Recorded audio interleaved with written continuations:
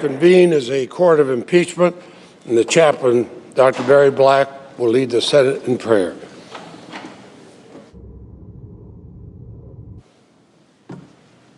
Let us pray.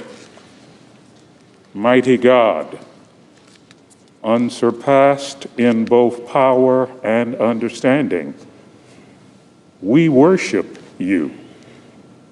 Lord, when there is nowhere else to turn, we lift our eyes to you. As again, this Senate chamber becomes a court, and our senators become jurors, guide these lawmakers with your wisdom, mercy, and grace. Lord, infuse them with a spirit of nonpartisan patriotism.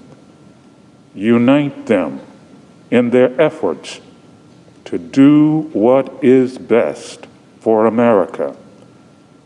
As they depend on your providence and power, may they make choices that will be for your greater glory. We pray in your sovereign name. Amen. Amen. Please join me in the Pledge of Allegiance. I pledge allegiance to the flag of the United States of America and to the republic for which it stands, one nation, under God, indivisible, with liberty and justice for all.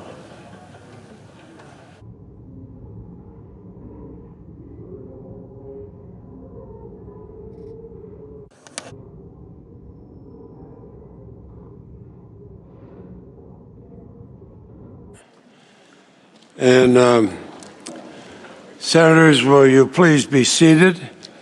And if there is no objection, the journal proceedings of the trial are approved to date.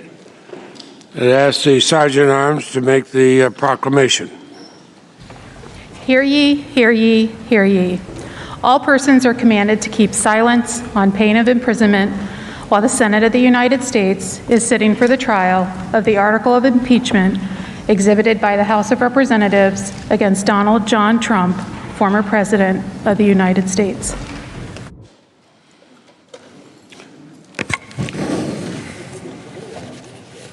Mr. President, the majority leader is recognized. For the information of all senators, we'll plan to take short breaks approximately every 2 hours and a longer dinner break around 5 p.m.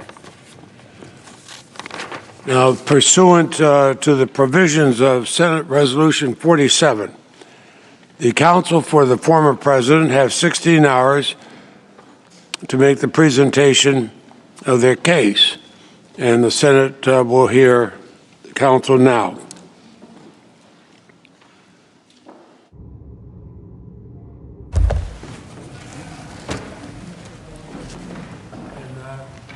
Recognize Mr. Vandenby to begin the presentation of the case for the former president. Go ahead.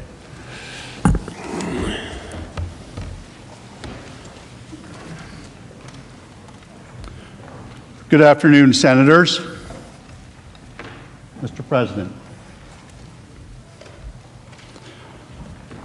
The article of impeachment now before the Senate is an unjust and blatantly unconstitutional act of political vengeance.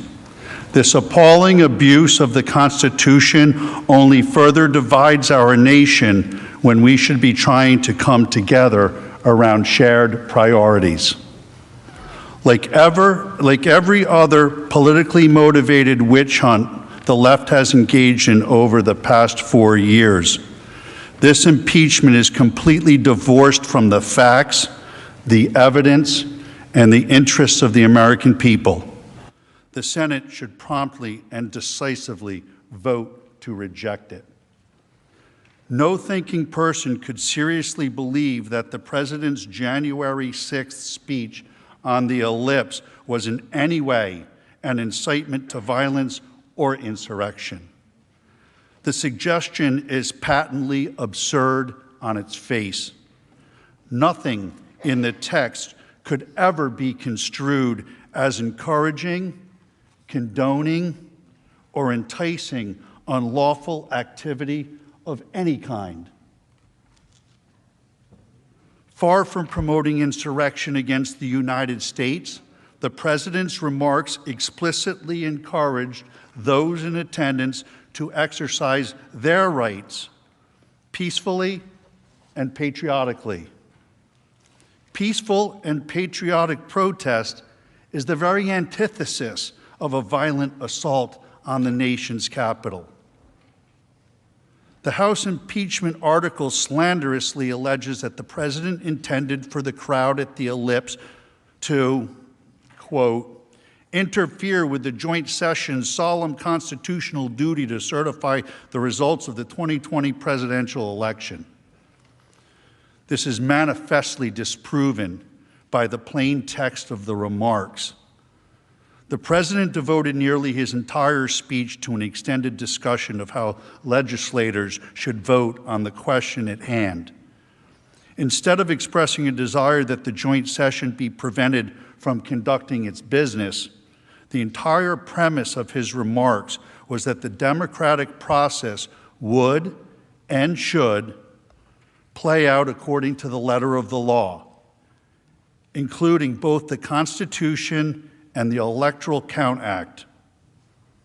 In the conclusion of his remarks, he then laid out a series of legislative steps that should be taken to improve democratic accountability going forward, such as passing universal voter ID legislation, banning ballot harvesting, requiring proof of citizenship to vote, and turning out strong in the next primaries. Not only these are not the words of someone inciting a violent insurrection. Not only President Trump's speech on January 6th, but indeed his entire challenge to the election results was squarely focused on how the proper civic process could address any concerns through the established legal and constitutional system. The President brought his case before state and federal courts, the U.S. Supreme Court, the state legislatures, the Electoral College, and ultimately the U.S. Congress. In the past, numerous other candidates for president have used many of the same processes to pursue their own election challenges.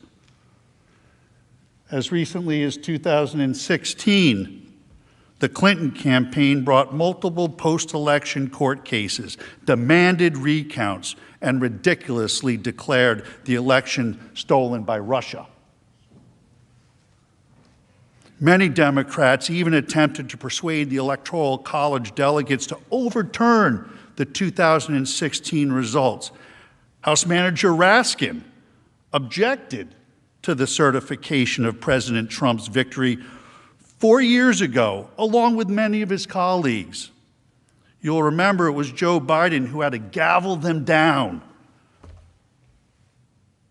I have an objection because 10 of the 29 electoral votes cast by Florida were cast by electors not lawfully certified. I object to the votes from the state of Wisconsin, which should not be legally certified. No debate. Mr. President, I object to the certificate from the state of Georgia on the grounds that the electoral votes were not. Debate. There's no debate. And I object to the certificate from the state of North Carolina. I object to the 15 votes from the state of North Carolina. I object. I object to the certificate from the state of Alabama. The electors were not lawfully certified. Is it signed by a senator? Not as of yet, Mr. President. In that case, the objection cannot be entertained. The objection cannot be entertained. Debate is not in order. Ballot. Even with the There is no debate in order. Is it signed by a senator? There is no debate. There is no debate in the joint session. There is no debate. There is no debate. There is no debate. Please come to order. The objection cannot be received. Section 18, Title 3 of the United States Code prohibits debate in the joint session. I do not wish to debate. I wish to ask, is there one United States senator who will join me in this letter There of is no objection? debate. There is no debate. The gentlewoman will suspend.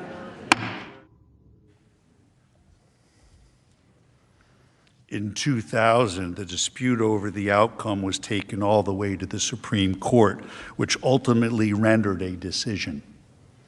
To litigate questions of election integrity within this system is not incitement to resurrection. It is the democratic system working as the founders and lawmakers have designed. To claim that the president in any way wished, desired, or encouraged lawless or violent behavior is a preposterous and monstrous lie.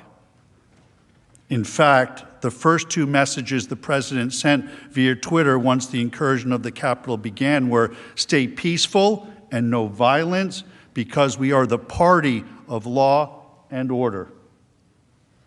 The gathering on January 6th was supposed to be a peaceful event. Make no mistake about that. And the overwhelming majority of those in attendance remained peaceful. As everyone knows, the president had spoken at hundreds of large rallies across the country over the past 5 years. There had never been any mob-like or riotous behaviors, and in fact, a significant portion of each event was devoted to celebrating the rule of law, protecting our Constitution, and honoring the men and women of law enforcement. Contrast the president's repeated condemnations of violence with the rhetoric from his opponents. I am your president of law and order and an ally of all peaceful protesters. The vast majority of the protesters have been peaceful.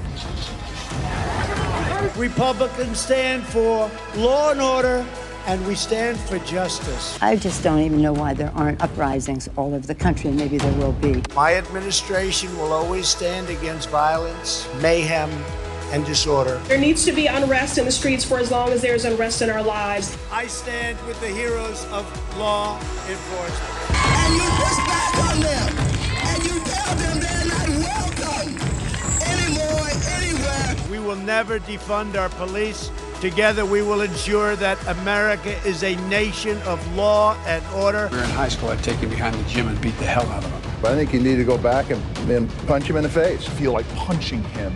We just want law and order. Everybody wants that. I want to tell you, Gorsuch, I want to tell you, Kavanaugh, you have released the whirlwind, and you will pay the price. We want law and order. We have to have law and order. Show me where it says that protests are supposed to be polite and peaceful. We believe in safe streets, secure communities, and we believe in law and order.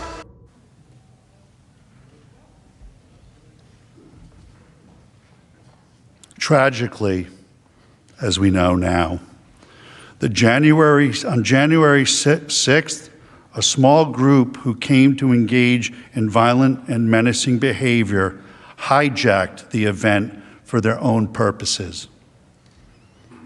According to publicly available reporting, it is apparent that extremists of various different stripes and political persuasions pre-planned and premeditated an attack on the Capitol. One of the first people arrested was the leader of Antifa. Sadly, he was also among the first to be released. From the beginning, the president has been clear. The criminals who infiltrated the Capitol must be punished to the fullest extent of the law. They should be imprisoned for as long as the law allows. The fact that the attacks were apparently premeditated, as alleged by the House managers, demonstrates the ludicrousness of the incitement allegation against the president. You can't incite what was already going to happen. Law enforcement officers at the scene conducted themselves heroically and courageously, and our country owes them an eternal debt. But there must be a discussion of the decision by political leadership regarding force posture and security in advance of the event. As many will recall, last summer, the White House was faced with violent rioters night after night. They repeatedly attacked Secret Service officers and at one point pierced a security wall, culminating in the clearing of Lafayette Square. Since that time, there has been a sustained negative narrative in the media regarding the necessity of those security measures on that night, even though they certainly prevented many calamities from occurring. In the wake of the Capitol attack, it must be investigated whether the proper force posture was not initiated due to the political pressure stemming from the events at Lafayette Square. Consider this. On January 5th, the mayor of the District of Columbia explicitly discouraged the National Guard and federal authorities from doing more to protect the Capitol, saying, and I quote, "The District of Columbia is not requesting other federal law enforcement personnel," and discourages any additional deployment. This sham impeachment also poses a serious threat to freedom of speech for political leaders of both parties at every level of government. The Senate should be extremely careful about the precedent this case will set. Consider the language that the House impeachment article alleges to constitute incitement. If you don't fight like hell, you're not going to have a country anymore. This is ordinary political rhetoric that is virtually indistinguishable from the language that has been used by people across the political spectrum for hundreds of years. Countless politicians have spoken of fighting for our principles. Joe Biden's campaign slogan was "Battle for the Soul of America." No human being seriously believes that the use of such metaphorical terminology is incitement to political violence. While the president did not engage in any language of incitement, there are numerous officials in Washington who have indeed used profoundly reckless, dangerous, and inflammatory rhetoric in recent years. The entire Democratic Party and national news media spent the last 4 years repeating, without any evidence, that the 2016 election had been hacked,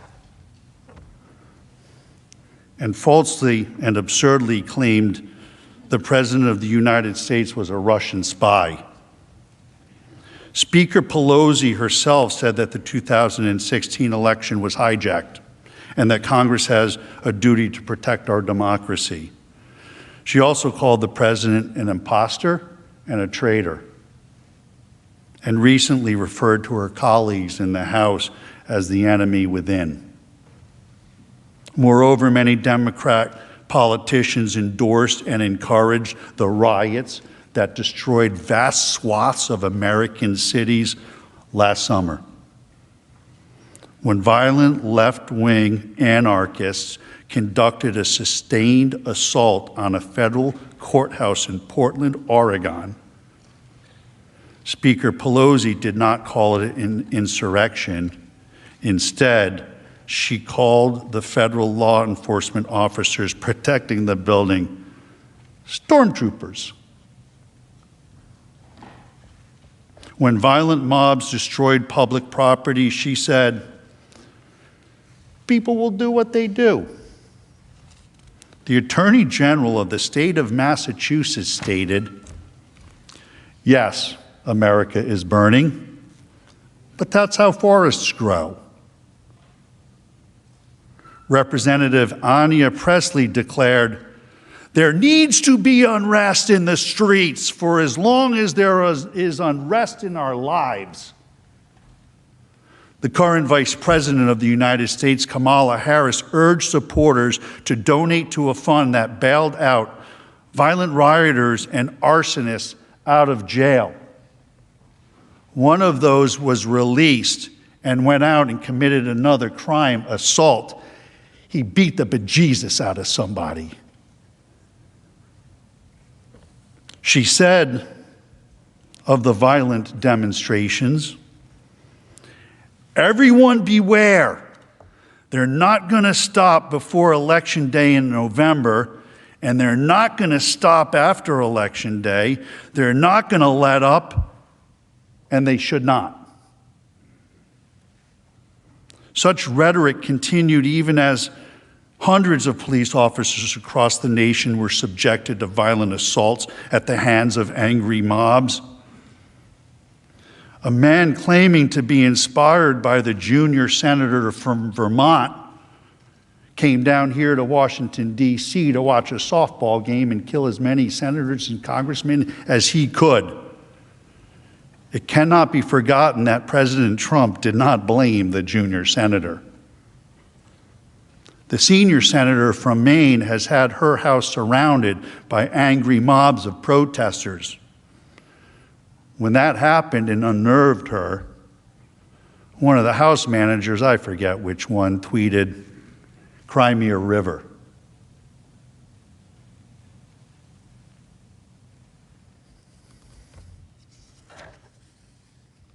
Under the standards of the House impeachment article, each of these individuals should be retroactively censored, expelled, punished, or impeached for inciting violence by their supporters. Unlike the left, President Trump has been entirely consistent in his opposition to mob violence. He opposes it in all forms, in all places. Just as he's been consistent that the National Guard should be deployed to protect American communities wherever protection is needed. For Democrats, they have clearly demonstrated that their opposition to mobs and their view of using the National Guard depends upon the mob's political views. Not only is this impeachment case preposterously wrong on the facts, no matter how much heat and emotion is injected by the political opposition, it is also plainly unconstitutional. In effect, Congress would be claiming that the right to disqualify a private citizen, no longer a government official, from running for public office. This would transform the solemn impeachment process into a mechanism for asserting congressional control over which private citizens are and are not allowed to run for president. In short, this unprecedented effort is not about Democrats opposing political violence. It is about Democrats trying to disqualify their political opposition. It is constitutional cancel culture. History will record this shameful effort as a deliberate attempt by the Democrat Party to smear, censor, and cancel not just President Trump, but the 75 million Americans who voted for him. Now is not the time for such a campaign of retribution. It is the time for unity and healing and focusing on the interests of the nation as a whole. We should all be seeking to cool temperatures, calm passions, rise above partisan lines. The Senate should reject this divisive and unconstitutional effort and allow the nation to move forward. Over the course of the next 3 hours or so, you will hear next from Mr. Schoen, who's going to talk about due process and a couple other points you'll be interested to hear. I'll return with an analysis of why the First Amendment must be properly applied here. And then Mr. Castor will discuss the law as it applies to the speech of January 6th. And then we'll be pleased to answer your questions. Thank you.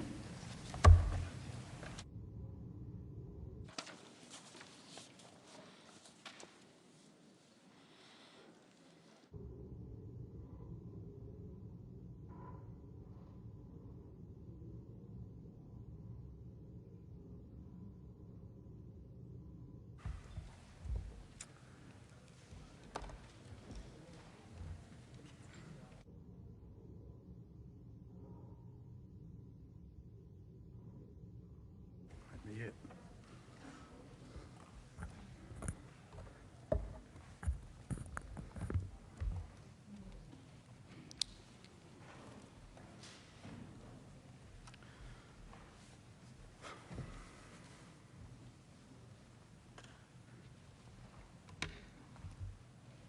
President. Mr. Schoen. Leaders, senators. Throughout the course of today, my colleagues and I will explain in some detail the simple fact that President Trump did not incite the horrific, terrible riots of January 6th. We'll demonstrate that, to the contrary, the violence and looting goes against the law and order message he conveyed to every citizen of the United States throughout his presidency, including on January 6th. First, though, we would like to discuss the hatred, the vitriol, the political opportunism that has brought us here today. The hatred that the House managers and others on the left have for President Trump has driven them to skip the basic elements of due process and fairness and to rush an impeachment through the House claiming, quote, urgency, close quotes. But the House waited to deliver the articles to the Senate for almost 2 weeks, only after Democrats had secured control over the Senate. In fact, contrary to their claim that the only reason they held it was because Senator McConnell wouldn't accept the article, Representative Clyburn made clear that they had considered holding the articles for over 100 days to provide President Biden with a clear pathway to implement his agenda. Our Constitution and any basic sense of fairness require that every legal process with significant consequences for a person's life, including impeachment, requires due process under the law, which includes fact-finding and the establishment of a legitimate evidentiary record with an appropriate foundation. Even last year's impeachment followed committee hearings and months of examination and investigation by the House. Here, President Trump and his counsel were given no opportunity to review evidence or question its propriety. The rush to judgment for a snap impeachment in this case was just one example of the denial of due process. Another, perhaps even more vitally significant example was the denial of any opportunity ever to test the integrity of the evidence offered against Donald J. Trump in a proceeding seeking to bar him from ever holding public office again, and that seeks to disenfranchise some 75 million voters, American voters. On Wednesday this week, countless news outlets repeated the Democrat talking point about the power of never-before-seen footage. Let me ask you this. Why was this footage never seen before? Shouldn't the subject of an impeachment trial, this impeachment trial, President Trump, have the right to see the so-called new evidence against him? More importantly, the riot and the attack on this very building was a major event that shocked and impacted all Americans. Shouldn't the American people have seen this footage as soon as it was available? For what possible reason do the House managers withhold it from the American people and President Trump's lawyers? For political gain? How did they get it? How were they the ones releasing it? It is evidence in hundreds of pending criminal cases against the rioters. Why was it not released through law enforcement or the Department of Justice? Is it the result of a rushed snap impeachment for political gain without due process? House Manager Raskin told us all yesterday that your job as jurors in this case is a fact-intensive job. But of course, as several of the House managers have told you, we still don't have the facts. Speaker Pelosi herself on February 2nd called for a 9/11-style commission to investigate the events of January 6th. Speaker Pelosi says that the commission is needed to determine the causes of the events. She says it herself. If an inquiry of that magnitude is needed to determine the causes of the riot, and it may very well be, then how can these same Democrats have the certainty needed to bring articles of impeachment and blame the riots on President Trump. They don't. The House managers, facing a significant lack of evidence, turned often to press reports and rumors during these proceedings, claims that would never meet the evidentiary standards of any court. In fact, they even relied on the words of Andrew Feinberg, a reporter who recently worked for Sputnik, the Russian propaganda outlet. You saw it posted. By the way, the report they cited was completely refuted. The frequency with which House managers relied on unproven media reports shocked me as I sat in this chamber and listened to this. And there's a lot that we don't know yet about what happened that day. According to those around him at the time, reportedly responded. Trump reportedly reports across all major media outlets. Major news networks, including Fox News, reportedly summoned. Reportedly not accidental. According to reports, President Trump was reportedly spoke to the guard. And was widely reported. Media reports? According to reports, reportedly. As any trial lawyer will tell you, reportedly is a euphemism for, I have no real evidence. Reportedly is not the standard in any American setting in which any semblance of due process is afforded an accused. Reportedly isn't even, here is some circumstantial evidence. It is exactly as reliable as, I Googled this for you. And if you're worried that you might ever be tried based on this type of evidence, don't be. You get more due process than this when you fight a parking ticket. One reason due process is so important with respect to evidence offered against an accused is that it requires an opportunity to test the integrity, the credibility, the reliability of the evidence. Here, of course, former President Trump was completely denied any such opportunity. And it turns out there is significant reason to doubt the evidence the House managers have put before us. Let me say this clearly. We have reason to believe the House managers manipulated evidence and selectively edited footage. If they did, and this were a court of law, they would face sanctions from the judge. I don't raise this issue lightly. Rather, it is a product of what we have found in just the limited time we have had since we first saw the evidence here with you this week. We have reason to believe that the House managers created false representations of tweets, and the lack of due process means there was no opportunity to review or verify the accuracy. Consider these facts. The House managers, proud of their work on this snap impeachment, staged numerous photo shoots of their preparations. In one of those, Manager Raskin is seen here at his desk reviewing two tweets side by side. The image on his screen claims to show that President Trump had retweeted one of those tweets. Now, members of the Senate, let's look closely at this screen, because obviously Manager Raskin considered it important enough that he invited the New York Times to watch him watching it. Now, what's wrong with this image? Actually, there are three things very wrong with it. Look at the date on the very bottom of the screen on Manager Raskin's computer screen when we zoom in to the picture. The date that appears is January 3rd, 2020, not 2021. Why is that date wrong? Because this is not a real screenshot that he's working with. This is a recreation of a tweet, and you got the date wrong when you manufactured this graphic. You did not disclose that this is a manufactured graphic and not a real screenshot of a tweet.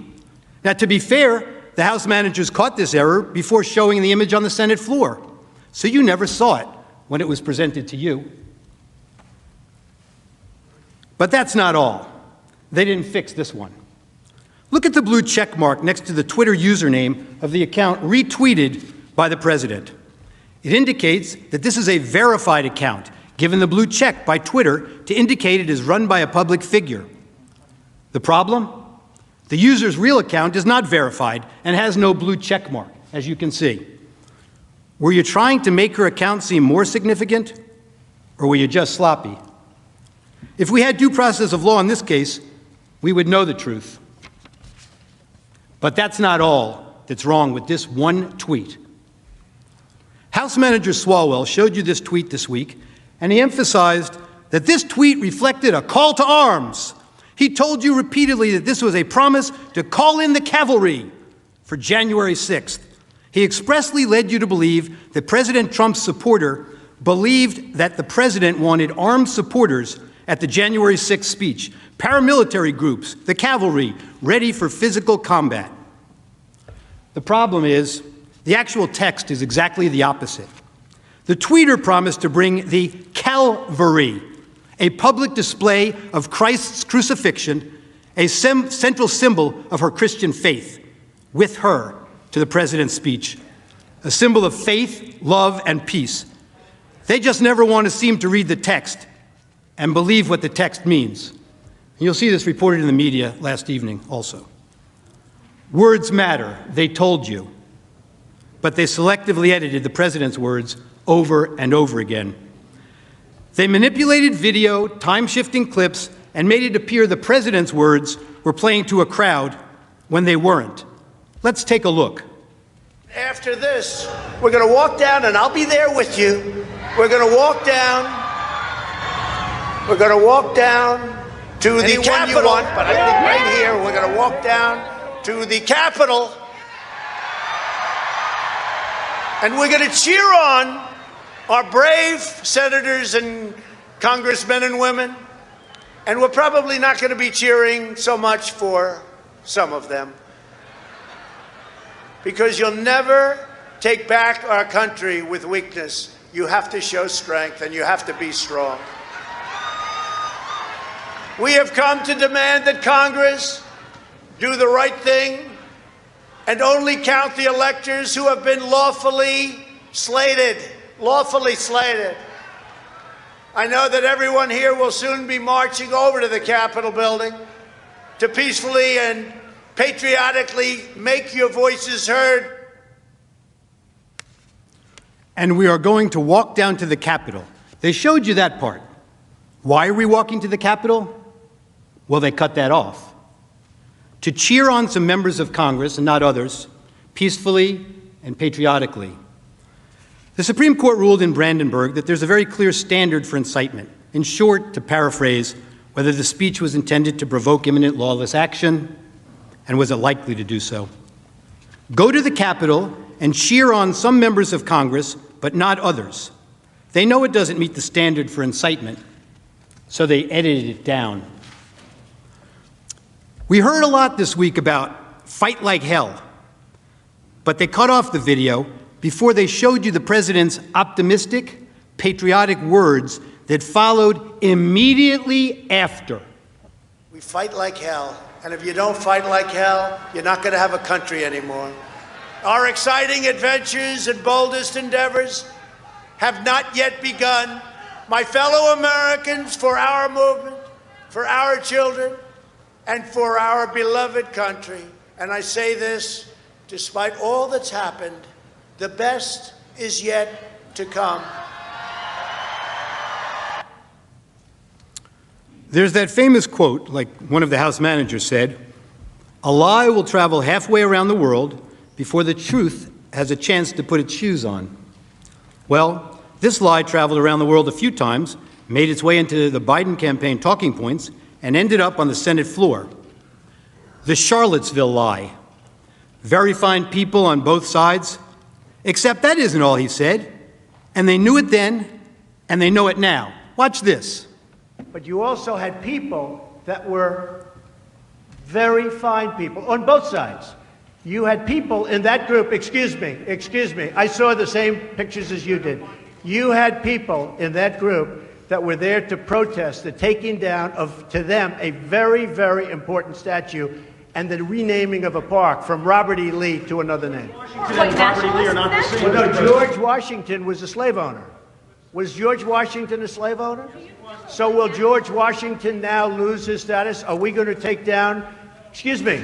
Are we going to take down statues to George Washington? How about Thomas Jefferson? What do you think of Thomas Jefferson? You like him? Okay, good. Are we going to take down the statue? Because he was a major slave owner. Now we're going to take down his statue. So you know what? It's fine. You're changing history, you're changing culture, and you had people, and I'm not talking about the neo-Nazis and the white nationalists, because they should be condemned totally. But you had many people in that group other than neo-Nazis and white nationalists, okay?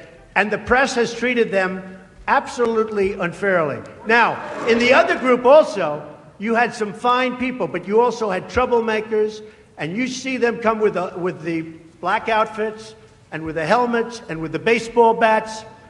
You had a lot of bad people in the other group too. Treated unfairly, sir. I'm sorry, I just didn't understand what you were saying. You were saying the press has treated white nationalists unfairly? No, I just didn't understand what you were saying. No. There were people in that rally, and I looked the night before.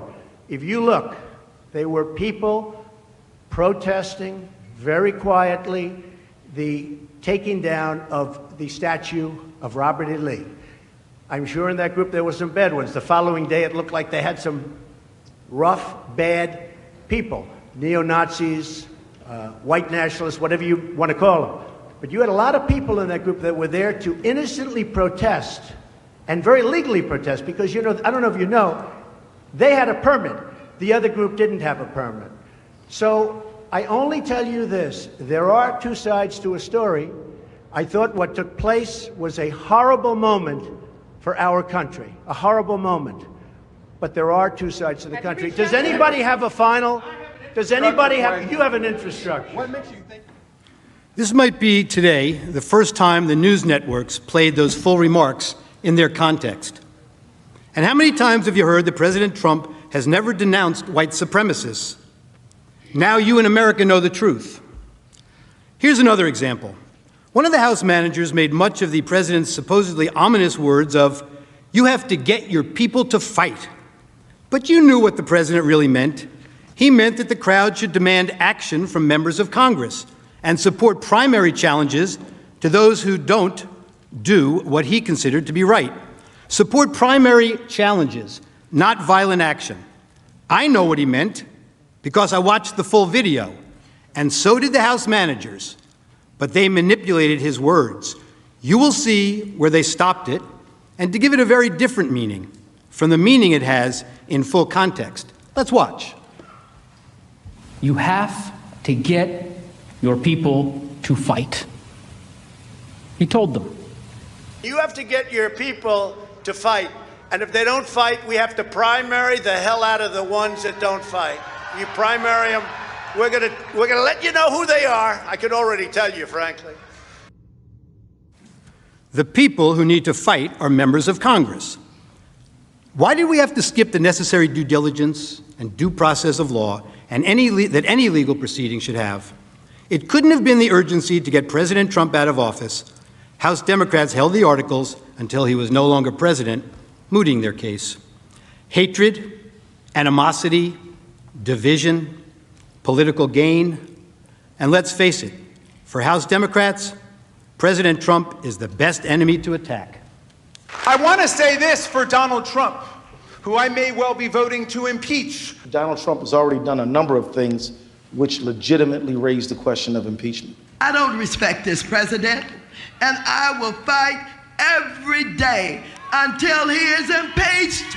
That is grounds to start impeachment proceedings. Those are grounds to start impeachment. Those are grounds to start impeachment proceedings. And yes, I think that's grounds to start impeachment proceedings. I rise today, Mr. Speaker, to call for the impeachment of the President of the United States of America. I continue to say, impeach him! Impeach 45! Impeach 45! So we're calling upon the House to begin impeachment hearings immediately. On the impeachment of Donald Trump, would you vote yes or no? I would vote yes. I would vote to impeach. Because we're going to go in there, we're going to impeach the mother. But the fact is, I introduced articles of impeachment in July of 2017. If we don't impeach this president, he will get reelected. My oath requires me to be for impeachment, have an impeachment hearing. He needs the scarlet eye on his chest. The representatives should begin impeachment proceedings against this president. It is time to bring impeachment charges against him. Bring impeachment charges. My personal view is that he richly deserves impeachment. I'm here at an impeachment rally, and we are ready to impeach the... Well, we can impeach him every day of the week for anything he does. That same hatred and anger has led House managers to ignore their own words and actions and set a dangerous double standard. The House managers spoke about rhetoric, about a constant drumbeat of heated language. Well, as I'm sure everyone watching expected, we need to show you some of their own words. I just don't even know why there aren't uprisings all over the country, and maybe there will be. There needs to be unrest in the streets for as long as there's unrest in our lives. You got to be ready to throw a punch. You have to be ready to throw a punch. Donald Trump, I think you need to go back and punch him in the face. That I thought he should have punched him in the face. Feel like punching him. I'd like to take him behind the gym if I were in high school. If we were in high school, I'd take him behind the gym and beat the hell out of him. No, I wish we were in high school. I could take him behind the gym. I will go and take Trump out tonight.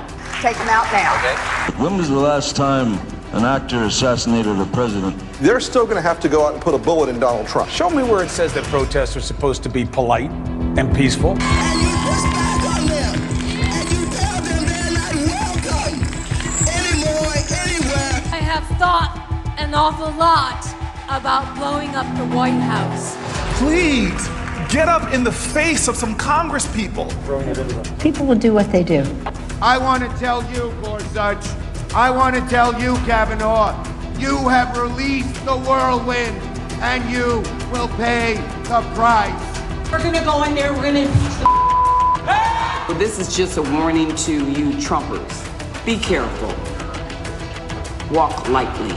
And for those of you who are soldiers, make them pay. If you had to be stuck in an elevator with either President Trump, Mike Pence, or Jeff Sessions, who would it be? Does one of us have to come out alive?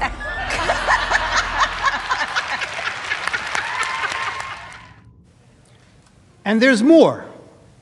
I promise to fight every single day. One, I'm a fighter and I'm relentless, but I'm a fighter and I'm relentless. A fighter and I'm relentless. I will fight like hell. But the way I see it now is that we pick ourselves up and we fight back. That's what I think it's all about. We stand up and we fight back. We do not back down. We do not compromise, not today, not tomorrow, not ever. You can either lie down, you can whimper, you can pull up in a ball, you can decide to move to Canada, or you can stand your ground and fight back. And that's what it's about. We do fight back, but we are going to fight back. We are not turning this country over to what Donald Trump has sold. We are just not. Look, people are upset and they're right to be upset. Now we can whimper, we can whine, or we can fight back. Me, I'm here to fight back. I'm here to fight back because we will not forget. We do not want to forget. We will use that vision to make sure that we fight harder, we fight tougher, and we fight more passionately than ever. We still have a fight on our hands. Fight hard for the changes Americans are demanding. Get in the fight. To winning the fight, fighting. He's fighting. We'll use every tool possible to fight for this change. We'll fight to fighting hard. Serious about fighting and fight. We got to get on our front foot and fight back. Problems, we call them out and we fight back. I'm in this fight. I am fighting. Get in this fight. Get in this fight.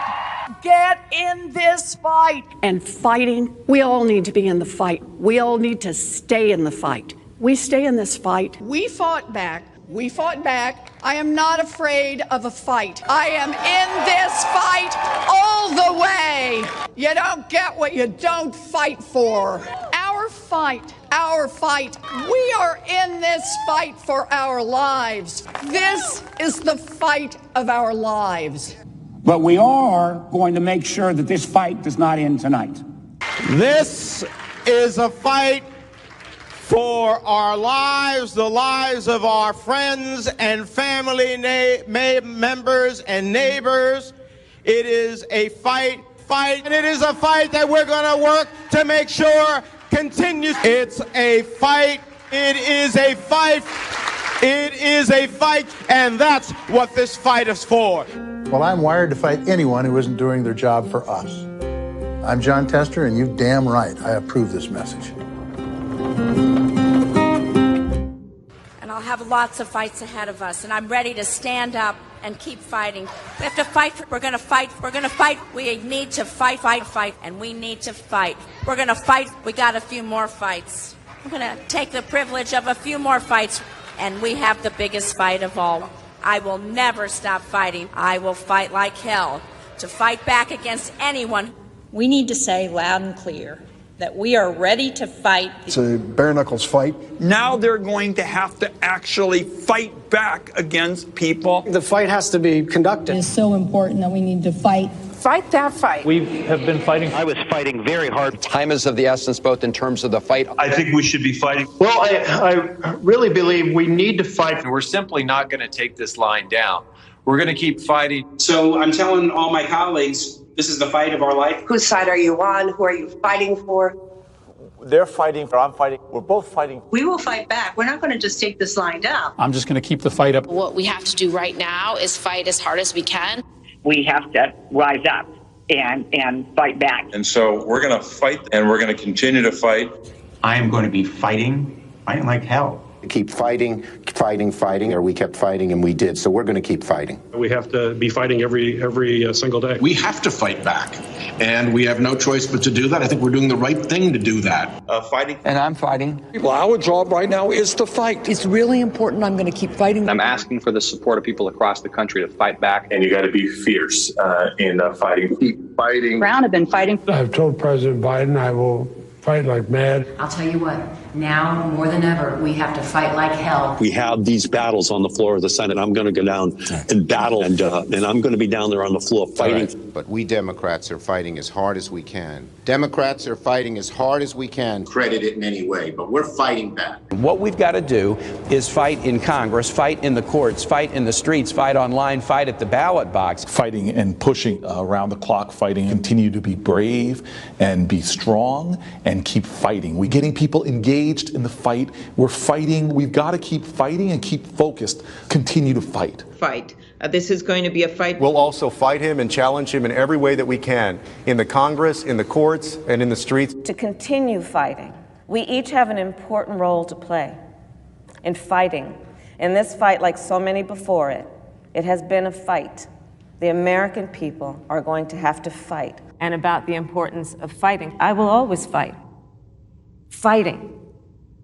But we always must fight. Joe Biden has a deep, deep-seated commitment to fight and to fight. And about the importance of fighting, we always must fight, to fight, to fight, and to fight. As our willingness to fight continued the fight, as Joe Biden says, to fight. It's about fighting of what we're fighting for. We will tell them about what we did to fight. Really about a fight. But truly, I do believe that we're in a fight. I believe that we are in a fight. I believe we are in a fight. I believe we are in a fight. So there's a fight in front of us. A fight for all of these things. And so we're prepared to fight for that. We know how to fight. Our ongoing fight of fight. We know how to fight. We like a good fight. We were born out of a fight. This is what is our fight right now. There's the fight, there's the fight, there's the fight, and then there's the fight to defend. Back in the fight. Our mission is to fight. That is the guiding purpose of House Democrats, fighting. He has never forgotten who he is fighting for. Marched and fought, and we just have to fight. But this is a fight for our country. Fighting the health crisis of COVID. I led the fight and continue to fight. Never, never, never give up this fight. I'm a citizen fighting for it. It means not only fighting a leader who fought for progressive change, as a lawyer who fought for people his whole life, as well as other fights and I'm proud that to have Tim in this fight with me. And above all, it's time for America to get back up and once again fight. We will fight when we must fight. What kind of America are we fighting for? We've been fighting, so we need to fight, but we also need to fight for an America. I am going to wake up every day and fight hard. I have been fighting. We're going to fight. We are going to fight. We're going to fight. We're going to fight. And I will fight. We're in the fight of our lives right now. We fight like hell to fight. To fight. Fight against the Trump administration. Democrats are standing up to fight. We're in this fight in a serious way. It's your fight. We're eager to take on this fight. Get in this fight, and we'll fight it out. I have taken on the fight. As representatives for the people, as legislators here in the halls of Congress, our job is to fight. Who has led us in this fight? Is to fight for this fight. And every day I'm in the United States Senate, I will fight.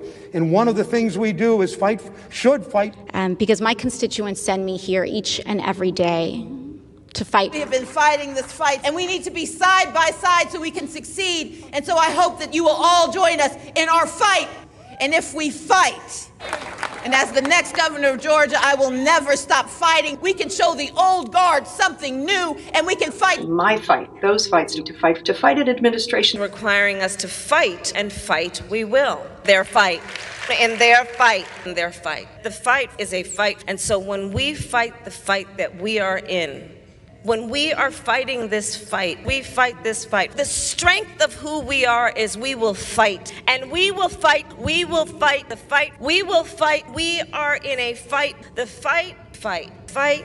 It is a fight, and it is a fight born out of patriotism. This is a fight, fighting. I say fight on, fight on, fight on, fight on. I'm here to say one more time in publicly, this is not a fight I wanted to take on, but this is the fight in front of us now.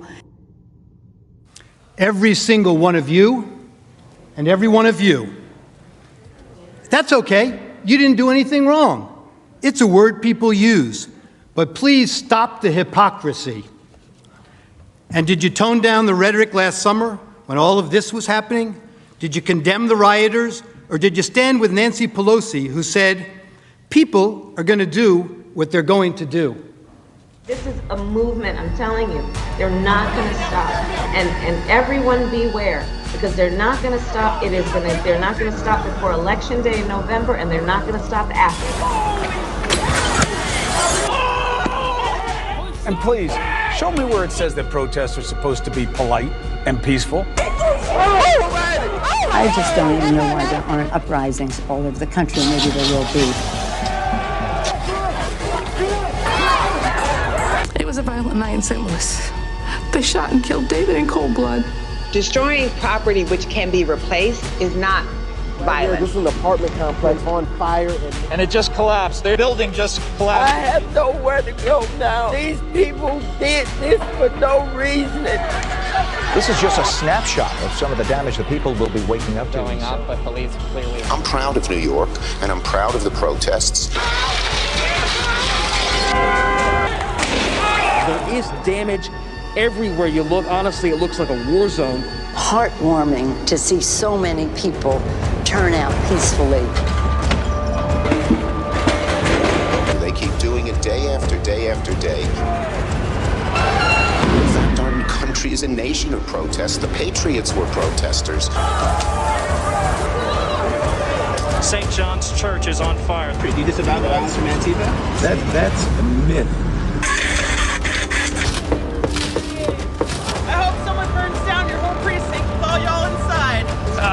Objected to certification. Manager Raskin, you'd been in Congress only 3 days when you objected in 2017. It's not only by the member of the House of Representatives, but also by a senator. It is in writing, Mr. President. Is it signed by a senator? Not as of yet, Mr. President. In that case, the objection cannot be entertained. Mr. President, I object to the certificate from the state of Georgia on the grounds that the electoral votes were not... No debate. There's no debate. And I object to the certificate from the state of North Carolina based on violations of the Voting Rights Act. There is no debate in the joint session. I object because people are horrified by the overwhelming evidence. Section 18, Title 3 of the United States Code prohibits debate. I object. Objected to the counting of the electoral votes of the state of Ohio. I object to the certificate from the state of Alabama. The electors were not lawfully certified. I object to the 15 votes from the state of North Carolina because of the massive voter suppression and the closing of polling booths. There is no debate. There is no debate. 16 There to is 1, no debate. And the massive voting suppression that occurred to African Americans. The gentleman will suspend. I have an objection to the electoral votes. The objection is in writing, and I don't care that it is not signed by a member of the Senate. I do not wish to debate. I wish to ask, is there one United States senator who will join me in this letter of objection? There is no debate. The objection is signed by a member of the House, but not yet by a member of the Senate. Well, it is over.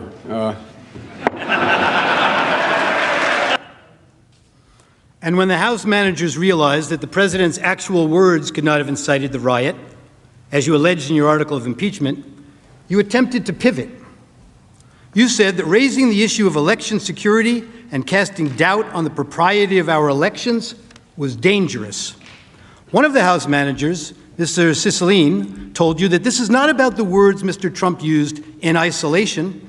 Rather, it is about the big lie, the claim that the election was stolen. The House managers told you that it's the big lie that incited the riot, and that the big lie was President Trump's claim that the election was not a fair election, or that the election was stolen. Claiming an election was stolen, you were told, are words that are insightful to a candidate's followers and cause people to respond violently. Claiming an election was stolen or not legitimate is something that a candidate should never do, because he or she knows, or should know, that such a claim and such words can actually incite violent insurrection, you were told. Well, it seems that the House manager's position must be actually a bit narrower than that. The House manager's position really is that when Republican candidates for office claim an election is stolen or that the winner is illegitimate, it constitutes inciting an insurrection, and the candidate should know it. But Democratic Party candidates for public elective office are perfectly entitled to claim the election was stolen, or that the winner is illegitimate, or to make any other outrageous claim they can. It is their absolute right to do so.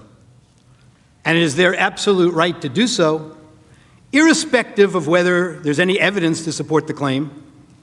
Democratic candidates can claim that an election was stolen because of Russian collusion, or without any explanation at all.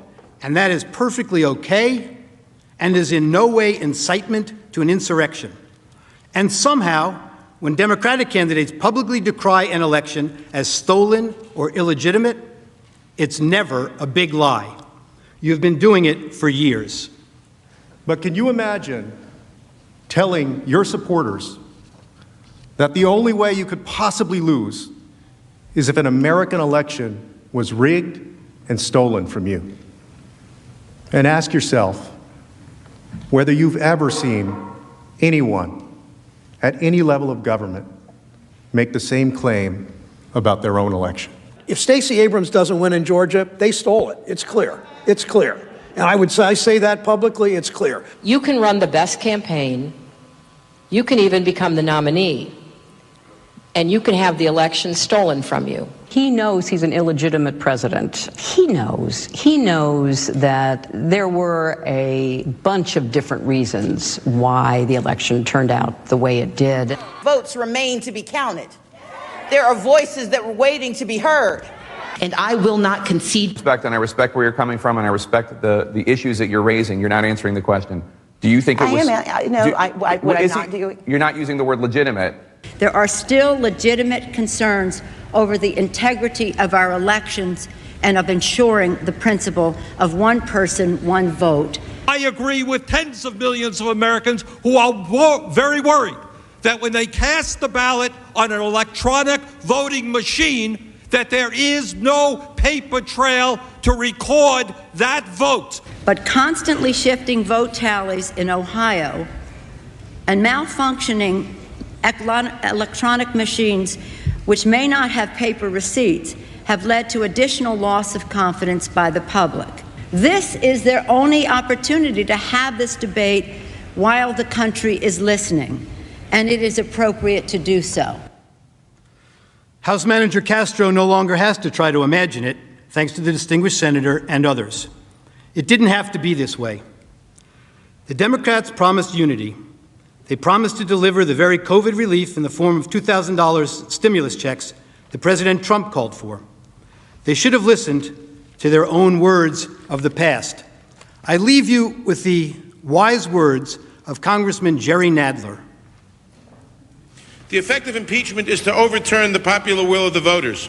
We must not overturn an election and remove a president from office, except to defend our system of government or our constitutional liberties against a dire threat. And we must not do so without an overwhelming consensus of the American people. There must never be a narrowly voted impeachment or an impeachment supported by one of our major political parties and opposed by the other. Such an impeachment will produce the divisiveness and bitterness in our politics for years to come and will call into question the very legitimacy of our political institutions. The American people have heard the allegations against the president, and they overwhelmingly oppose impeaching him. They elected President Clinton. They still support him. We have no right to overturn the considered judgment of the American people. Mr. Speaker, the case against the president has not been made. There is far from sufficient evidence to support the allegations, and the allegations, even if proven true, do not rise to the level of impeachable offenses. Mr. Speaker, this is clearly a partisan railroad job. The same people who today tell us we must impeach the president for lying under oath, almost to a person voted last year to re-elect the speaker who had just admitted lying to Congress in an official proceeding. The American people are watching, and they will not forget. You may have the votes, you may have the muscle, but you do not have the legitimacy of a national consensus or of a constitutional imperative. This partisan coup d'etat will go down in infamy in the history of this nation. Thank you, Mr. Speaker. I yield back the balance of my time.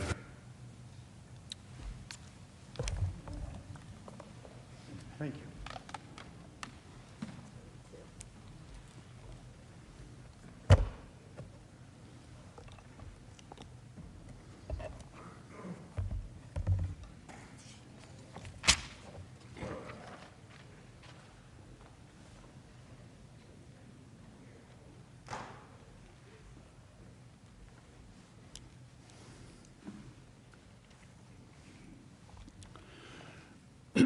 Good afternoon again, Senators.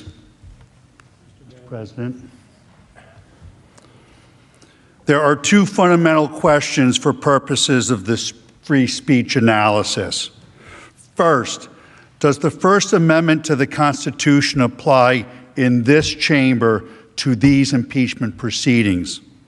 Second, if it does, do the words spoken by Mr. Trump at the Ellipse on January 6th meet the definition of constitutional incitement so as to void the protections afforded by the First Amendment? I will explain why the answers to both of these questions must be a resounding yes. The Constitution and the First Amendment must certainly apply to these impeachment proceedings, and Mr. Trump's speech deserves full protection under the First Amendment. But before getting into the legal analysis, some preliminary observations about the House manager's case should be made. First, this case, unfortunately, is about political hatred. It has become very clear that the House Democrats hate Donald Trump. This type of political hatred has no place in our political institutions, and certainly no place in the law. This hatred has led the House managers to manipulate and selectively edit Mr. Trump's speech to make it falsely appear that he sought to incite the crowd to violently attack the Capitol. He didn't, and we will show you why. The hatred has also led the House managers to make some astounding legal arguments. They astoundingly urge you to disregard your oath by ignoring the First Amendment of the Constitution. They also ignore landmark binding United States Supreme Court cases, precedents, Wood and Bond. both of which unequivocally hold that elected officials have core First Amendment rights to engage in the exact type of political speech which Mr. Trump engaged in. I was shocked the House managers not only spent a mere 3 pages on the First Amendment analysis in their trial memo, but yesterday they spent a mere 10 minutes at the end of their case as a throwaway. What we have read and what we have heard is devoid of any constitutional analysis for less than what I would expect from a first-year law student. They left out landmark cases, total intellectual dishonesty. And finally, hatred is at the heart of the House managers' frivolous attempts to blame Donald Trump for the criminal acts of the rioters based on double hearsay statements of fringe right-wing groups based on no real evidence other than rank speculation. Hatred is a dangerous thing. We all have to work to overcome it. Hatred should have no place in this chamber, in these proceedings. The second observation. The Senate is presented with an extraordinary task sitting in judgment of a former president's words in a speech that he gave at a political event. The House managers accused Mr. Trump of using his words to incite the horrific events at the Capitol on January 6th.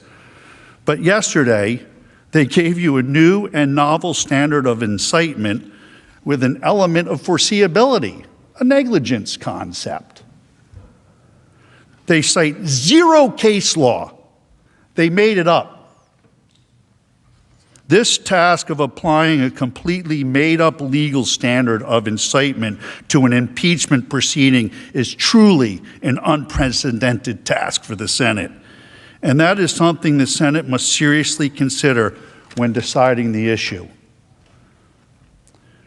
Do you want to create a precedent where the Senate will be tasked with sitting in judgment as to the meaning and implied intent of a president's words or words of any elected official? Will that allow and maybe encourage a majority party to weaponize the awesome power of impeachment against the minority to suppress a point of view? Will the Senate then have to deal with constant articles of impeachment by a majority party accusing minority presidents or other elected officials of so-called insightful or false speeches? You can see where this would lead. Sadly, we have all seen the political rhetoric get ratcheted up over the last few years. We've all been witnesses to many incendiary words by our officials at political events, broadcast over the media, internet.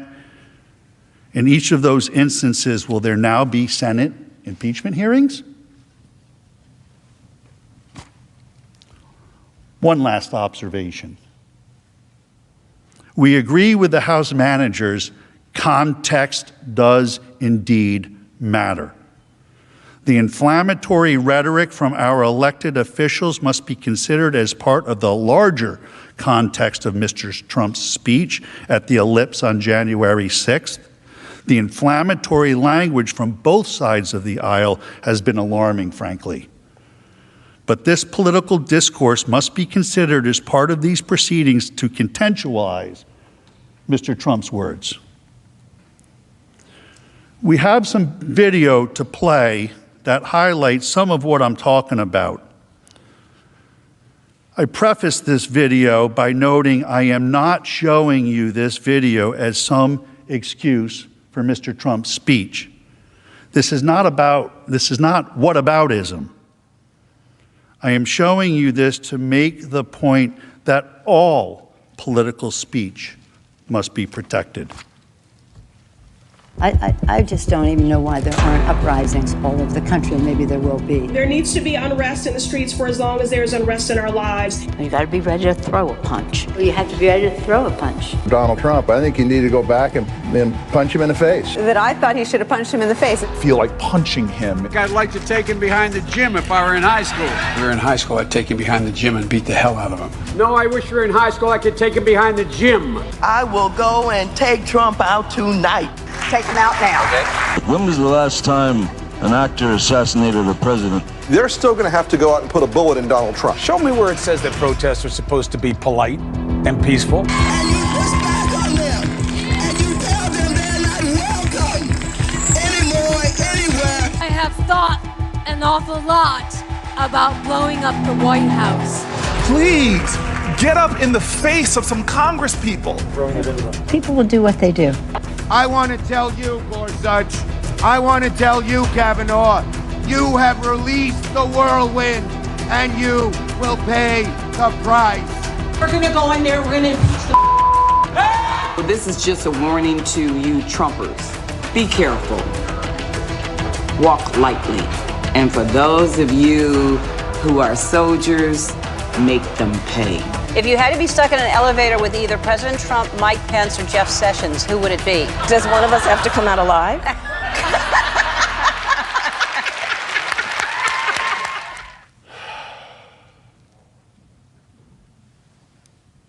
Again, I did not show you their robust speech to excuse or balance out the speech of my client, for I need not. I showed you the video because in this political forum, all robust speech should be protected, and it should be protected evenly for all of us. As a brief aside, we should all reflect and acknowledge the rhetoric has gotten to be too much and over the top. It is grating on the collective well-being of the body politic, the citizens. Most would like it to stop. But the point is, when you see speech such as this, you have to apply the First Amendment evenly, blindly. She is blind, Lady Justice. Question 1. Does the First Amendment apply to this chamber in these proceedings? The House manager's position, as stated in their trial brief, is, and I quote, "The First Amendment does not apply at all to an impeachment proceeding." That's their position. This is plainly wrong. The text of the First Amendment expressly restricts Congress from regulating speech. It says, "Congress shall make no law respecting an establishment of religion or prohibiting the free exercise thereof or abridging the freedom of speech or of the press or the right of the people peaceably to assemble and to petition the government for a redress of grievances." To ignore the Constitution would be contrary to the oath of office of a United States Senator. I do solemnly swear or affirm that I will support and defend the Constitution of the United States against all enemies, foreign and domestic, that I will bear true faith and allegiance to the same. Well, you all know the rest. No, the Senate cannot ignore the First Amendment. The Constitution itself limits the ability of the House to impeach to limited items, such as high crimes and misdemeanors.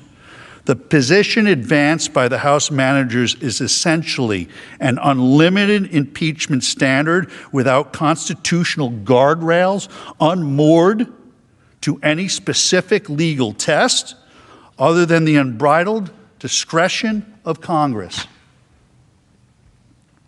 This is distinctly not the intent of the framers. The framers were aware of the danger of any impeachment process that would make the president the mere creature of the legislature, a quote directly from the framers while debating the impeachment process on the floor of the Constitutional Convention of 1787. The framers were fearful that any impeachment process that gave Congress full discretion on the standard for impeachment would constitute nothing less than a violation, quote, a violation of the fundamental principle of good government. One founding father, James Wilson, wrote extensively on the impeachment process. Mr. Wilson was a renowned legal scholar at the time, a law professor at the University of Pennsylvania in Philadelphia. He was a major force in drafting and adopting the Constitution in 1787. He served as one of the first six Supreme Court justices, 1789 to 1798. He was appointed by President George Washington. In fact, Wilson taught the first course on the new Constitution to President Washington and his cabinet, the first in the nation's history, in Philadelphia, at the University of Pennsylvania in 1789. Wilson, in his law lectures, the first of their kind under the Constitution, plainly states that the Senate may not ignore the Constitution in impeachment proceedings.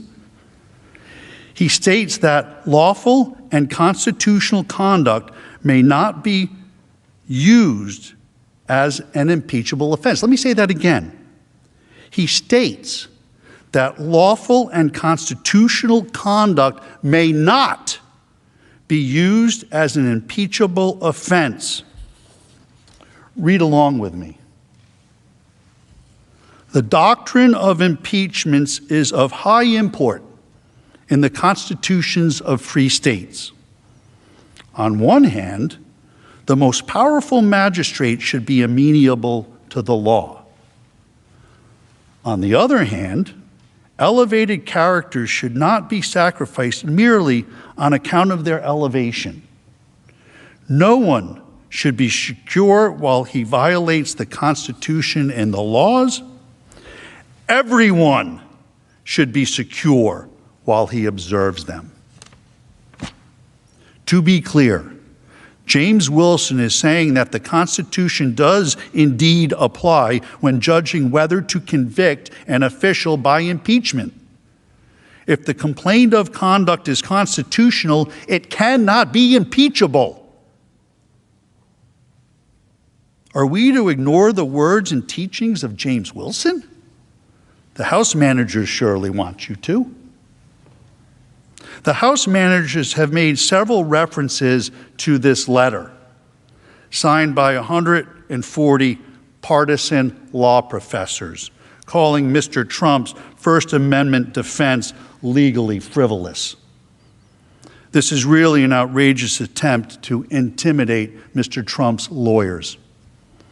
Whenever a lawyer advances a truly frivolous argument, they may violate professional ethical rules and could be subject to discipline. This letter is a direct threat to my law license, my career, and my family's financial well-being. These law professors should be ashamed of themselves, and so should the House managers. How dare you? Do you really hate Donald Trump so much that you're willing to destroy good, hard-working people's lives, people that are only doing their jobs, and frankly, as counsel for an accused fulfilling a constitutional role? It's astounding, really. I'm a citizen, not a politician. I know these First Amendment arguments are not anywhere close to frivolous. They are completely meritorious.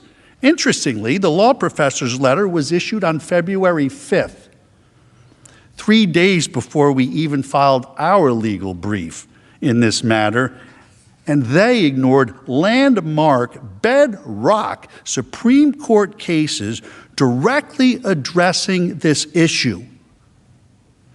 In our brief, we have a direct quote from James Wilson, the founding father supporting our position. The direct quote was documented in the founding fathers' original legal papers. Do I have those with me? On the subject. He was the primary draftsman of the Constitution who taught the new Constitution to President Washington. He says so long as acts of elected officials like Mr. Trump are constitutionally protected, he should not be impeached. We have landmark U.S. Supreme Court decisions, Wood and Bonds, which I'll explain in detail, supporting our position. All of this the House managers and the partisan law professors completely and misleadingly ignore. Frivolous? Hardly. The letter is a bully tactic, and I think evidence is the House managers know they have a problem with the First Amendment defense on the merits, so they're resorting to such tactics. The House manager's suggestion that the First Amendment does not apply to this impeachment process is completely untenable. Ignoring the First Amendment would conflict with the senator's oath of office. It would also conflict with well-settled Supreme Court precedent and ignore the intent of the framers of the Constitution, such as James Wilson.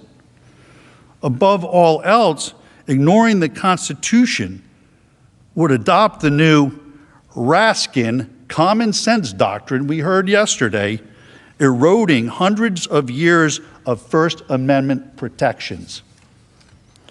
We are here under the Constitution. It is illogical what the House managers say. The Constitution does apply to this constitutional impeachment process. It's double talk, nonsense, illogical. If the House managers had their way, they would ignore all of the Constitution. Does that include the Sixth Amendment? The right to counsel? They would have Mr. Trump sitting here without lawyers. And who would be next? It could be anyone. One of you. Or one of you. You must reject this invitation to ignore the First Amendment. It is anti-American and would set dangerous precedent forever. The law has developed over the years to clearly establish elected officials have the right to engage in protected speech. Mr. Trump is not just a guy on the street or a guy at a bar or a fire chief or a police officer. There were a few of them in there. All analogies given by the House managers. These sideways analogies are wrong. Mr. Trump was an elected official, and there is an entire body of law, Supreme Court landmark cases supporting the conclusion that Mr. Trump actually has enhanced free speech rights because he is an elected official. These cases are ignored by the House managers and the law professors. And that, too, is total intellectual dishonesty. The Supreme Court has long held that the First Amendment's right to freedom of speech protects elected officials. Two important on-point decisions from the Supreme Court, Wood versus Georgia and Bond versus Floyd, expressly contradict the House managers' position. The House managers do not even cite those cases in their brief. They barely acknowledged them in their reply, and they were mum on them yesterday. In Wood versus Georgia, the Supreme Court addressed a case involving a sitting sheriff whose reelection was being investigated by a grand jury and paneled by a judge based on allegations of irregular Negro bloc voting. It was in the 60s. The sheriff spoke publicly in multiple press releases calling the grand jury investigations racist, illegitimate, and an attempt to intimidate voters. He even urged the grand jurors on how to decide the issues and not let its high office be a party to any political attempt to intimidate voters. The sheriff viewed the grand jury as challenging the legitimacy of his election. The sheriff even sent a letter to the grand jurors with these allegations, which is an extraordinary step since laws in most states, including Georgia, prohibit attempts to influence or intimidate jurors. The sheriff was charged and convicted of contempt of court and obstruction of the grand jury. But the Supreme Court, in a decision written by Justice Brennan, reversed. The court held that the First Amendment protected an elected public official's speech because the voting controversy directly affected the sheriff's political career. G29. The petitioner was an elected official and had, read with me, please, everybody. The petitioner was an elected official and had the right to enter the field of political controversy, particularly where his political life was at stake. The role that elected officials play in our society makes it all the more imperative that they be allowed freely to express themselves on matters of current public importance. Would, thus, stands for the proposition that a difference of political opinion expressed in the speech on an issue of voting irregularity cannot be punishable where all that was done was to encourage investigation and peaceful political speech. Just like Mr. Trump has done here. The legal scholars call that directly on point. A second case, Bond versus Floyd, involved a state legislature punishing an elected official for protected political speech. Bond is particularly instructive here too. In Bond, the Supreme Court squarely addressed the question of an elected official's punishment by a legislature for statements alleged to have incited public violation of the law, the burning of draft cards. The court unequivocally rejected the idea, advanced here by the House managers, that an elected official is entitled to no protection under the First Amendment. The Supreme Court held that the Georgia House of Representatives was in fact forbidden by the First Amendment from punishing Bond, by not seating him, for advocating against the policy of the United States. There are three fundamental holdings in Bond. One, the manifest function of the First Amendment in a representative government requires that legislators be given the widest latitude to express their views on issues of policy. Two, just as erroneous statements must be protected to give freedom of expression the breathing space it needs to survive, so statements criticizing public policy and the implementation of it must be similarly protected. Third holding, legislators have an obligation to take positions on controversial political questions so that their constituents can be fully informed by them and be better able to assess their qualifications. Please read along with me. Their qualifications for office. Also, so they may be represented in governmental debates by the person they have elected to represent them. Mr. Trump enjoys this same First Amendment protection from Congress.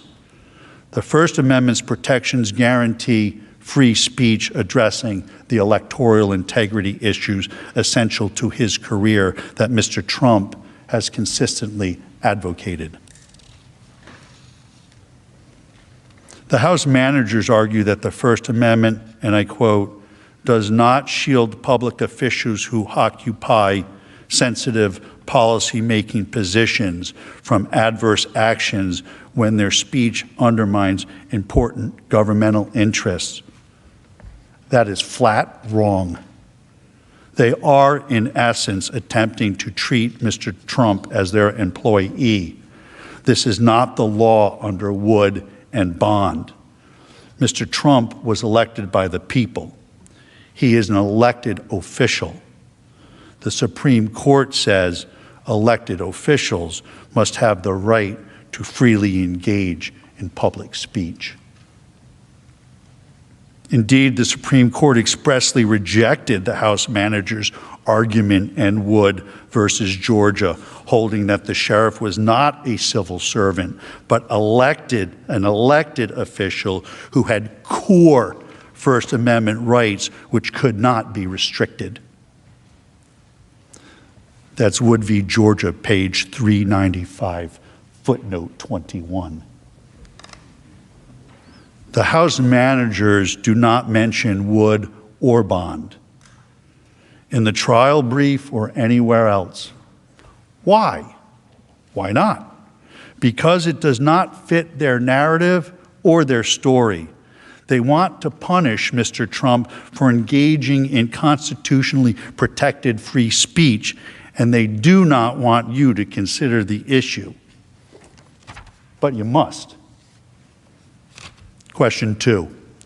Does Mr. Trump's speech deserve protection under the First Amendment? There is no doubt Mr. Trump engaged in constitutionally protected political speech that the House has improperly characterized as incitement of insurrection. The fatal flaw of the House's argument is that it seeks to mete out governmental punishment, impeachment, based on First Amendment political speech.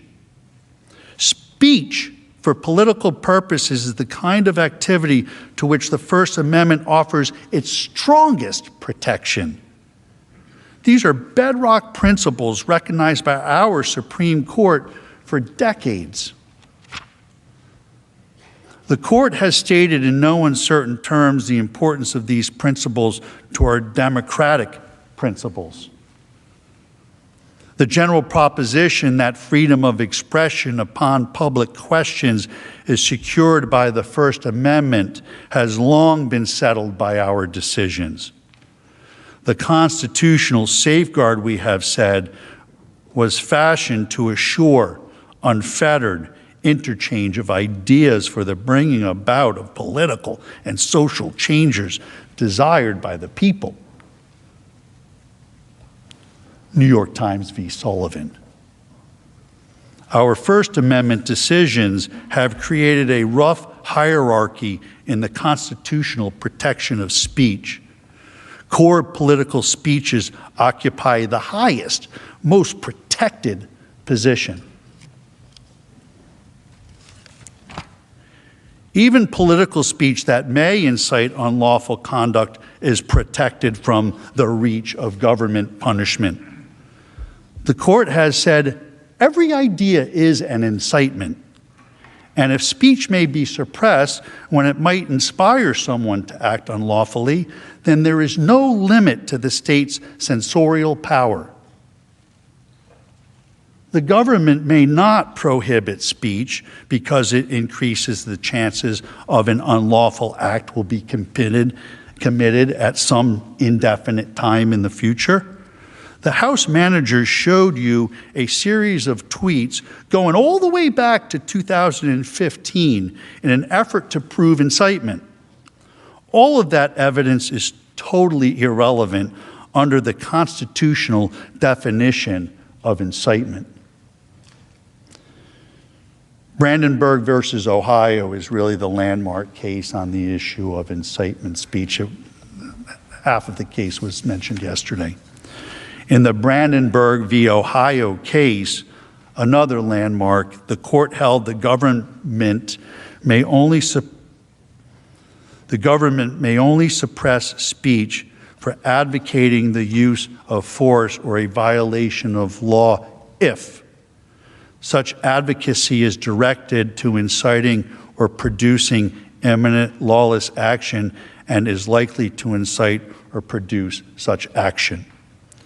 The Brandenburg holding has been interpreted as having three basic prongs to determine if speech meet the definition of incitement.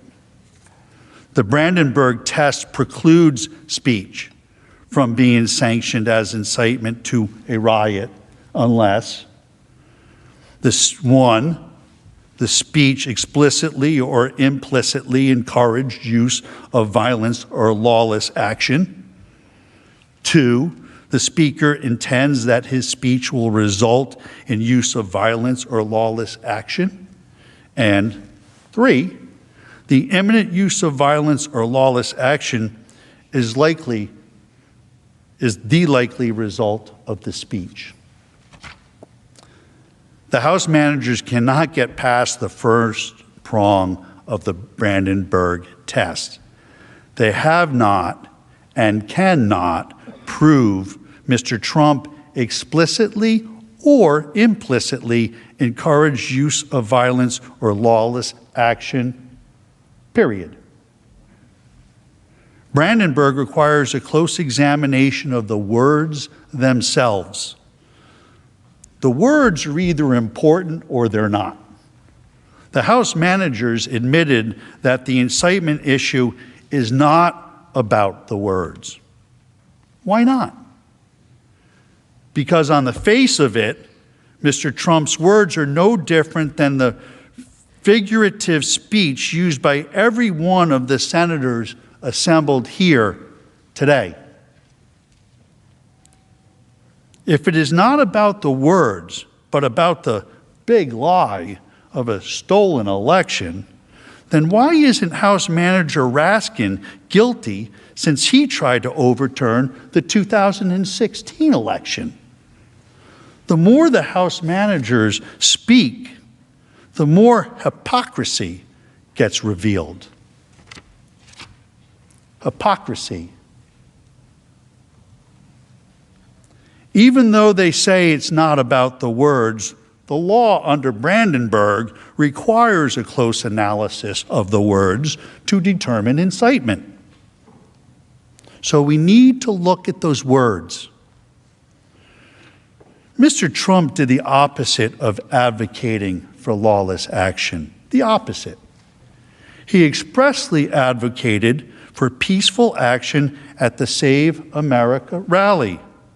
He explicitly stated, these are the words, "I know that everyone here will soon be marching over to the Capitol building to peacefully and patriotically make your voices heard." To peacefully and patriotically make your voices heard. That is how this president has spoken for years when he condemns violence, lawlessness, and rioters. The House managers have played manipulated, selectively edited parts of Mr. Trump's speech. They focus heavily on the word fight.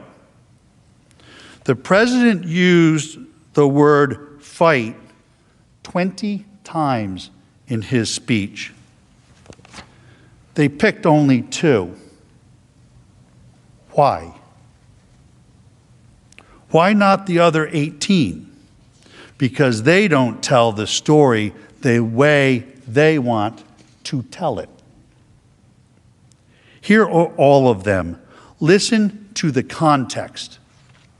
And Rudy, you did a great job. He's got guts. You know what? He's got guts. Unlike a lot of people in the Republican Party, he's got guts. He fights. He fights. And I'll tell you, thank you very much, John. Fantastic job. I watched. That's a tough act to follow, those two. There's so many weak Republicans, and we have great ones. Jim Jordan and some of these guys, they're out there fighting. The House guys are fighting. But it's incredible. Many of the Republicans, I helped them get in. I helped them get elected. Get rid of, how do you say, I want to get rid of America first? Even if you're going to do it, don't talk about it, right? Unbelievable what we have to go through. What we have to go through, and you have to get your people to fight. And if they don't fight, we have to primary the hell out of the ones that don't fight. You primary them, we're gonna let you know who they are. I can already tell you, frankly. Republicans are constantly fighting like a boxer with his hands tied behind his back. It's like a boxer. And we want to be so nice. We want to be so respectful of everybody, including bad people. And we're going to have to fight much harder. And Mike Pence is going to have to come through for us. And if he doesn't, that will be a sad day for our country. Because you're sworn to uphold our Constitution. And the accountability says if we see somebody in there that doesn't treat our vets well, or they steal, they rob, they do things badly, we say, Joe, you're fired. Get out of here. Before you couldn't do that. You couldn't do that before. So we've taken care of things. We've done things like nobody's ever thought possible.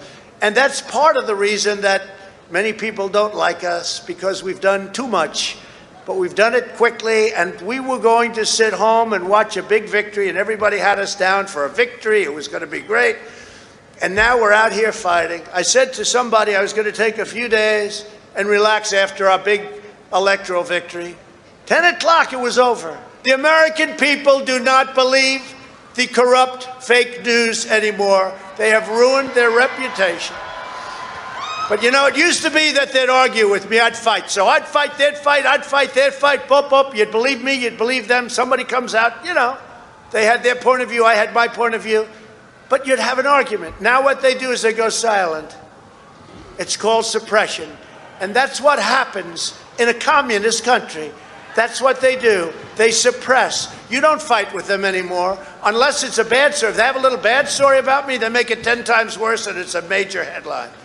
But Hunter Biden, they don't talk about him. What happened to Hunter? Where's Hunter? With your help over the last 4 years, we built the greatest political movement in the history of our country, and nobody even challenges that.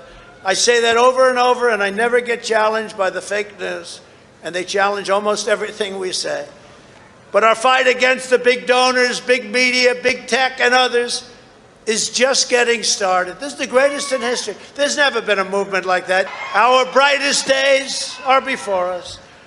Our greatest achievements still wait. I think one of our great achievements will be election security, because nobody until I came along had any idea how corrupt our elections were. And again, most people would stand there at 9 o'clock in the evening and say, I want to thank you very much. And they go off to some other life.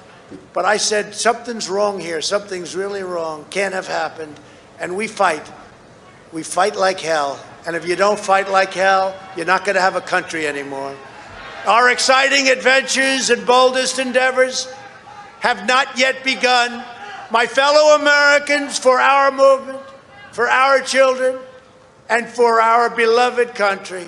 And I say this, despite all that's happened, the best is yet to come.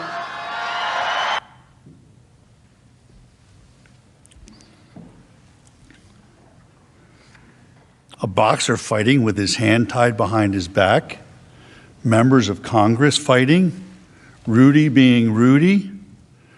These are the metaphorical, rhetorical uses of the word fight. We all know that, right? Suddenly, the word fight is off limits? Spare us the hypocrisy and false indignation.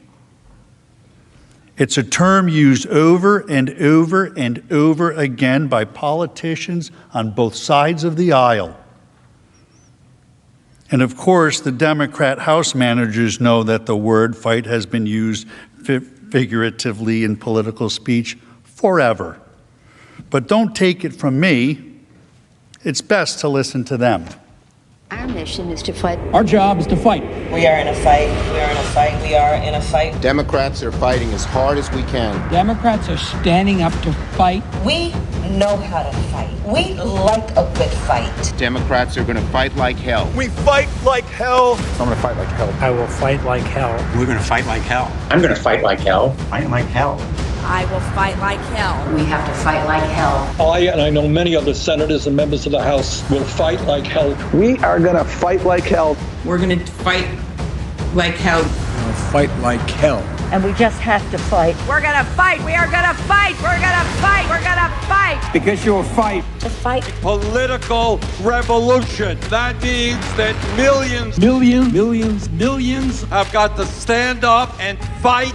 And fight. And fight. Stand up and fight back. To fight. And continue to fight. Once again, fight back in the fight. We're fighting back. My fight. To fight an administration. You don't get what you don't fight for. We'll also fight him and challenge him in every way that we can. Fight in Congress, fight in the courts, fight in the streets. In the Congress, in the courts, and in the streets. There's the fight, and then there's the fight to defend. We're eager to take on this fight. The American people are going to have to fight. Get in this fight. Get in this fight. Around the clock fighting. We've got to keep fighting and keep focused. We will fight when we must fight. We've been fighting, so we need to fight, but we also need to fight. It's always going to be an uphill fight. This is going to be a fight. We always must fight. We're in the fight of our lives. And we're going to be in for the fight of our lives. This is the fight of our life. The fight of their lives. We are in this fight for our lives. We cannot ever give up fighting.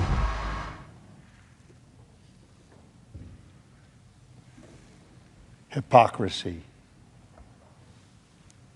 The reality is, Mr. Trump was not in any way, shape, or form instructing these people to fight or to use physical violence. What he was instructing them to do was to challenge their opponents in primary elections, to push for sweeping election reforms, to hold big tech responsible, all customary and legal ways to petition your government for redress of grievances, which of course is also protected constitutional speech. But the House managers don't want you to focus on those things because, again, it does not fit their story.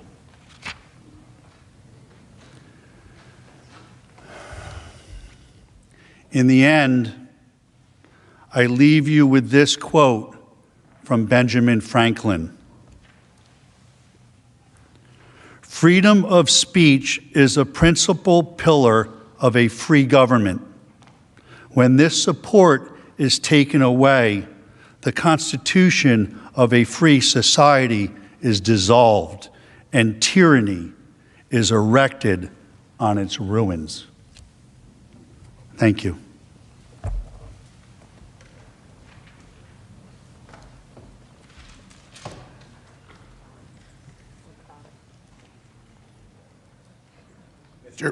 Mr. President, The majority leader. I ask unanimous consent the Senate recess for a 15-minute break.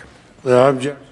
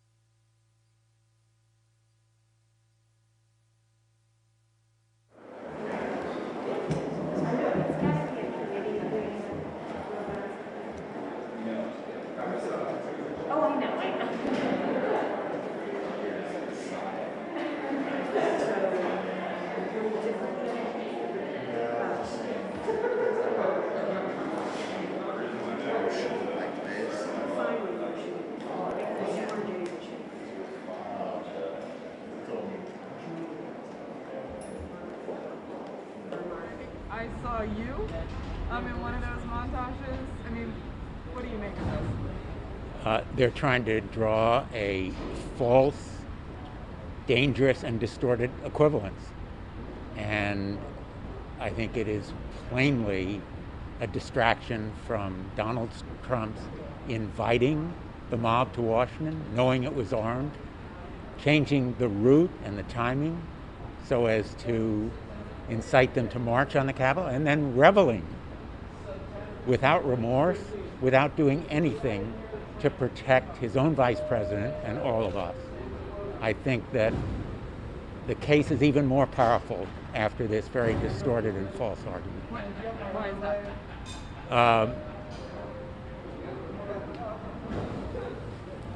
What they are plainly doing is trying to draw a false and dangerous equivalence to distract from Donald Trump inviting and then inciting the mob and then failing his oath of office to protect the Capitol and everybody in it. Thank you. Thank you.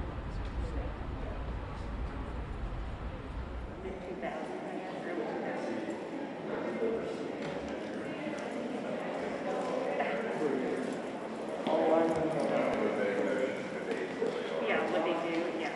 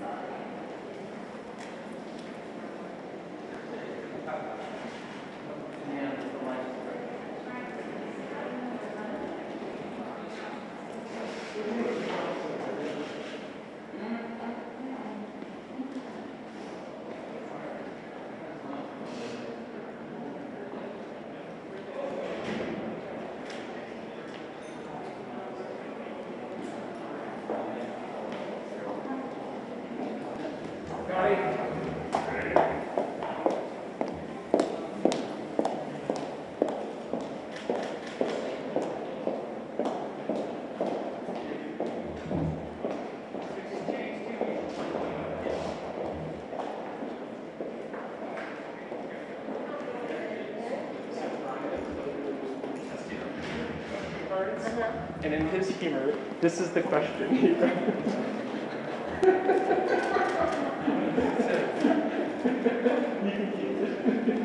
Can I submit this one?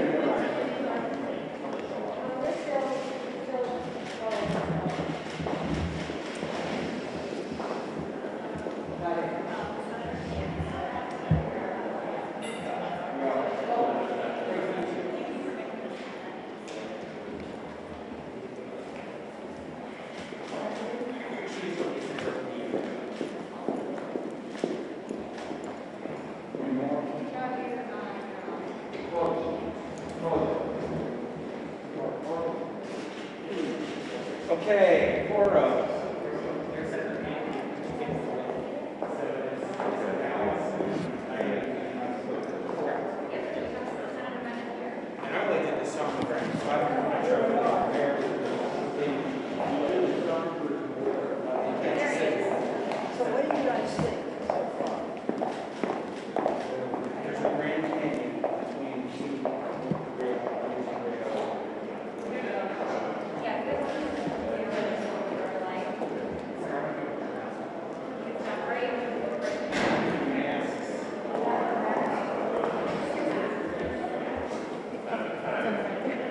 Thank you. All right, no worries.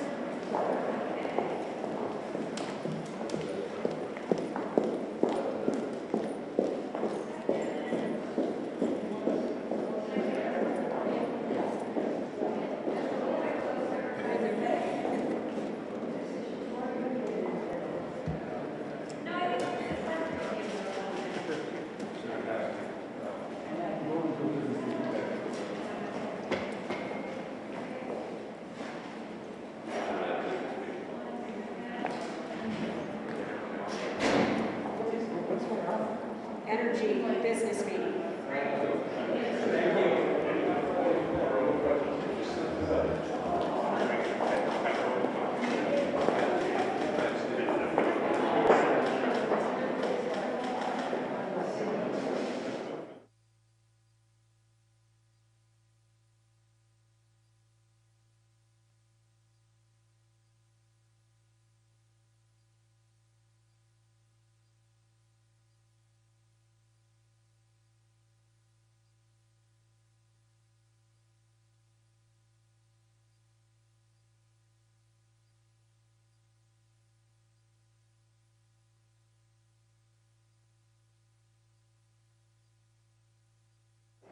It's going to start back up.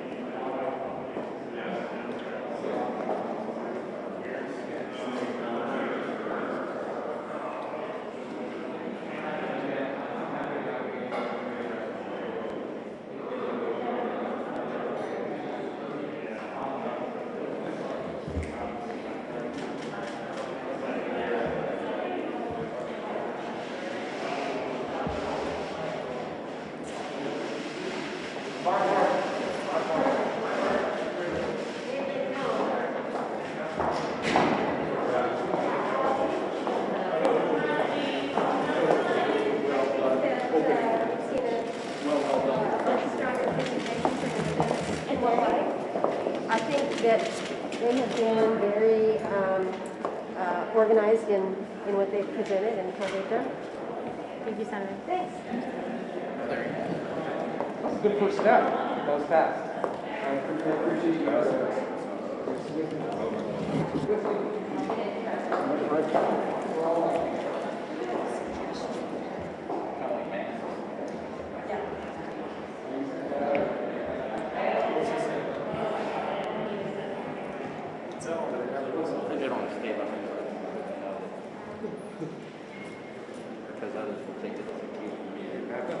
It's a free-for-all. So it's, and that'll wind up imposing restrictions. But I don't usually walk in front of politics to get pictures. So then you very nice stuff, nice.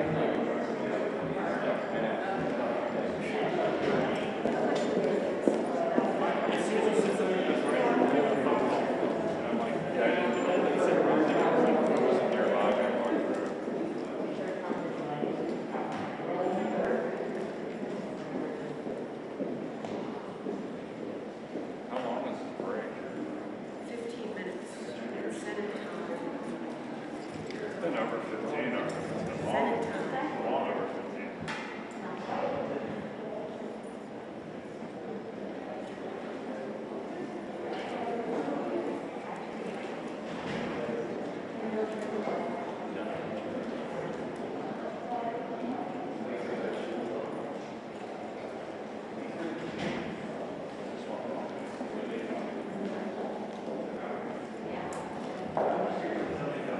That's actually better. Yeah, I know. They can finish the vote.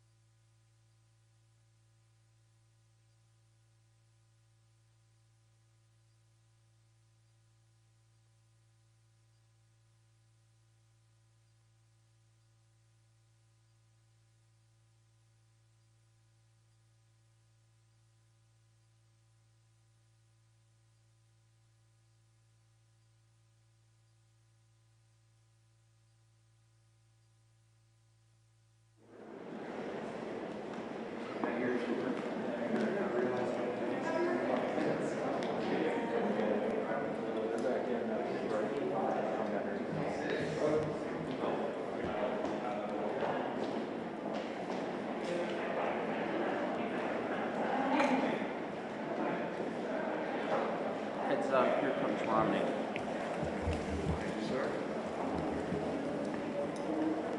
Hi, Scotty. I'm going to go below him right here.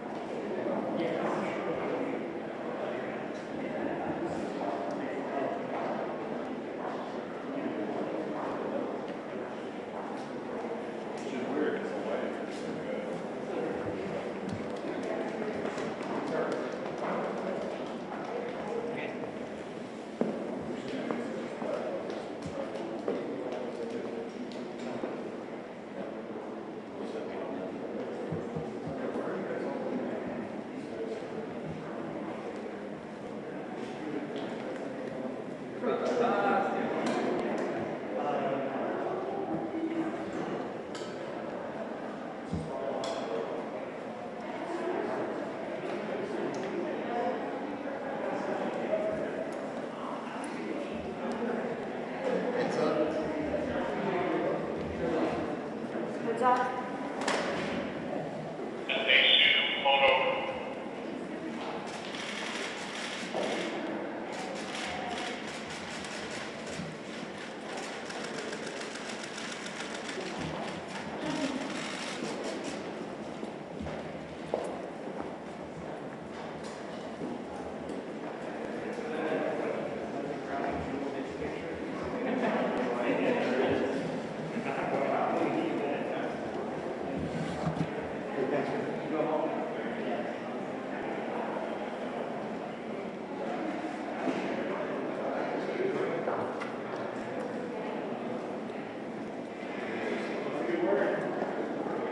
We're getting close to the finish line. Do you have an idea of how much time is left? No, we don't.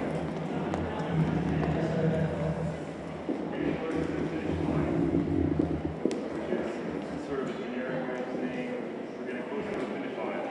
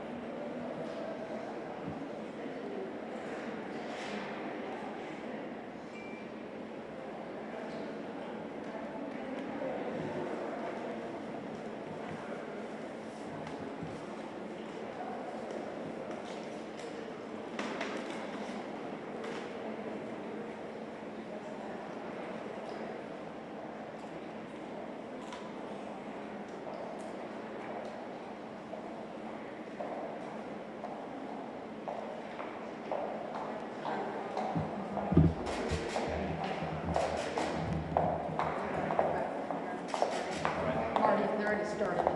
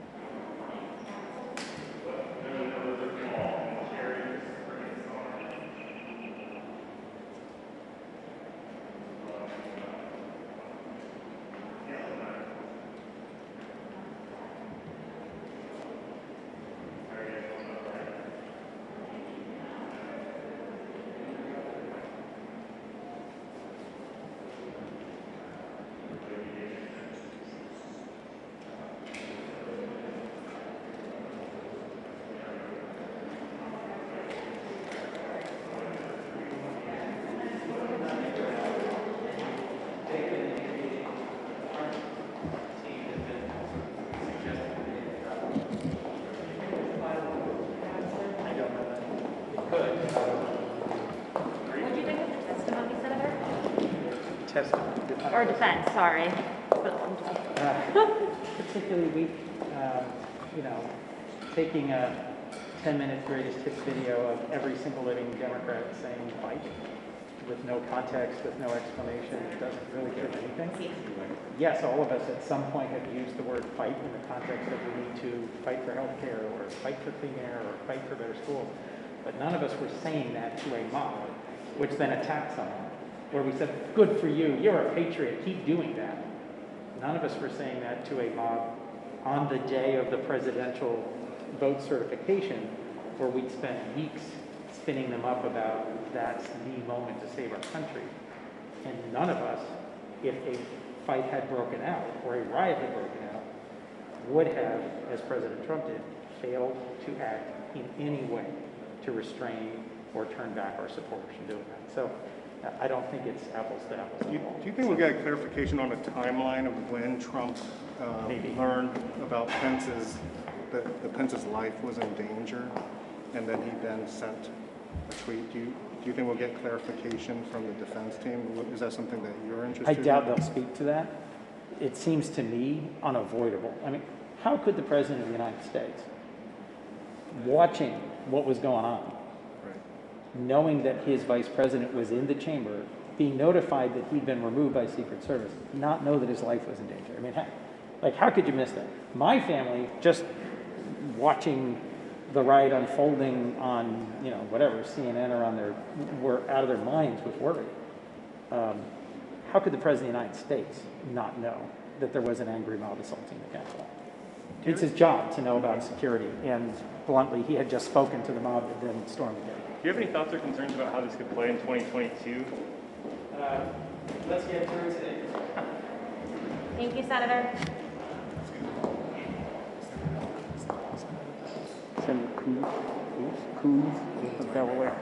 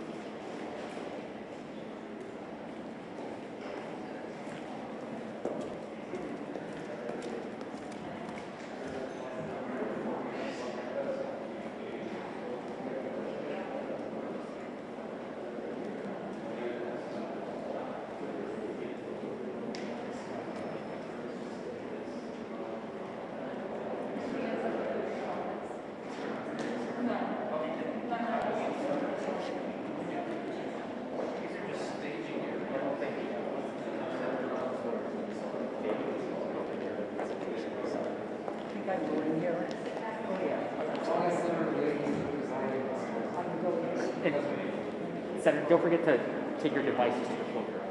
Don't forget to drop your devices to the floor.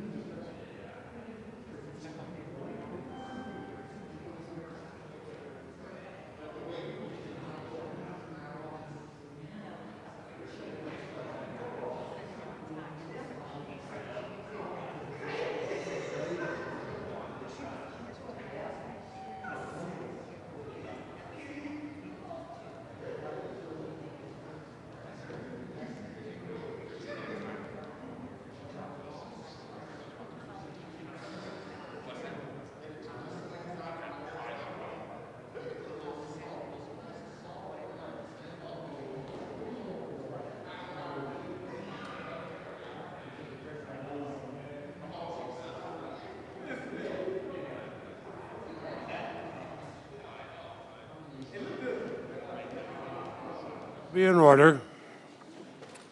Senators will take their seats.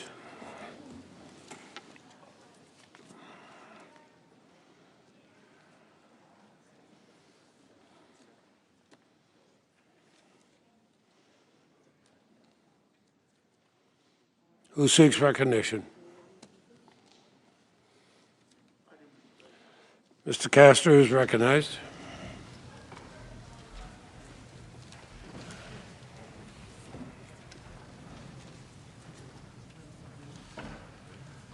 Mr. President, Mr. members Castor. of the Senate, good afternoon. It has been my great privilege over the past couple of weeks to lead this outstanding team of lawyers and dedicated professionals in the defense of the 45th President of the United States.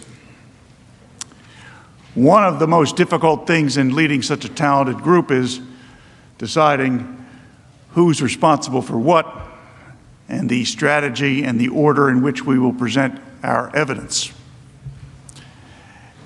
And you have heard from Mr. Van der Veen and Mr. Sean on the importance of the First Amendment and the importance of due process of law. And because I had the opportunity to set out the schedule, I decided that I would take the last substantive part of the case for myself. You can take that two ways. The first, perhaps, is the best, and that would be that it's almost over. The second is that perhaps you have to wait another hour for it to be over. The reason why I chose this section, and believe me, it was a very difficult decision to make because I thought that the other arguments presented by Mr. Sean and Mr. Van der Veen were outstandingly researched, thoroughly vetted, and wonderfully and articulately presented by them. But the critical issue in this case is the very narrow issue that is charged against the 45th president. And that issue is, did the 45th president engage in incitement of, they continue to say, insurrection? Clearly, there was no insurrection. Insurrection is a term of art. It's defined in the law. It involves taking over a country, a shadow government taking the TV stations over and having some plan on what you're going to do when you finally take power. Clearly, this is not that. What our colleagues here across the aisle meant is incitement to violence, to riot. So the word incitement is the critical case and the critical issue in the case.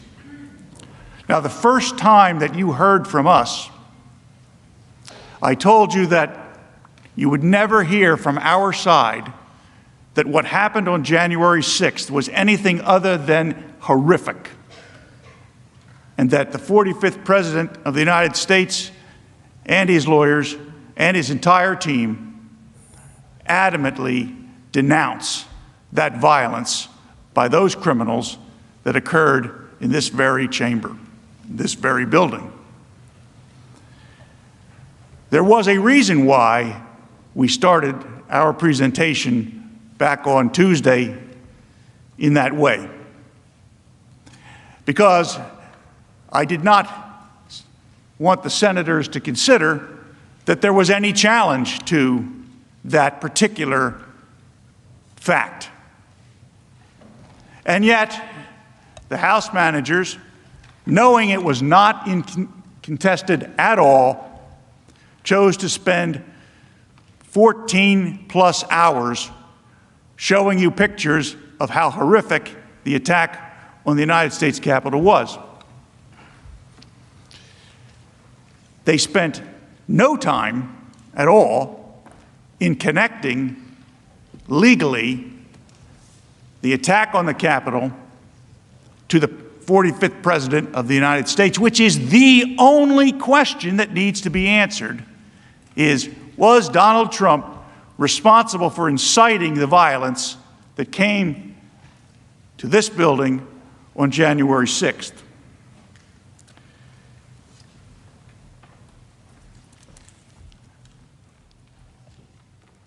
Now, by any measure, President Trump is the most pro-police, anti-mob rule president this country has ever seen. His real supporters know this. He made it clear throughout his presidency. He made it clear during the violence this past summer. He made it clear on January 6th. But politics changes things. Politics has created and interposed an element that should not be here. It has interposed the element of hatred. And the political world changes when hatred becomes part of the dynamic. As we wrote in our answer to the original charging document, and I hope that this is a phrase that lives on long after we are all departed, and that I hope someday this becomes the mantra by which all of us operate who work for the benefit of the public. That political hatred has no place in the American justice system, and most certainly no place in the Congress of the United States.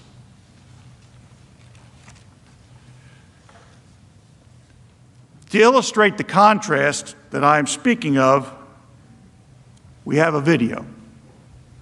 I am your president of law and order and an ally of all peaceful protesters. The vast majority of the protests have been peaceful.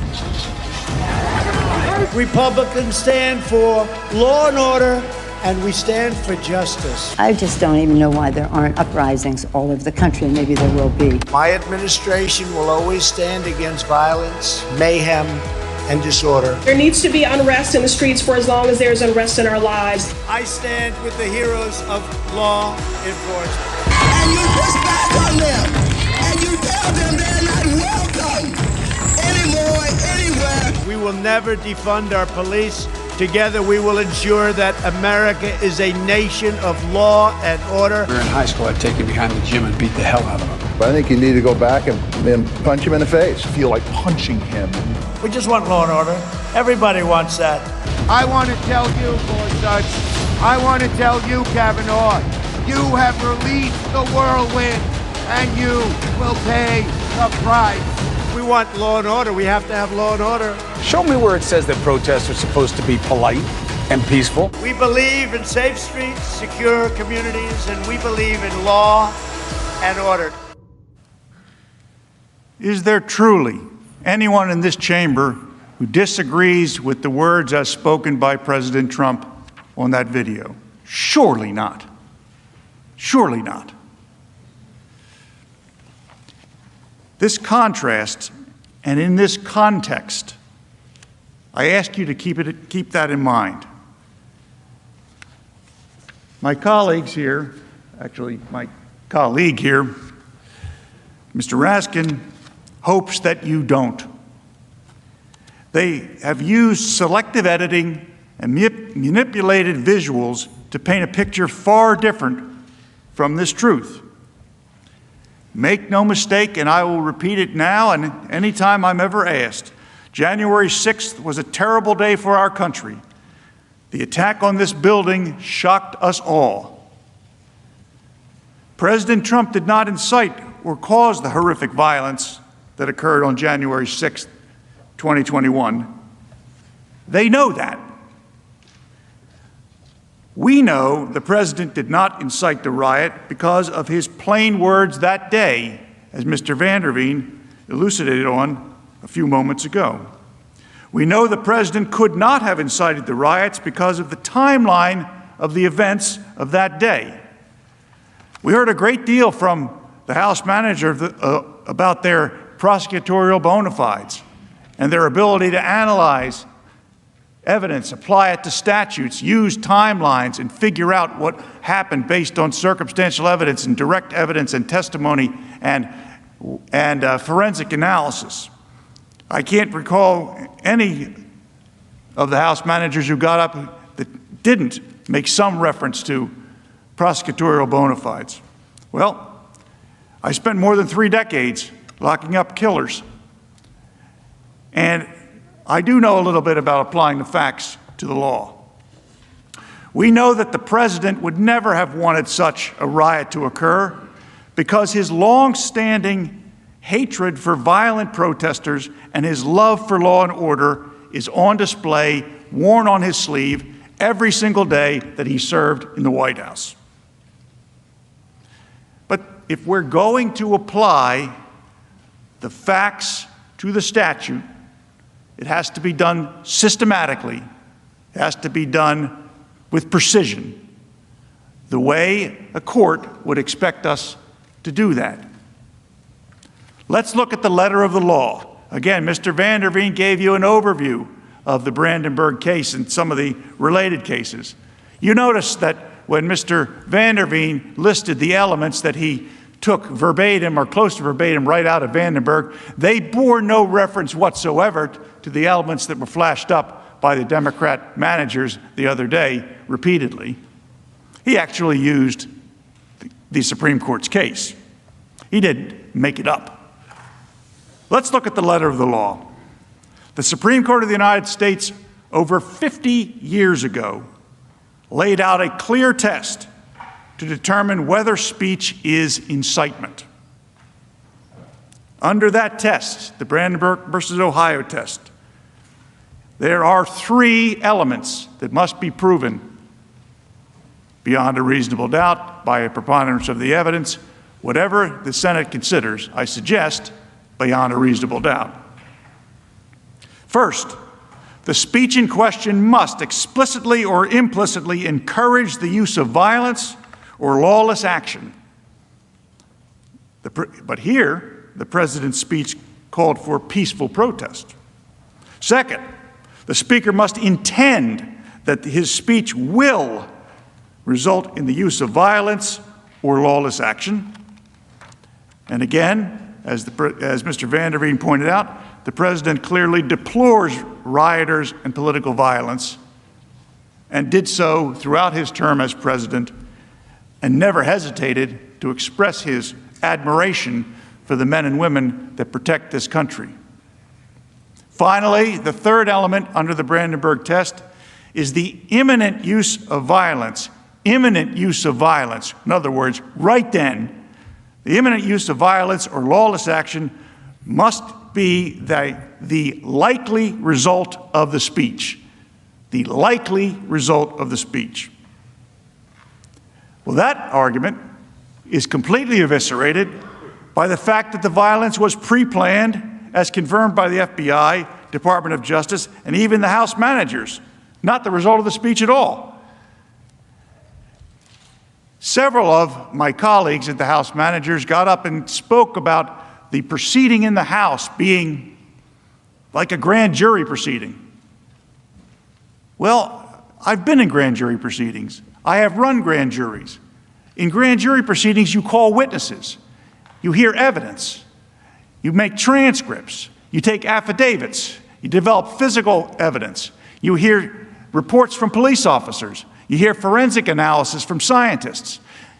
In fact, you invite the target of the grand jury to come in and testify if he or she pleases to be heard by the grand jury. Which one of those things happened in the House prior to the impeachment article? I don't believe any of them happened. So the suggestion that what happened in the House was anything at all like a grand jury investigating a case and preferring it for prosecution is complete nonsense. And if the House managers are trying to fool you about that, you must ask yourself, what else are they trying to fool you about?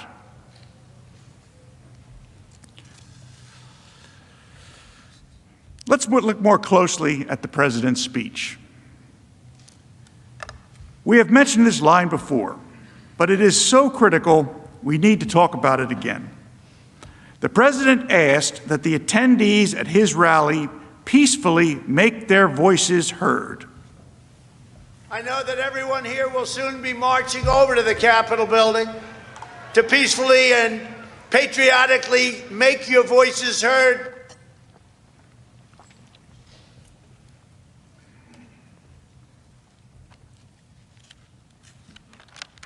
The managers would have you believe that the president's supporters usually follow his every word, but in this case, imputed some imaginary meaning to them while ignoring his most clear instructions. President Trump said, peacefully and patriotically make your voices heard, and the House managers took from that, go down to the Capitol and riot.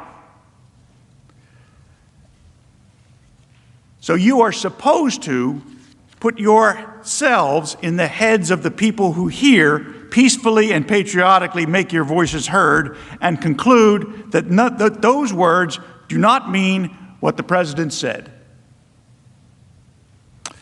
More than that, the president criticized the destruction wrought by left-wing anarchists and rioters. He told his supporters that they build, they don't destroy. If this happened to the Democrats, there'd be hell all over the country going on. There'd be hell all over the country. But just remember this, you're stronger, you're smarter, you've got more going than anybody, and they try and demean everybody having to do with us, and you're the real people. You're the people that built this nation. You're not the people that tore down our nation. Is it possible, listening to those words in the proper cadence without them being edited or the sound changed so that they're indistinguishable or sounds as though the crowd is right there, but listening to it as you have here, unedited by us, is it possible that President Trump's disdain for political violence could be any clearer to the persons listening as he was speaking? Is it possible that his words could have been misunderstood? I suggest to you that is impossible. Now, the House manager said the president told the crowd, quote, "You have to get out your people to fight." The House manager's claim is that the President of the United States was telling the audience to get each other to physically fight. But that is not what the President said. The people who should fight, he said, were members of Congress. If they don't fight, what the President said is, what should the rally attendees do? If members of Congress wouldn't fight for the principles they held dear, what was it that the President specifically told his supporters at that rally he wanted them to do? He wanted them to support primary challenges. Now, nobody in this chamber is anxious to have a primary challenge. That is one truism I think I can say with some certainty. But that's the way we operate in this country. When the people of a state want to change their representatives and their senators, they use the electoral process. President Trump told his listeners that if their members of Congress won't fight for their views, then go back home and find others that will. That's what President Trump said. The people who should fight were the members of Congress. You have to get your people to fight. He told them. You have to get your people to fight. And if they don't fight, we have to primary the hell out of the ones that don't fight. You primary them, we're gonna let you know who they are. I can already tell you, frankly. It is pretty stark contrast when you watch that video, isn't it? When you see the House manager tell you, and I don't know if we're under oath here, but when I walked into this room, I sure as heck felt I was under oath and that I was speaking not only to senators of the United States, but before the entire world and with God watching. And a House manager got up here and told you that the President of the United States on January the 6th, 2021, told the crowd that they had to go and fight. And the implication that they wanted you to draw was that he was sending them down to Capitol Hill to go and breach the building and trash the very sacred halls of Congress. But we now know that is not at all anything near what the President said. What the President said was, if you can't get your members of Congress to do as you would like them to do, you primary them. That's the American way. The first way that the House managers presented and wanted you to conclude, that's the criminal way. But what the President said was the American way. Again, House managers manipulated President Trump's words. I can't stand here and pretend to tell you that I know every time from all those videos that the House managers manipulated what the President said, put up evidence that was not with the foundation of correctness and admissibility we expect.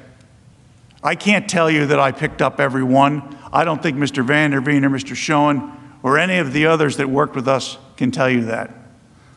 But what I can tell you is that there were an awful lot of times, and I know at least some of you were judges in previous lives, and if one of the lawyers was able to create the impression that one side intentionally presented false or misleading evidence, that judge would give an instruction called falsus in uno, falsus in omnibus.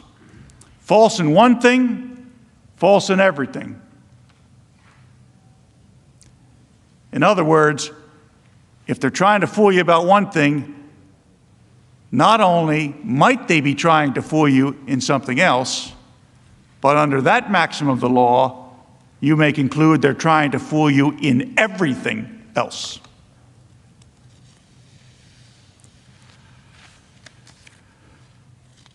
President Trump was immediate in his calls for calm and respect for law enforcement. The House managers emphasized President Trump's tweet in the 6 p.m. hour where he told crowds to, quote, "Go home in love and peace and remember this day." What is it that they left out? Well, the House starts their recitation of what President Trump said as far as the aftermath of when the Capitol was breached at roughly 6 p.m. What they don't tell you and didn't tell you, and which you probably don't know because I think I'm the first one to say it in this forum, is at 2:38, President Trump urged protesters at the U.S. Capitol to, quote, "Stay peaceful. Please support our Capitol Police and law enforcement. They are truly on the side of our country. Stay peaceful." And before we run the graphic, I just want to point out to you, President Trump's speech ended at 1:11 p.m. So at 2:38 p.m., by the time word reaches the president that there's a problem down here, he's out urging people to support the police, stay peaceful, support our Capitol Police and law enforcement. They are on the side of the country. Stay peaceful.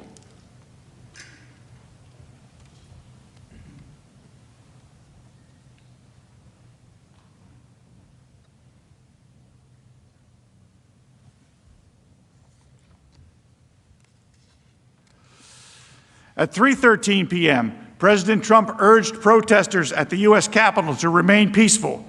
No violence. Remember, we are the party of law and order. Respect the law and our great men and women in blue. 3:13 p.m. President Trump's words couldn't have incited the riot at the Capitol. The day's events make this clear. Let's walk through the actual timeline. At 11:15 a.m., police security camera videos show crowds forming at First Street near the Capitol reflecting pool.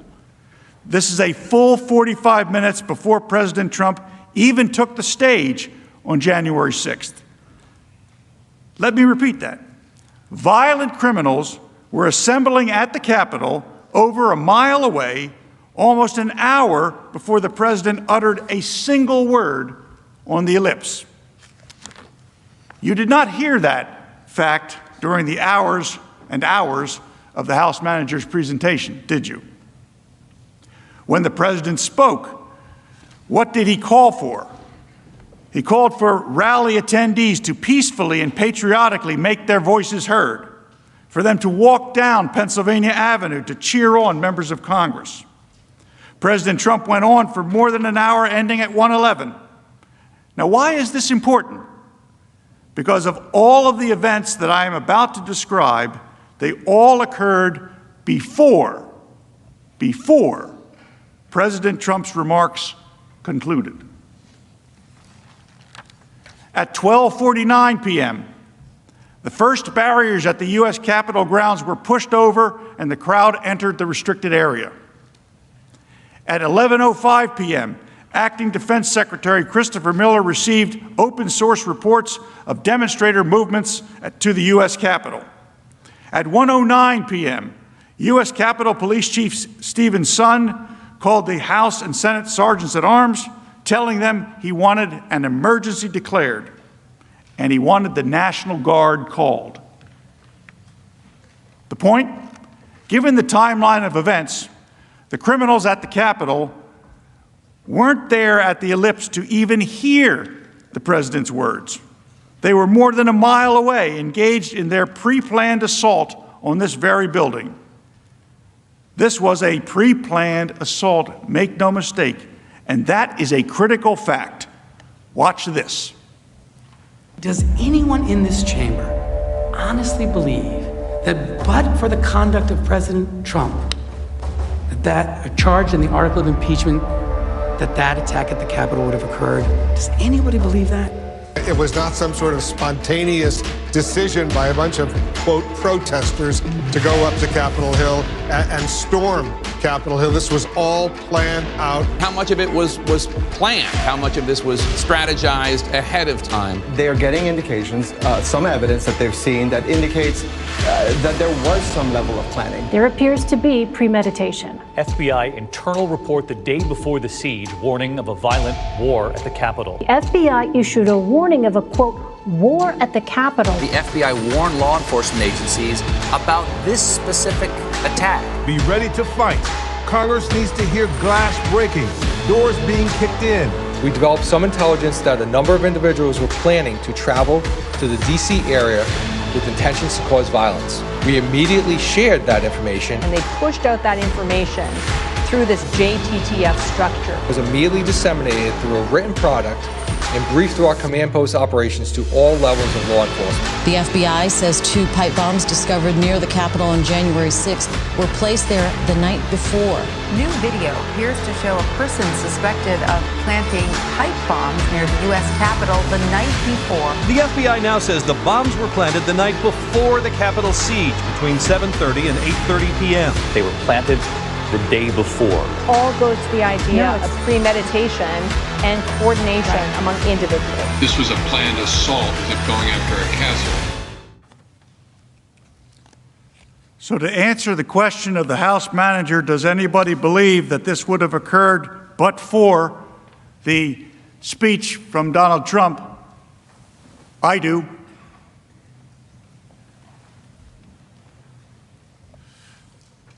All of these facts make clear the January 6th speech did not cause the riots. The president did not cause the riots. He neither explicitly or implicitly encouraged the use of violence or lawless action, but in fact called for peaceful exercise of every American's First Amendment rights to peacefully assemble and petition their government for redress of grievances. In other words, the Brandenburg Standard is not made out.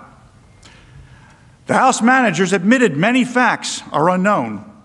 Even Speaker Pelosi admitted not knowing the real cause of the violence when she called for a 9/11-style commission to examine the facts and causes that led to the violence.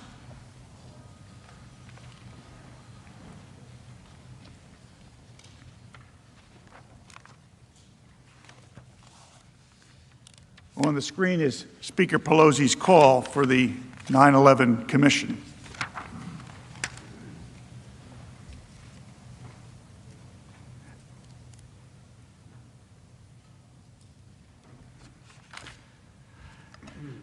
Let's touch now on the second absurd and conflated allegation in the House manager's single article. President Trump's phone call to Georgia Secretary of State Ben Roethlisberger, surreptitiously recorded, by the way, included multiple attorneys and others on the call. Let me point out the very obvious fact that the House managers ignored. The private call that was made public by others cannot really be the basis to claim that the president intended to incite a riot, because he did not publicly disclose the contents of the call. How could he have hoped to use this call to invite his followers if he had no intent to make the conversation public and indeed had nothing to do with it being secretly recorded? The House managers told you that the president demanded that the Georgia Secretary of State, quote, find just over 11,000 votes. The word find, like so many others the House managers highlighted, is taken completely out of context. And the word find did not come out of thin air. Based on an analysis of publicly available voter data that the ballot rejection rate in Georgia in 2016 was approximately 6.42%. And even though a tremendous amount of new first-time mail-in ballots were included in the 2020 count, the Georgia rejection rate in 2020 was a mere 0.4%, a drop off from 6.42% to 0.4%. President Trump wanted the signature verification to be done in public. How can a request for signature verifications to be done in public be a basis for a charge for inciting a riot? With that background, it is clear that President Trump's comments and the use of the word "find" were solely related to his concerns with the inexplicable dramatic drop in Georgia's ballot rejection rates. Let's examine how the word "find" was used throughout that conversation. Mr. Trump's first use of the word "find" was as follows, quote, "We think that if you check the signatures, a real check of the signatures going back in Fulton County, you'll find at least a couple 100,000 of forged signatures of people who have been forged. And we are quite sure that's going to happen." President Trump also used "find" as follows, quote, "Now, why aren't we doing signature, and why can't it be open to the public? And why can't we have professionals do it instead of rank amateurs who will never find anything and don't want to find anything? They don't want to find, they don't want to find anything. Someday you'll tell me the reason why, because I don't understand your reasoning. But someday you'll tell me the reason why. But why don't you want to find?" President Trump echoed his previous sentiments, again in the context of pursuing a legitimate and robust investigation into the lack of signature verification for mail-in and absentee ballots. Quote, "And why can't we have professionals do it instead of rank amateurs who will never find anything and don't want to find anything? They don't want to find anything, they don't want to find anything. They don't want to find, they don't want to find anything. Someday you'll tell me why, because I don't understand your reasoning, but someday you'll tell me why. But why don't you want to find? We can go through signature verification and we'll find hundreds of thousands of signatures, and you can let us do it. And the only way you can do it, as you know, is to go to the past. But you didn't do that in Cobb County. You just looked at one page compared to another. The only way you could do a signature verification is to go from one that signed it on November whatever, recently, and compare it to 2 years ago, 4 years ago, 6 years ago, or even one. And you'll find that you have many different signatures. But in Fulton, where they dumped ballots, you will find that you have many that aren't even signed and that you have many forgeries." End quote. Mr. Trump continued to use the word "find" throughout the conversation. Each and every other time in the context of his request that Mr. Raffensperger undertake a review of signature verifications, and his concerns generally with ballot integrity and his reported electoral deficit, here are a few examples. Quote, "But why wouldn't you want to find the right answer, Brad? Instead of keep saying that the numbers are right, because those numbers are so wrong." Another example, quote, "We think that if you check the signatures, a real check of the signatures going back in Fulton County, you'll find at least a couple 100,000 of forged signatures of people who have been forged, and we are quite sure that's going to happen." End quote. Moreover, there was nothing untoward with President Trump, or any other candidate for that matter, speaking with the lead elections officer of a state. That's why the Georgia Secretary of State took a call along with members of his team, one of whom decided to record it and release it to the press. The only reason this conversation is being discussed in this chamber is because, once again, the media and their Democratic allies distorted the true conversation to mislead you and the American public. So we have a complete lack of evidence for the article of impeachment presented by the House managers. So why are we here? Politics. Their goal is to eliminate a political opponent, to substitute their judgment for the will of the voters. Why bother with a Senate trial of Donald Trump? He's no longer president. He'll be out of office anyway. Is it to keep him from ever running again? Make sure he can never run for office again. Keep him from running for office again. Donald Trump would not be able to run for office again. Barring him from running for office again. Disqualified from running for office. Disqualify him from ever running from office again. Disqualified from running for office again. It's about focusing that he can never run again. Remove him from ever running for office again. Never be able to run for office again. To ban former President Trump from running again. If we don't impeach this president, he will get reelected.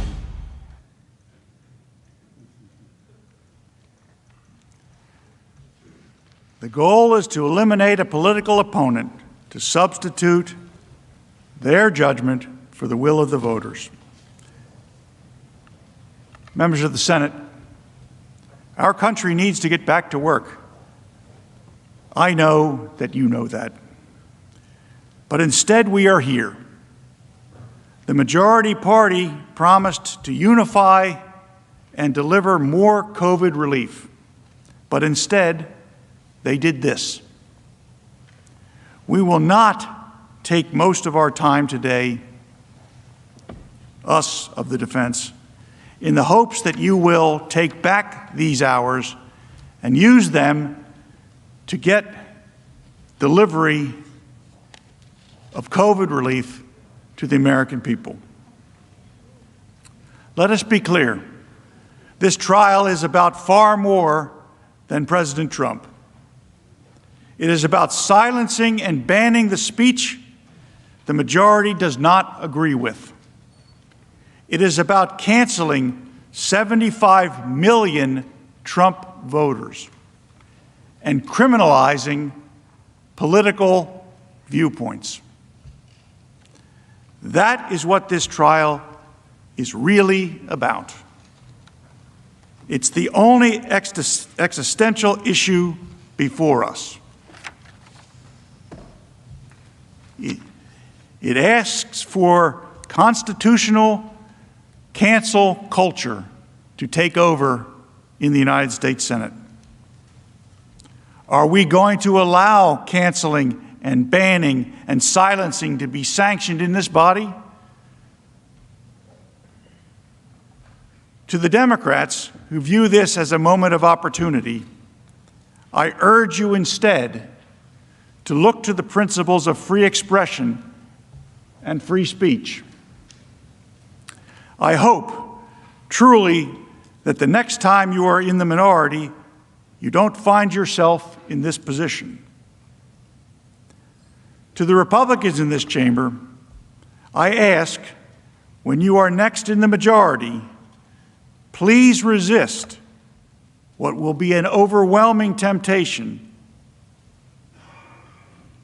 to do this very same thing to the opposing party.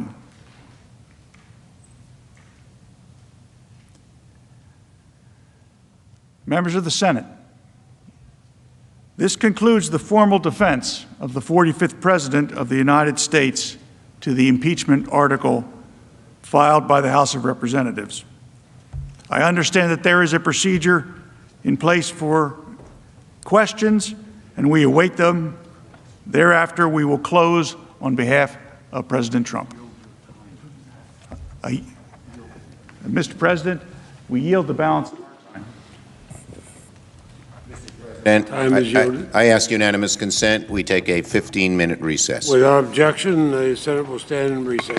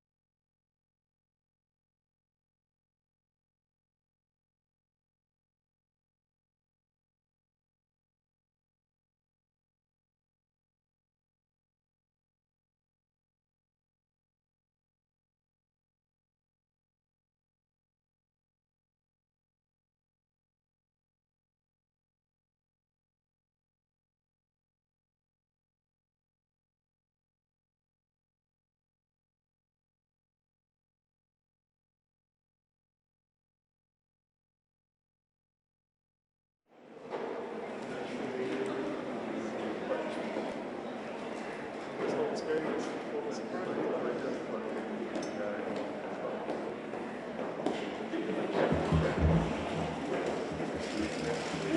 you plan to ask any questions?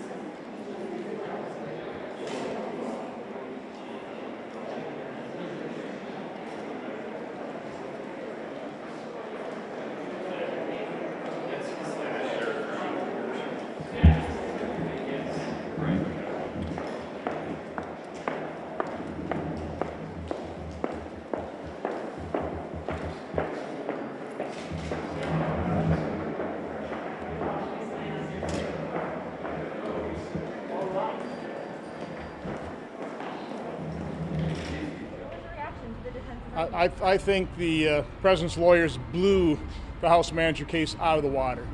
They legally eviscerated them. I think their arguments, they showed the distortions of the tweets, the selective editing, showed the reason why due process is important. And they certainly proved that the First Amendment applies to political speech probably more than anything. So again, I think the president's lawyers just blew the House manager case out of the water. Thank you.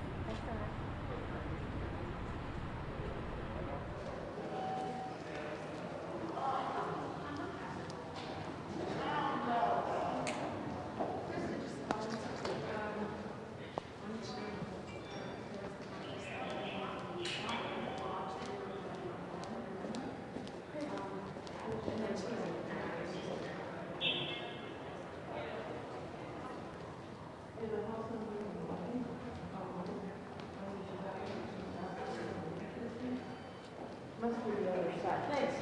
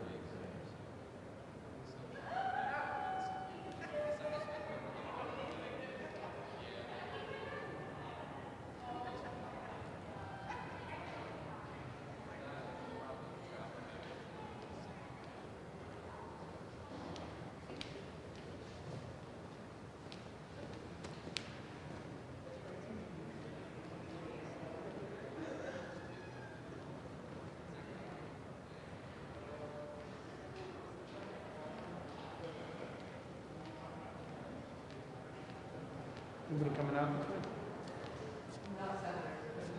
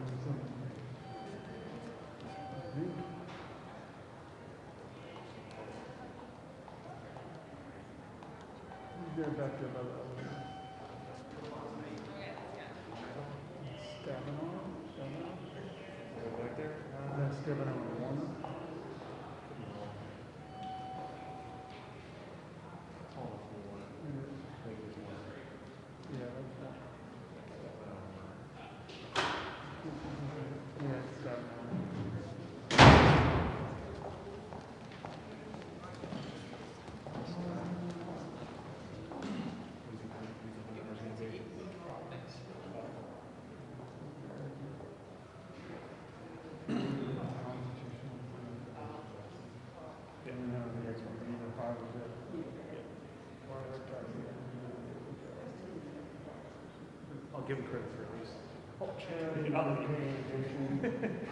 Taking notes. And also being like, did you was it Right.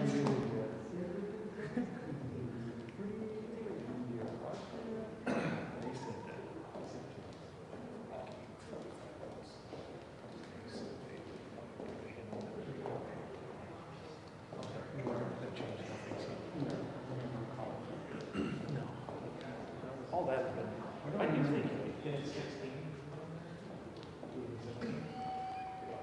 It would have truly been like, show me 16. He was never going to get Shoot somebody on Fifth Avenue and it's like she's everybody's person. Yeah, exactly. Too fun. Yeah, especially because you get to go visit her.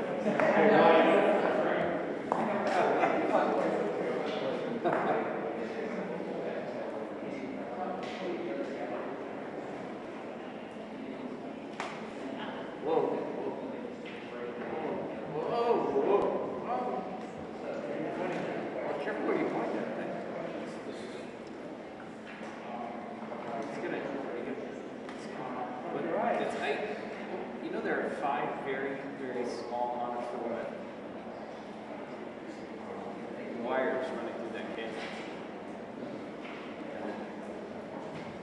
Very prone to breaking. That's actually how you do it. You extend it into the flash. It's on 128.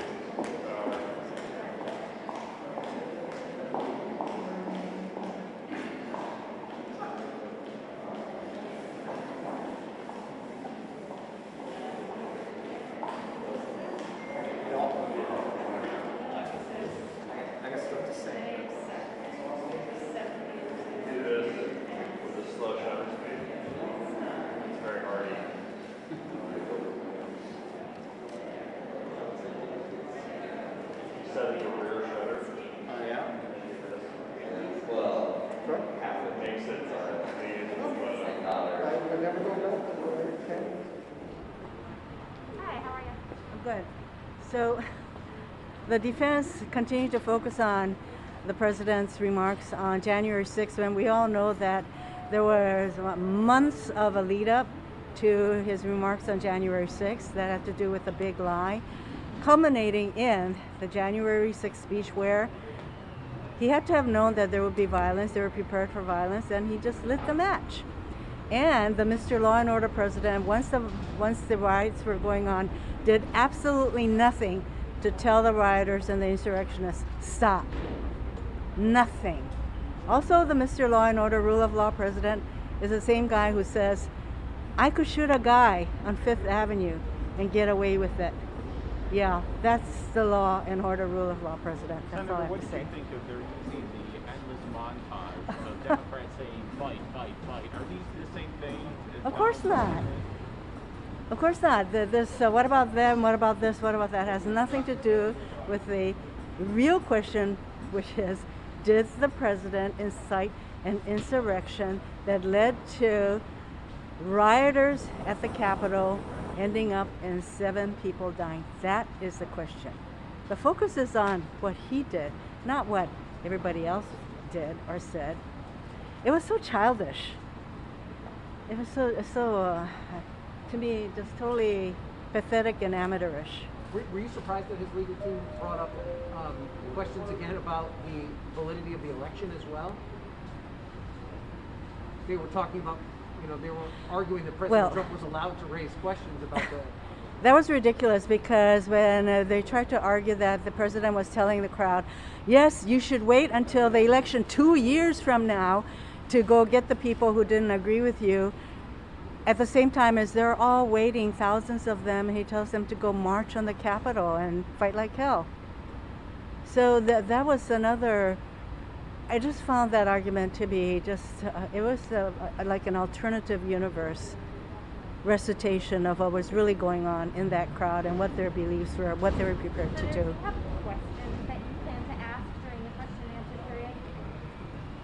I'd like to ask why the president didn't do anything or say anything that said, you rioters, stop what you're doing right now, stop right now. He didn't do that. I'd also like to know whether the president's team believes that there was a free and fair election and that Joe Biden is the duly elected president of the United States. I don't know if those questions will be asked, but yeah, I'd kind of like to know.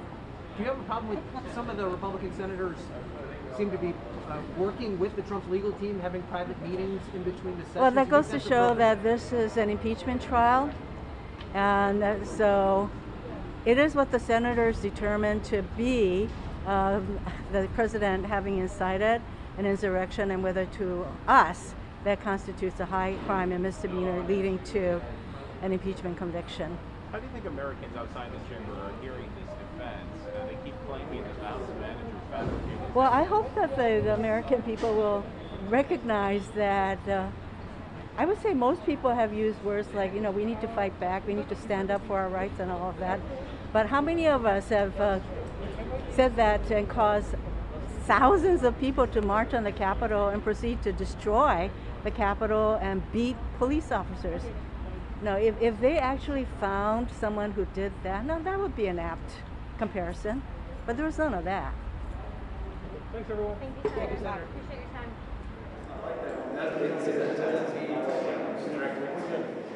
Sooner rather than later, or later rather than sooner, or sooner than later. Directly.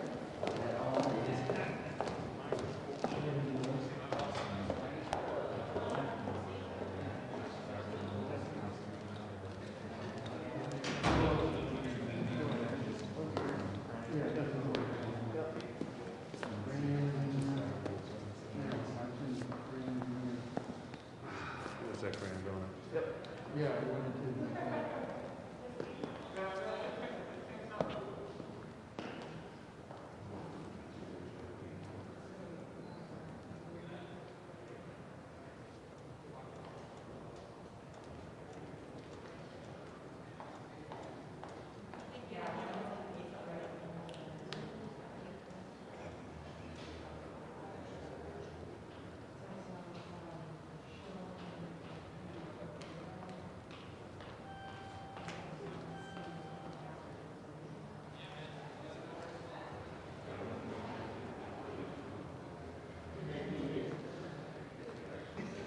Helen?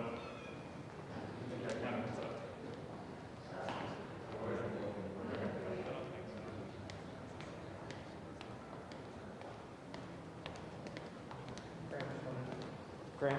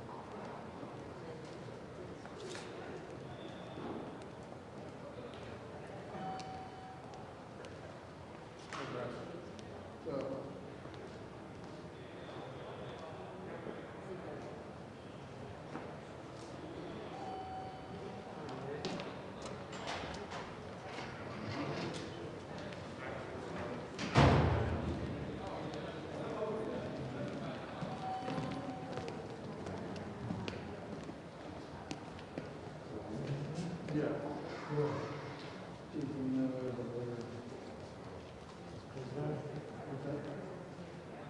Did not conclude.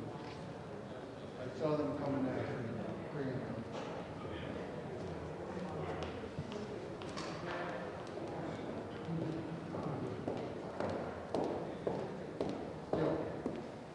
Good.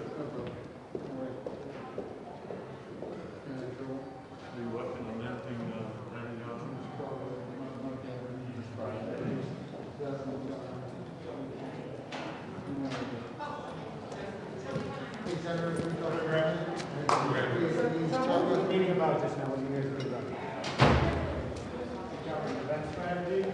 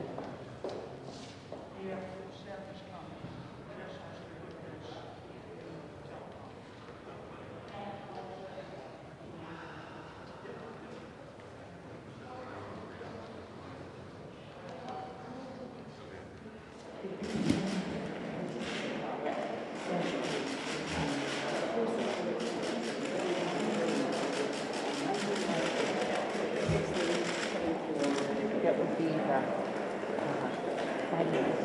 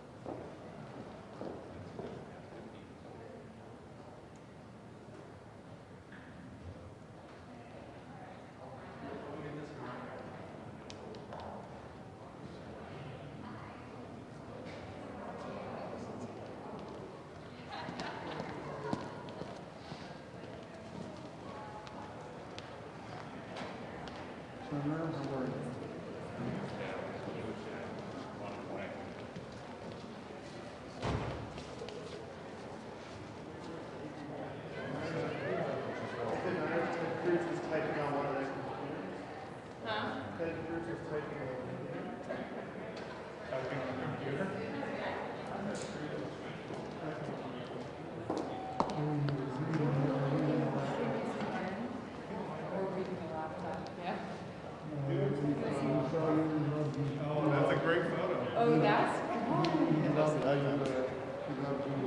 Damn, that's good. Damn, that's a good shot. That's great. There you go.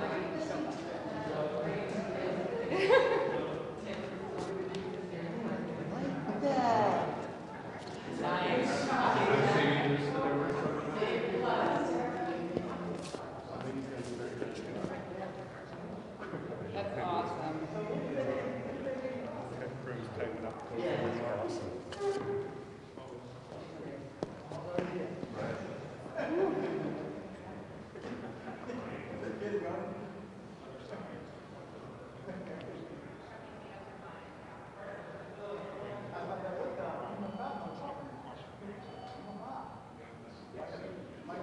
Probably just like a clubhouse thing. Probably just like a clubhouse. A brown clubhouse.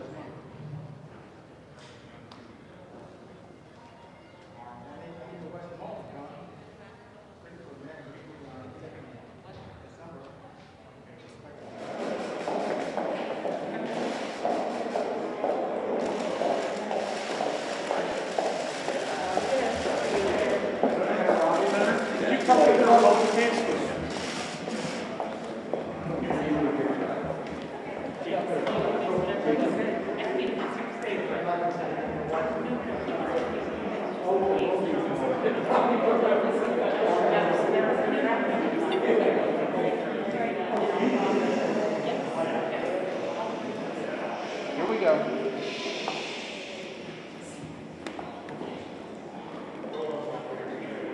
Hey, Chip. Yeah, I'll be right back. Chip. Yeah. He's a fixing Chip. He's fixed to come on. He's fixing it. He's fixed to come on. Is that better? Huh? Is that better? Is it better?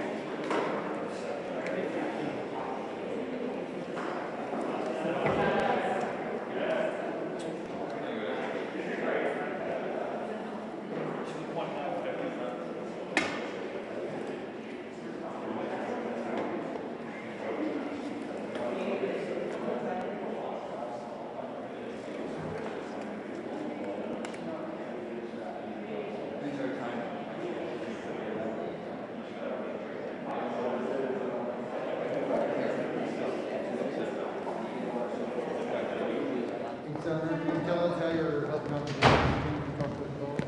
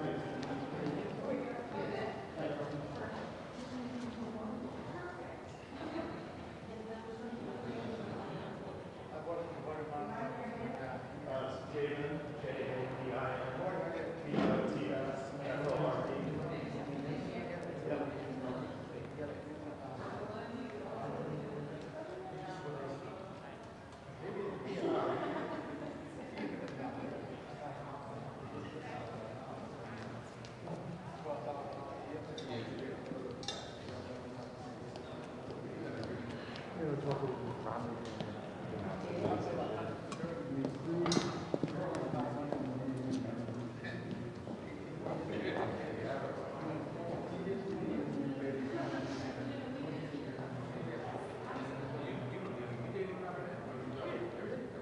awesome.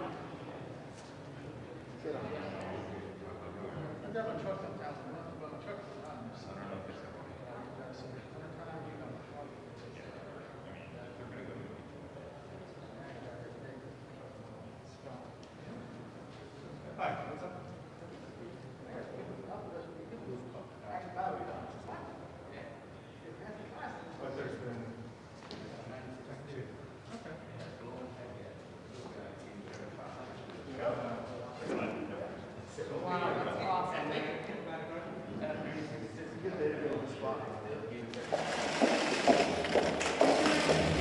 Do you expect to use the full 4 hours for questions?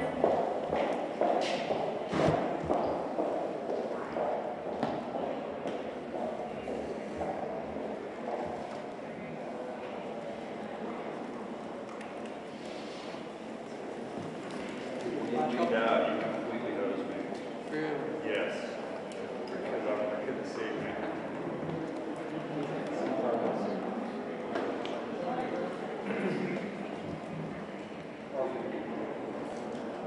But I still got one. But if I hadn't shouted at you, I would have gotten that next time. That's why I shouted at you. I appreciate that.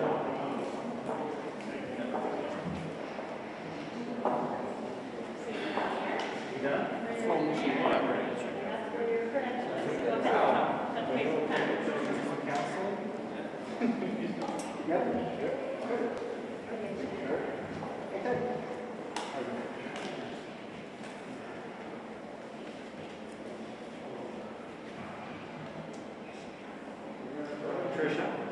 Trisha, can I ask you something?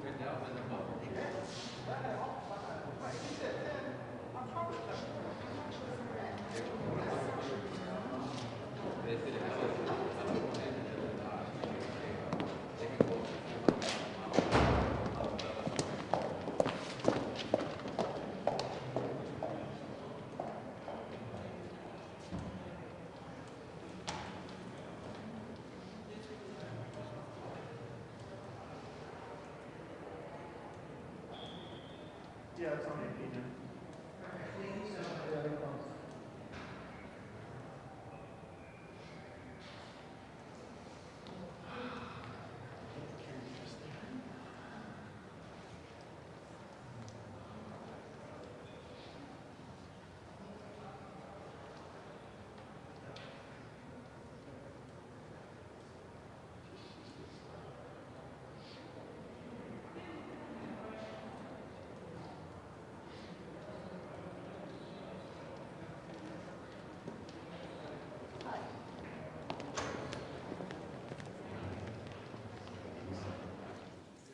And pursuant to the provisions of Senate Resolution 47, the senators provide up to 4 hours during which senators may submit questions in writing directed either to the managers on the part of the House of Representatives or counsel for the former president. Majority Leader. President, I ask unanimous consent that the answers within the 4-hour question period be limited to 5 minutes each, and if the questions are directed to both parties, the times be equally divided. Furthermore, that questions alternate sides for posing questions for as long as both sides have questions. Without objection, is so ordered. Mr. President, I have a question at the desk, for the desk. The senator will submit it.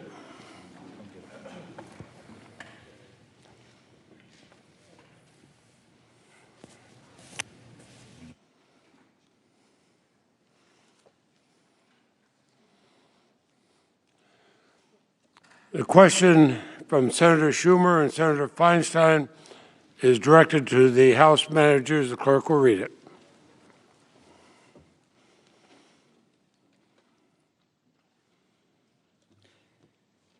Isn't it the case that the violent attack and siege on the Capitol on January 6th would not have happened if not for the conduct of President Trump?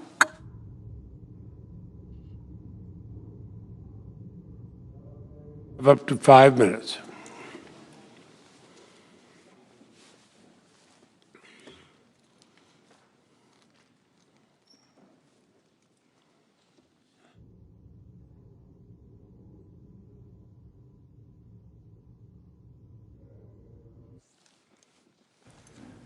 To answer your question very directly, Donald Trump summoned the mob. He assembled a mob and he lit the flame. Everything that followed was because of his doing. And although he could have immediately and forcefully intervened to stop the violence, he never did. In other words, this violent, bloody insurrection that occurred on January 6th would not have occurred but for President Trump. The evidence we presented at trial makes this absolutely clear. And this attack, as we said, didn't come from one random speech, and it didn't happen by accident, and that mob didn't come out of thin air. Before the election, Donald Trump spread lie after lie about potential fraud. An election, remember, that hadn't even happened yet. Months before the election took place, he was saying it was rigged, that it was going to be stolen. All to make his supporters believe that the only way he was going to lose is if the election was stolen, if the election was rigged. And when he did lose, he spent week after week inciting his supporters to believe that their votes had been stolen and that the election was fraudulent and that it was their patriotic duty to fight like hell to stop the steal and take their country back. And remember, this is in the United States where our vote is our voice. You tell somebody that an election victory is being stolen from them, that's a combustible situation. And he gave them clear direction on how to deal with that. For example, on December 19th, 18 days prior to January 6th, President Trump told them how and where to fight for it. He first issued his call to action for January 6th. This was a save the date sent 18 days before the event on January 6th. And it wasn't just a casual one-off reference or a singular invitation. For the next 18 days, he directed all of the rage he had incited to January 6th. And that was, for him, what he saw as his last chance to stop the transfer of power, to stop from losing the presidency. And he said things like, quote, fight to the death, and January 6th will be a, quote, wild and, quote, historic day. And this was working. They got the message. In the days leading to the attack, report after report, social media post after social media post confirmed that these insurgents were planning armed violence. But they were planning it because he had been priming them, because he had been amping them up. That's why they were planning it. These posts, confirmed by reports from the FBI and Capitol Police, made clear that these insurgents were planning to carry weapons, including guns, to target the Capitol itself. And yet, Donald Trump, from January 5th to the morning of his speech, tweeted 34 times, urging his supporters to get ready to stop the steal. He even, on the eve of the attack, warned us that it was coming. He warned us that thousands were descending into D.C. and would not take it anymore. And when they got here at the Save America March, he told them again in that speech exactly what to do. His lawyer opened with, quote, let's have trial by combat. That was Rudy Giuliani. And Donald Trump brought that message home. In fact, he praised Rudy Giuliani as a fighter. And President Trump used the words fight or fighting 20 times in that speech. Remember, you've just told these people, these thousands of people, that somebody has stolen your election, your victory. You're not going to get the president that you love. Senators, that is an incredibly combustible situation when people are armed and they've been saying that they're mad as hell and they're not going to take it anymore. He looked out to a sea of thousands, some wearing body armor, helmets, holding sticks and flagpoles, some of which they would later use to beat Capitol Police, and told them that they could play by different rules. Play by different rules. He even at one point quite literally pointed to the Capitol as he told them to fight like hell.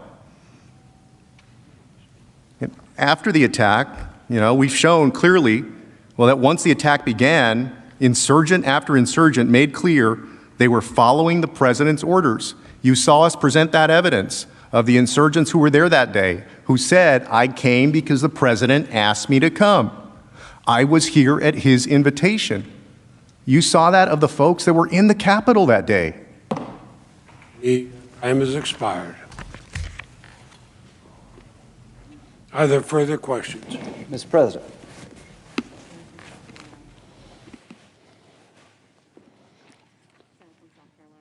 Senator from South Carolina, have a question? Thank you very much, Mr. President. Submit it.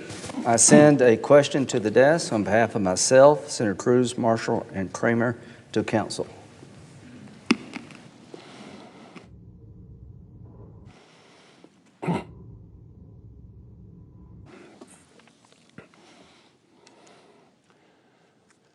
Senator Graham for himself, Senator Cruz, Senator Marshall, and Senator Kramer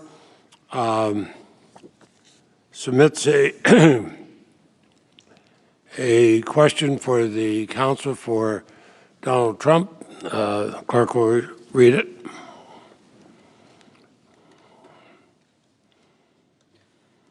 Does a politician raising bail for rioters encourage more rioting? Council has 5 minutes. Yes. Does council yield back the rest of their time? Council's time is yielded back. Are there other questions? Mr. President. The Senator from Georgia. I have a question for the desk. Send it to the desk.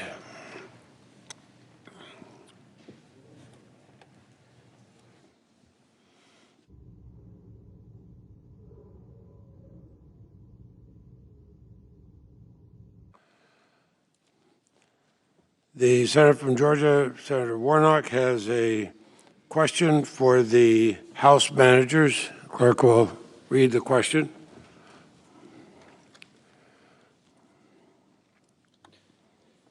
Is it true or false that in the months leading up to January 6th, Dozens of courts, including state and federal courts in Georgia, rejected President Trump's campaign's efforts to overturn his loss to Joe Biden. House Manager is recognized for 5 minutes. Mr. President, Senators, that is true.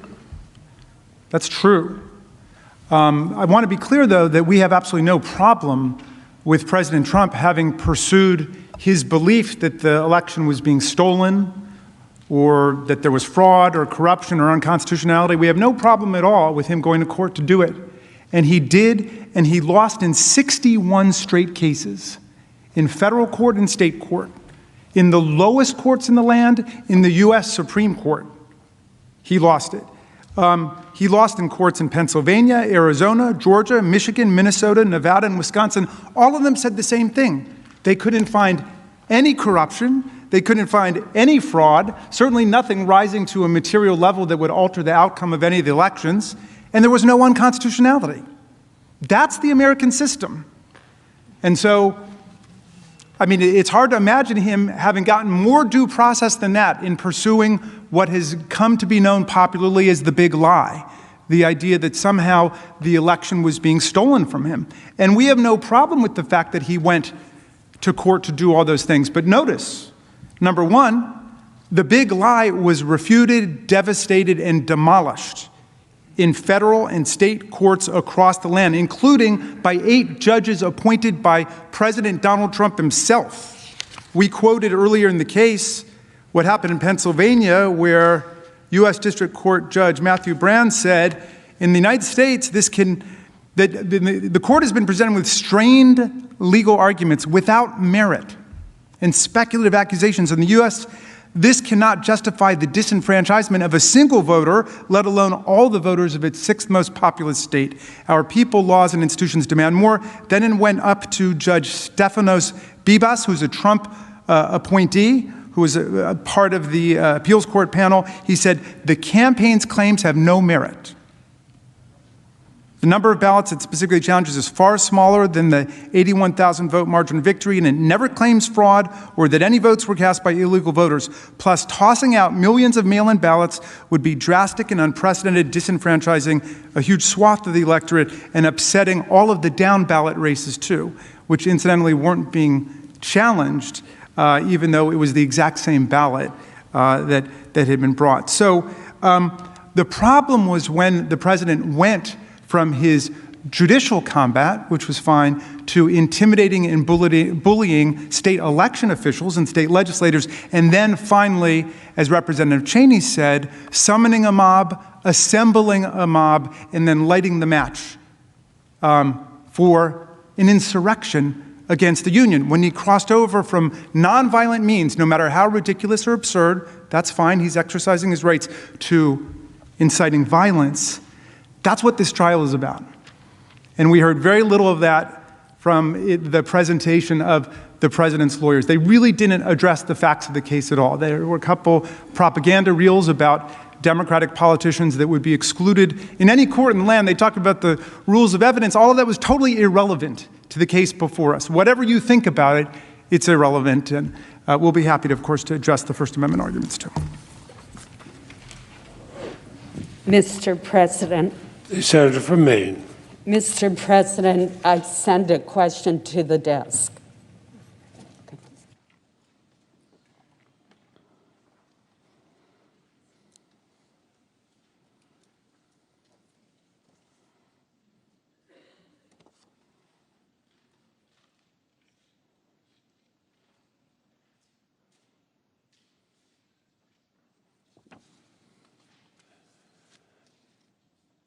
The question is from Senator Collins and Senator Murkowski.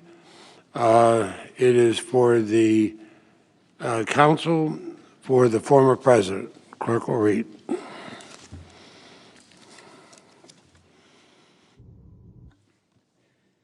Exactly when did President Trump learn of the breach of the Capitol?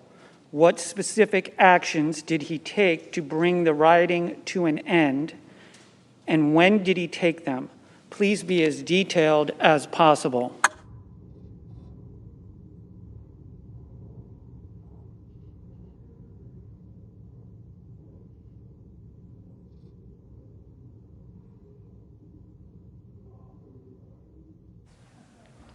Clerk, read that question again. We're getting it back.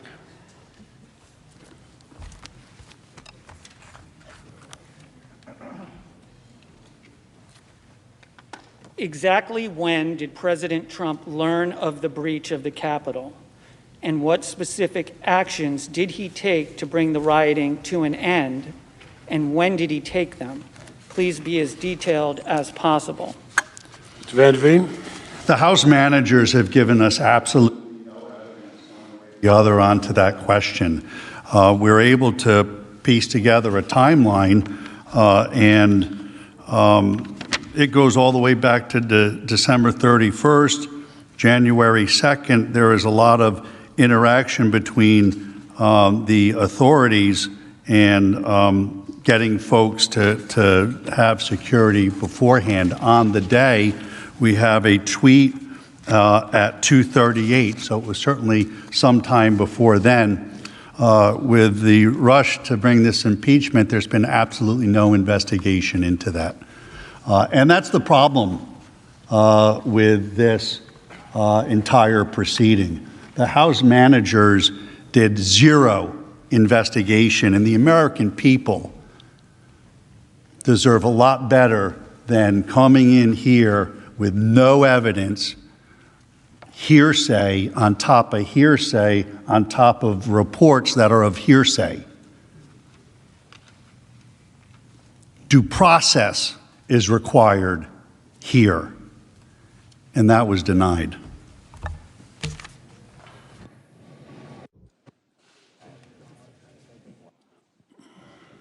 Mr. President. And the Senator from Nevada. Mr. President, I send a question to the desk.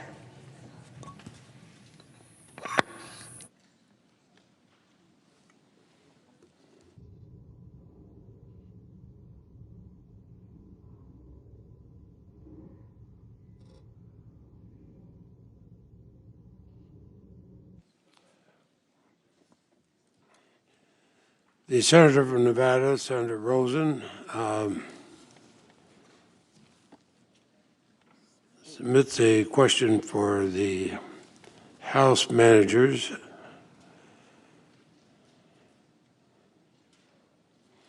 And the clerk will read it.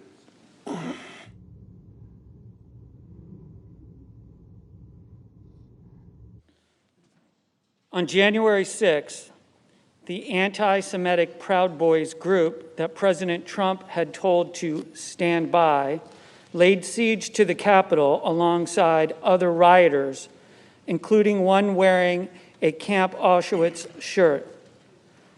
Is there evidence that President Trump knew or should have known that his tolerance of anti-Semitic speech, hate speech, combined with his own rhetoric, could incite the kind of violence we saw on January 6th?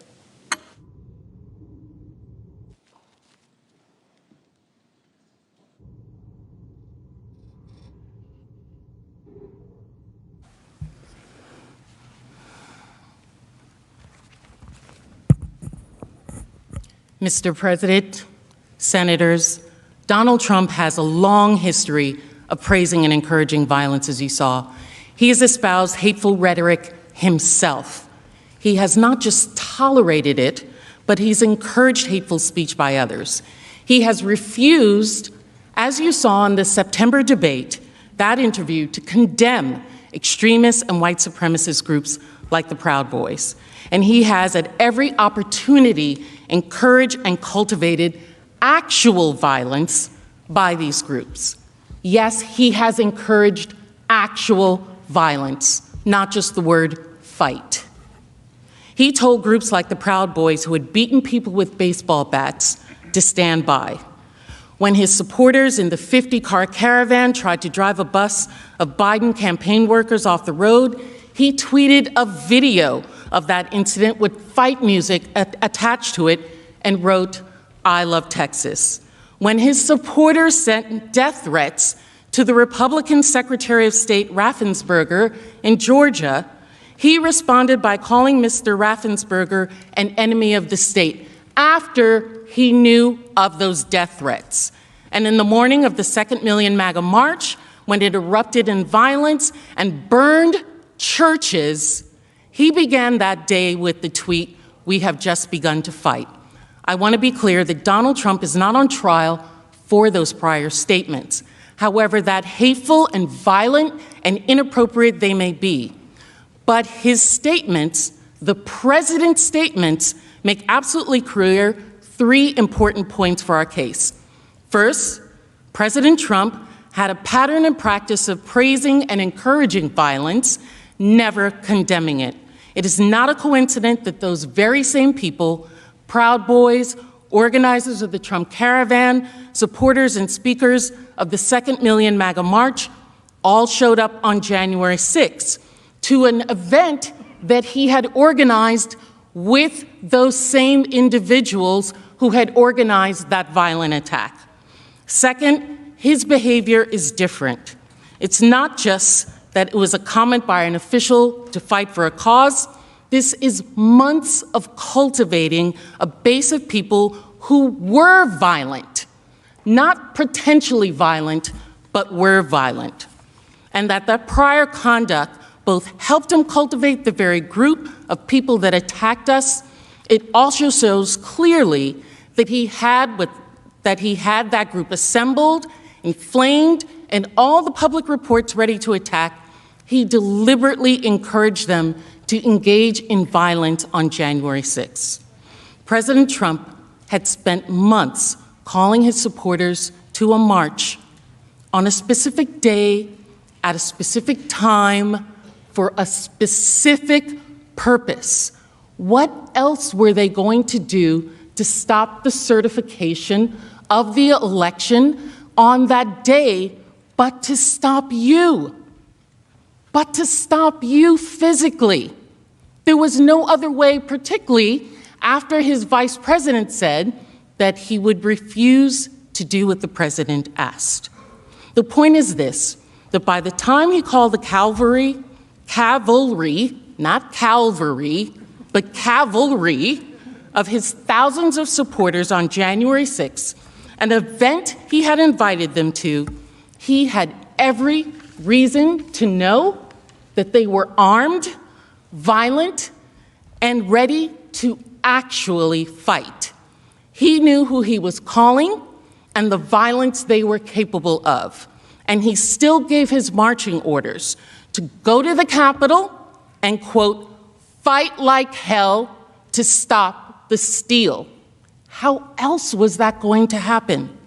If they had stayed at the ellipse, maybe it would have just been to violently fight in protest with their words. But to come to the Capitol? That is why this is different, and that is why he must be convicted and acquitted. And disqualified.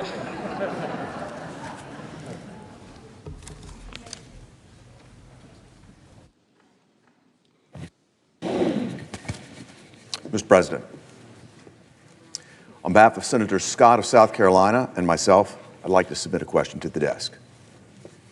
Senator from Tennessee shall submit it. Thank you.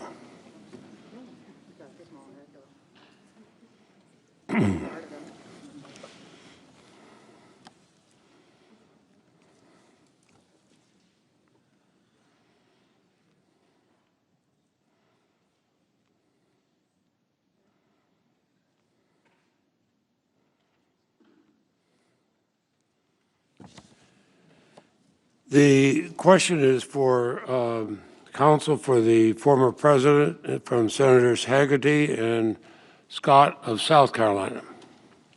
Clerk will read the question.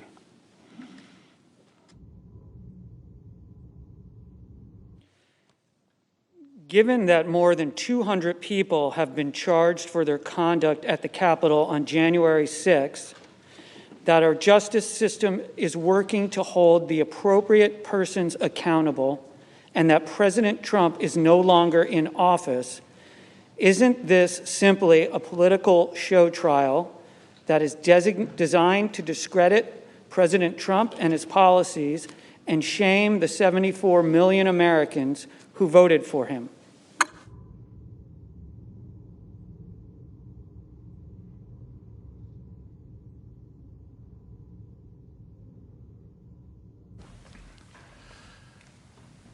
Thank you, Senators, for that question. That's precisely what the 45th President believes this gathering is about. We believe in law and order and trust that the federal authorities that are conducting investigations and prosecutions against the criminals that invaded this building will continue their work and be as aggressive and thorough as we know them to always be, and that they will continue to identify those that entered the inner sanctum of our government and desecrated it. The 45th President no longer holds office. There is no sanction available under the Constitution, in our view, for him to be removed from office that he no longer holds. The only logical conclusion is that the purpose of this gathering is to embarrass the 45th President of the United States and in some way try to create an opportunity for senators to suggest that he should not be permitted to hold office in the future, or at the very least, publicize this throughout the land to try to damage his ability to run for office when and if he is acquitted, and at the same time, tell the 74 million people who voted for them that their choice was the wrong choice. I believe that this is a divisive way of going about handling impeachment, and it denigrates the great solemnity that should attach to such proceedings. I yield the remainder of my time, Mr. President.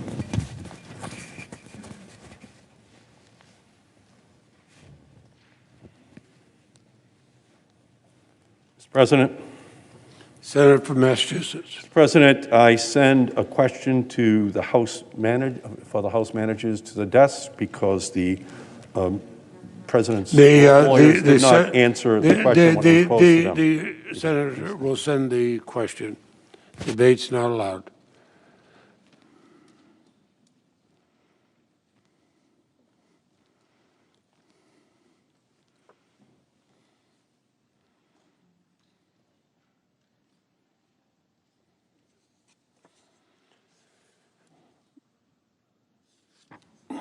The question is from Senator Markey with Senator Duckworth to the manager and the part of the House Representatives. The clerk will read the question.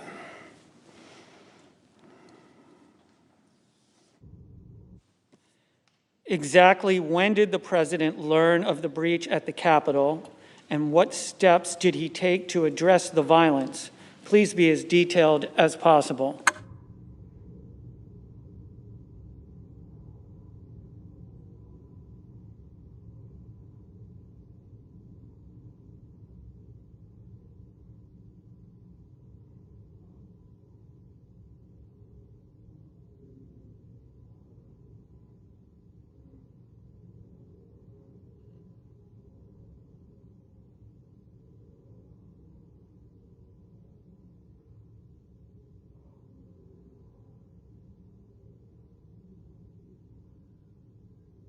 Just wish to respond.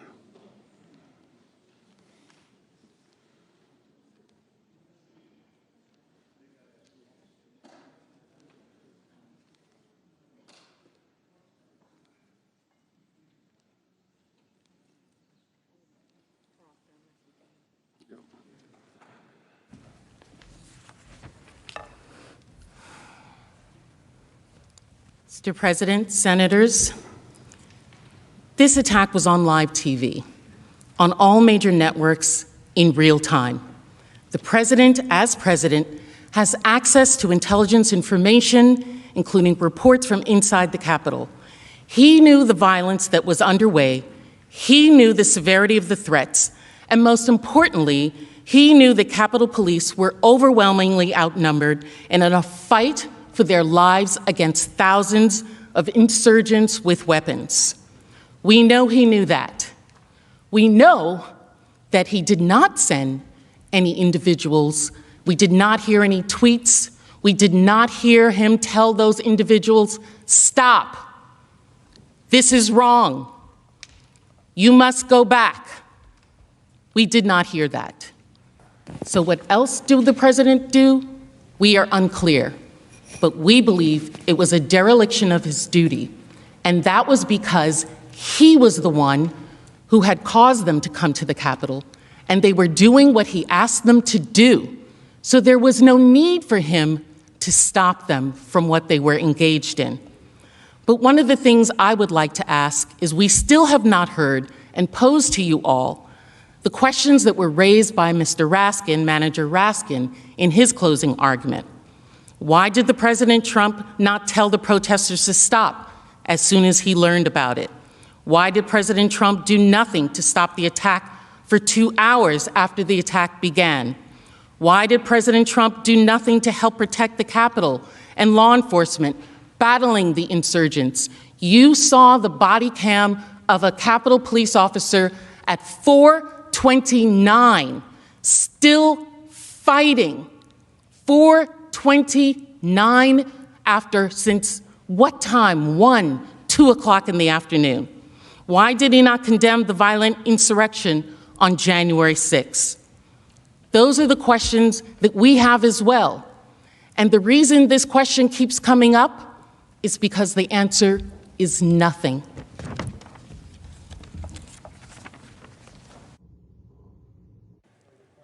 Mr. President. The Senator from Utah. I send a question to the desk.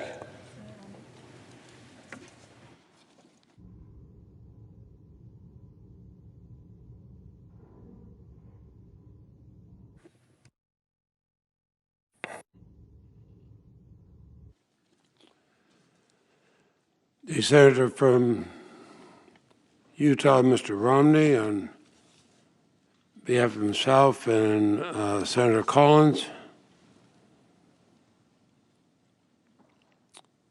submits a question, and the clerk will read it.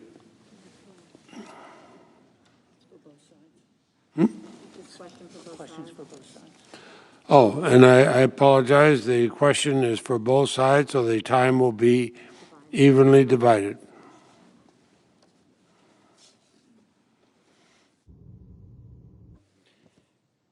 When President Trump sent the disparaging tweet at 2:24 p.m. regarding Vice President Pence, was he aware that Vice President had been removed from the Senate by the Secret Service for his safety?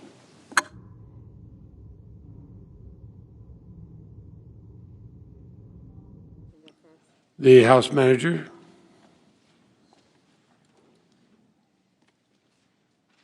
And time will be evenly divided between. Of course. Would the clerk read the question again? When President Trump sent the disparaging tweet at 2:24 p.m. regarding Vice President Pence, was he aware that the Vice President had been removed from the Senate by the Secret Service for his safety?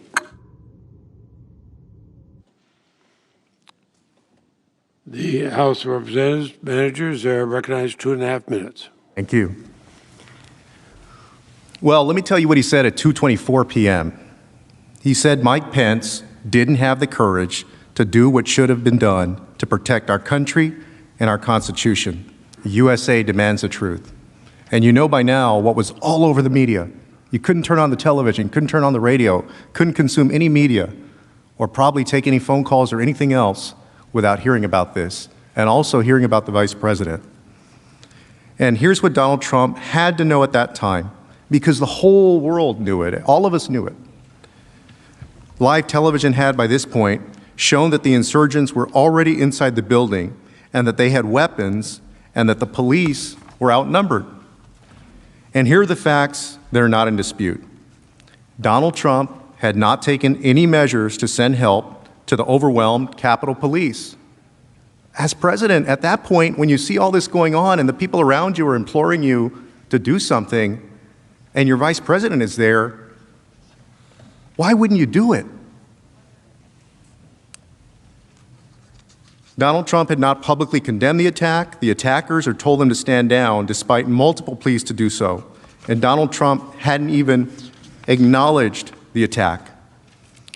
And after Wednesday's trial portion concluded, Senator Tuberville spoke to reporters and confirmed the call that he had with the president and did not dispute Manager Cicilline's description in any way that there was a call between he and the president around the time that Mike Pence was being ushered out of the chamber. And that was shortly after 2 p.m. And Senator Tuberville specifically said that he told the president, Mr. President, they just took the vice president out. I've got to go. And that was shortly after 2 p.m. There were still hours of chaos and carnage and mayhem. The vice president and his family were still in danger at that point. Our commander-in-chief did nothing. Counsel for the former president.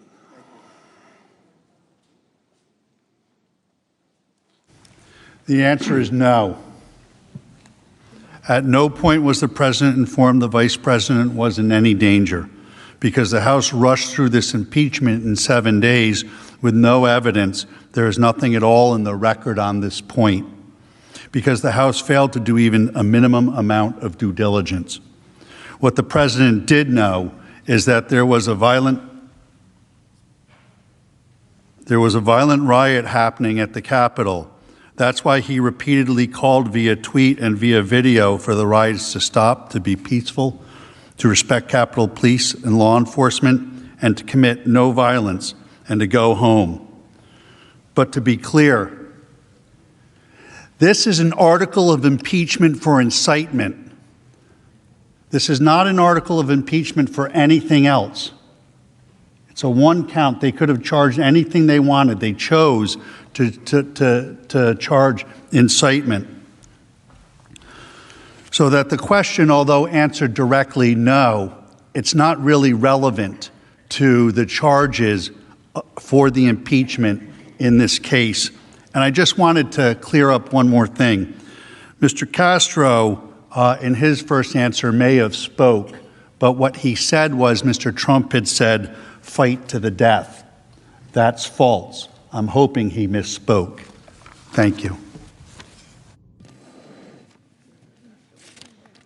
Mr. President. The senator from Minnesota. Mr. President, on behalf of myself and Senators Casey and Brown, I send a question to the desk.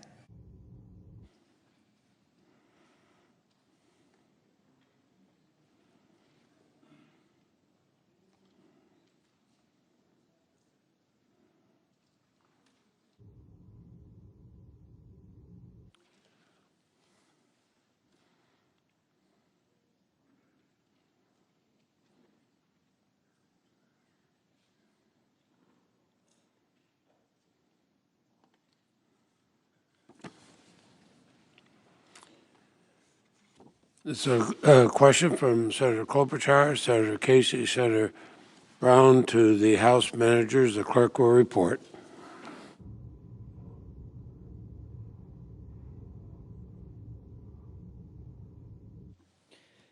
In presenting your case, you relied on past precedents from impeachment trials, such as William Belknap's impeachment.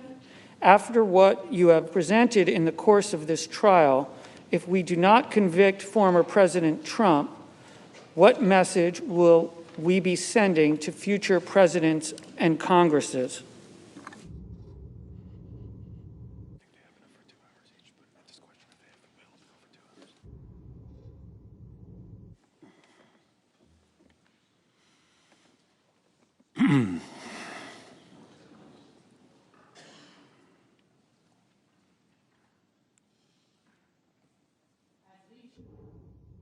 President Trump engaged in a course of conduct that incited an armed attack on the Capitol. He did so while seeking to overturn the results of the election and thwart the transfer of power. And when the attack began, he further incited violence aimed to his own vice president, even as demonstrated his state of mind by failing to defend us and the law enforcement officials who protect us. The consequences of his conduct were devastating on every level. Police officers were left overwhelmed, unprotected. Congress had to be evacuated. Our staff barricaded in this building, calling their families to say goodbye. Some of us, like Mr. Raskin, had children here. And these people in this building some of whom were on the FBI's watch list, took photos, stole laptops, destroyed precious statues, including one of John Lewis, desecrated the statue of a recently deceased member of Congress who stood for nonviolence. This was devastating, and the world watched us, and the world is still watching us to see what we will do this day, and we'll know what we did this day 100 years from now. Those are the immediate consequences, and our actions will reverberate as to what are the future consequences. The extremists who attacked the Capitol at the president's provocation will be emboldened. All our intelligence agencies have confirmed this. It is not House managers saying that. There are quite literally standing by and standing ready. Donald Trump told them this is only the beginning. They are waiting and watching to see if Donald Trump is right that everyone said this was totally appropriate. Let me also bring something else up. I'll briefly say that defense counsels put a lot of videos out in their defense, playing clip after clip of Black women talking about fighting for a cause or an issue or a policy. It was not lost on me as so many of them were people of color and women, and Black women like myself, who are sick and tired of being sick and tired for our children, your children, our children. This summer, things happened that were violent, but there were also things that gave some of us Black women great comfort. Seeing Amish people from Pennsylvania standing up with us, members of Congress fighting up with us. And so I thought we were past that. I think maybe we're not. There are long-standing consequences, decisions like this that will define who we are as a people, who America is. We have in this room made monumental decisions. You all have made monumental decisions. We've declared wars, passed civil rights acts, ensured that no one in this country is a slave. Every American has the right to vote, unless you live in a territory. At this time, some of these decisions are even controversial, but history has shown that they define us as a country and as a people. Today is one of those moments, and history will wait for our decision.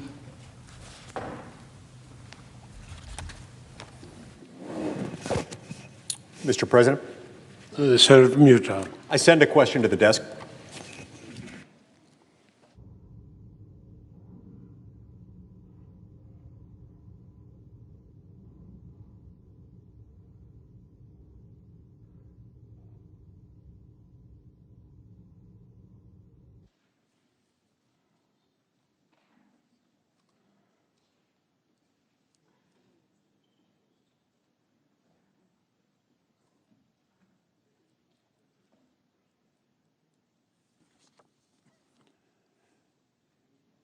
The senator from Utah, Mr. Lee, sends a question on behalf of himself, Senator Hawley, Senator Crapo, Senator Blackburn, Senator Portman, and the question is for the counsel for the former president.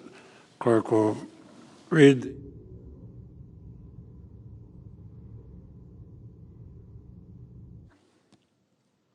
Multiple state constitutions enacted prior to 1787, namely the constitutions of Delaware, Virginia, Pennsylvania, and Vermont, specifically provided for the impeachment of a former officer. Given that the framers of the U.S. Constitution would have been aware of these provisions, does their decision to omit language specifically authorizing the impeachment of former officials indicate that they did not intend for our Constitution to allow for the impeachment of former officials?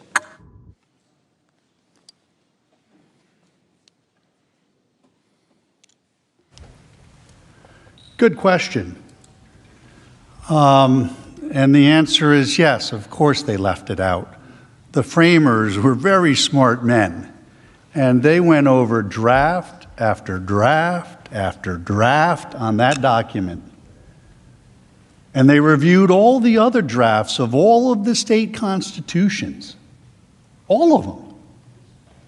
And they picked and chose what they wanted, and they discarded what they did not. And what they discarded was the option for all of you to impeach a former elected official. I hope that's answering your question. Thank you. Mr. President. The Senator from California. Mr. President, I send a question to the desk.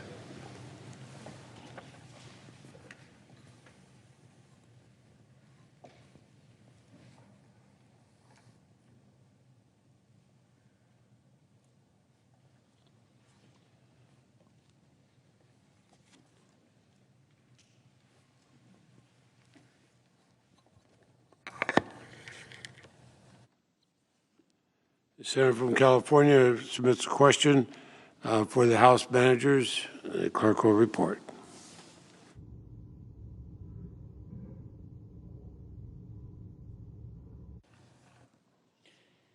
Having been on the front lines of combating the big lie over the past 4 years as California's chief elections officer, it is clear that President Trump's plot to undermine the 2020 election was built on lies and conspiracy theories. How did this plot to unconstitutionally keep President Trump in power lead to the radicalization of so many of President Trump's followers and the resulting attack on the Capitol?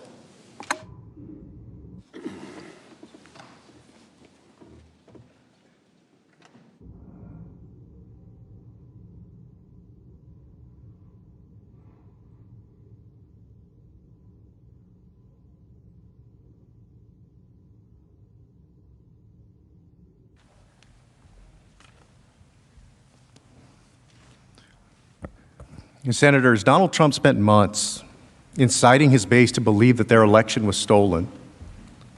And that was the point, that was the thing that would get people so angry. Think about that. What it would take to get a large group of thousands of Americans so angry to storm the Capitol. That was the purpose behind Donald Trump saying that the election had been rigged and that the election had been stolen. And to be clear, when he says the election is stolen, what he's saying is that the victory, and he even says one time, the election victory is being stolen from them. Think about how significant that is to Americans. Again, you're right, over 70 million, I think 74 million people voted for Donald Trump. And this wasn't a one-off comment. It wasn't one time. It was over and over and over and over and over again with a purpose.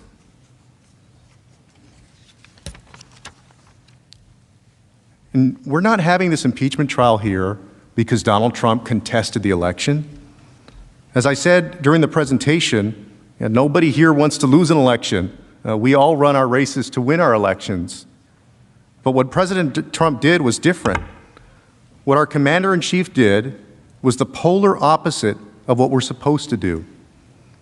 We let the people decide the elections, except President Trump.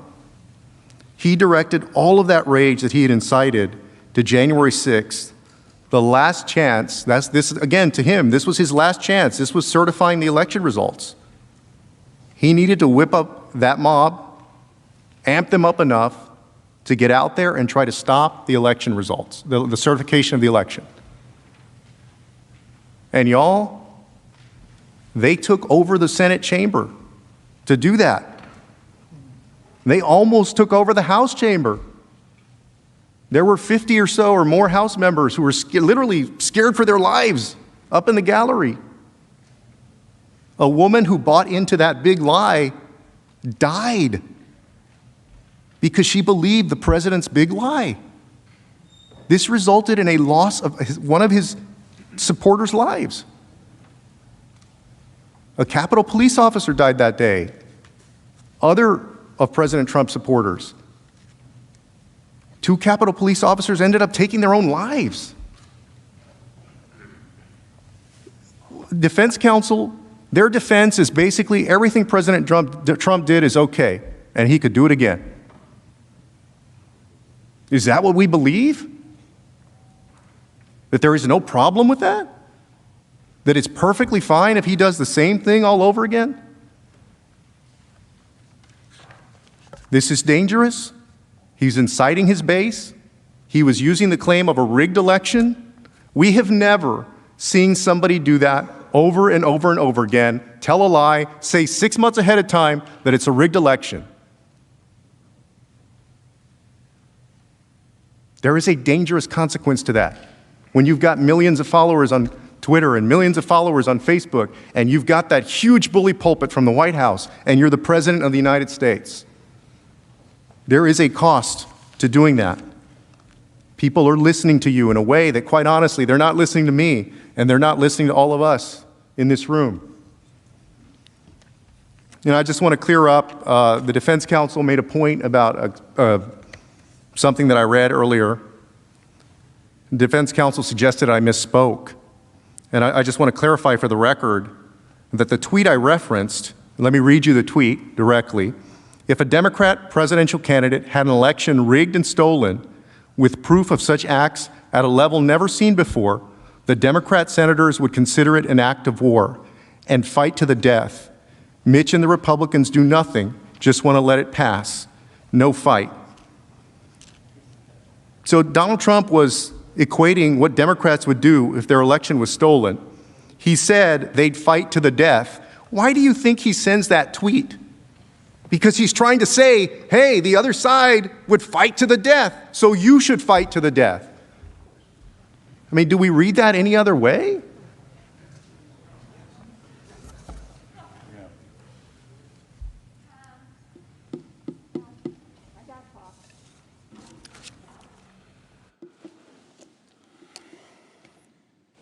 Mr. President.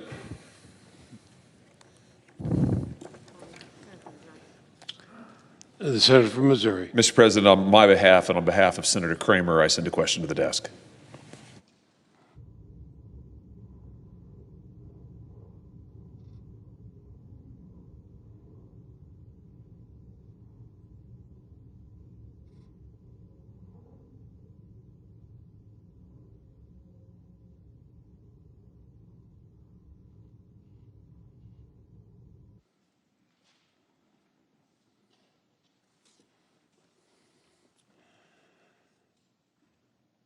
Senator Hawley, on behalf of himself and Senator Kramer, send a question for the council and House manager. And following our procedure, the first one to respond will be, after it's read, will be the counsel for the former president.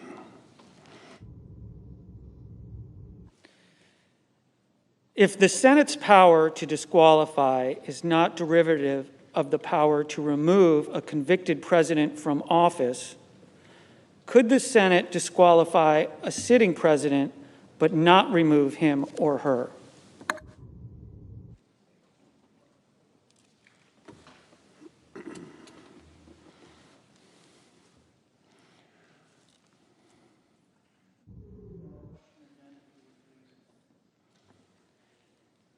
If the Senate's power to disqualify is not derivative of the power to remove a convicted president from office, could the Senate disqualify a sitting president but not remove him or her? President. has 2.5 minutes.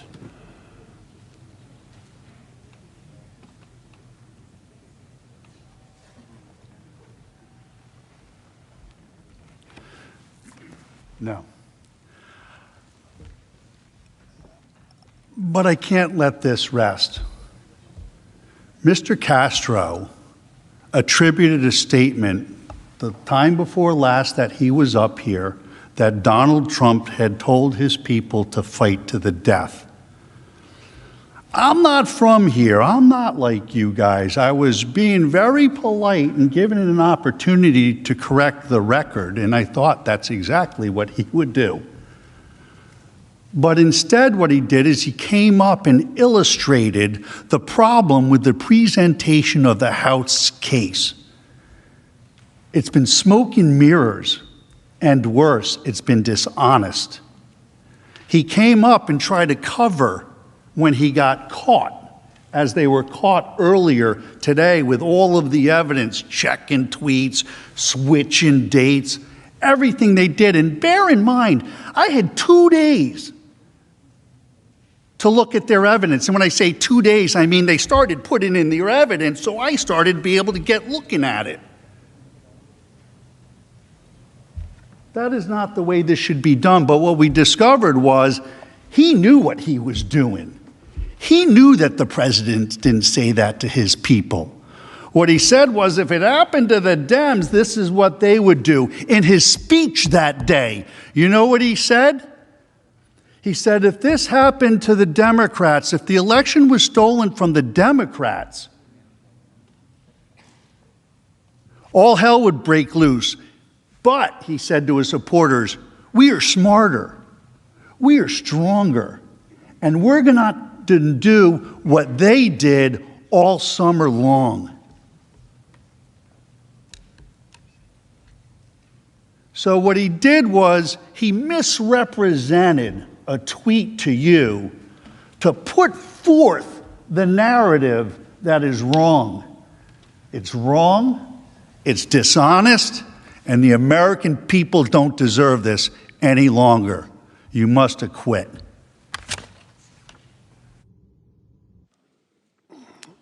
Managers on the part of the House of Representatives have 2.5 minutes.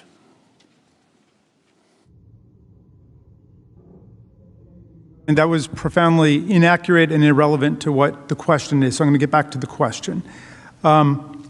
So under Article 2, Section 4, a president who is in office must be convicted before removal, and then must be removed before disqualification. Okay. But if the president is already out of office, then he can be separately disqualified, as this president is. But these powers have always been treated as separate, which is why I think there have been 8 people who've been convicted and removed, and just 3 of them disqualified. And as you know, there's a totally separate process within the Senate for doing this. The Constitution requires 2/3 vote for conviction, but for disqualification, it's a majority vote. It's a separate thing. So people could vote to convict and then vote not to disqualify. If they felt that the evidence demonstrated that the president was guilty of incitement to insurrection, they could vote to convict. But if they felt that they didn't want to exercise the further power established by the Constitution to disqualify, they wouldn't have to do that, and that could be something that's taken up separately by the Senate by majority vote. Mr. President.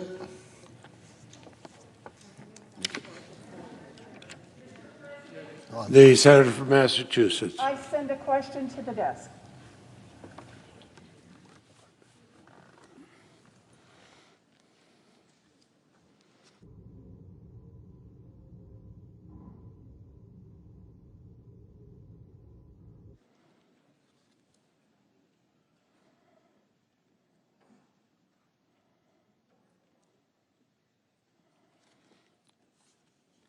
The senator from Massachusetts has a question for the House managers. The clerk will read the question.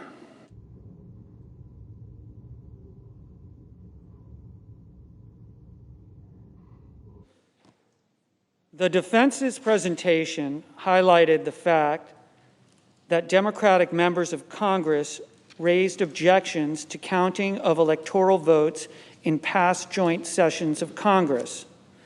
To your knowledge, were any of those Democratic objections raised after insurrectionists stormed the Capitol in order to prevent the counting of electoral votes, and after the president's personal lawyer asked senators to make these objections specifically to delay the certification?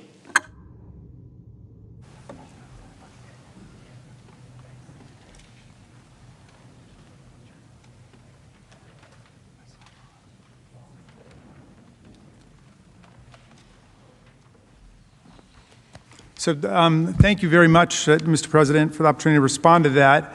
The answer is no, we are not aware that any other objections raised in the counting of electoral college votes, either by Democrats or Republicans, and this has actually been a kind of proud bipartisan tradition under the Electoral College, just because the Electoral College is so arcane and has so many rules to it.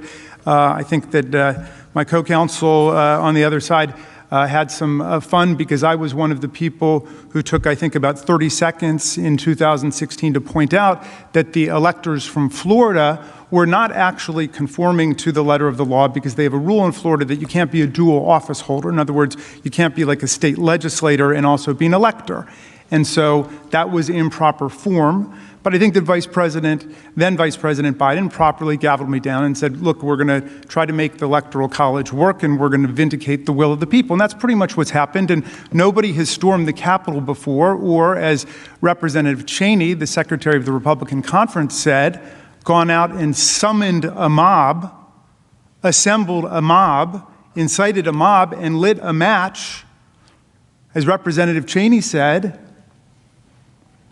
that all of this goes to the doorstep of the president. None of it would have happened without him, and everything is due to his actions. This would not happen. That is the chair of the House Republican Conference, who was the target of an effort to remove her, which was rejected on a vote by more than 2-1 in the House Republican Conference, when there was an attempt to remove her for voting for impeachment and becoming a leader for vindicating our constitutional values.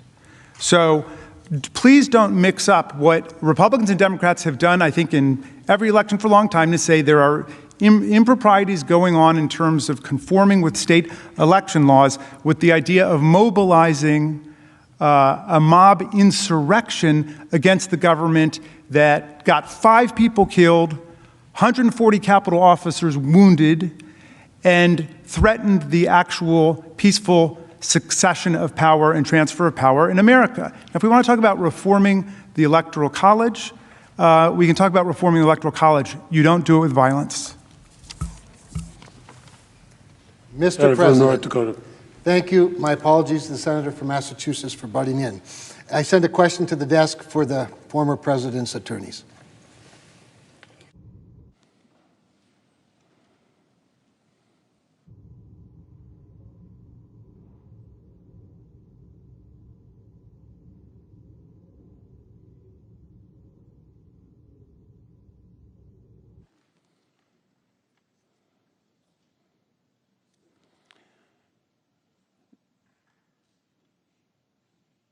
The question from Senator Kramer is for the counsel for the former president. The clerk will read the question.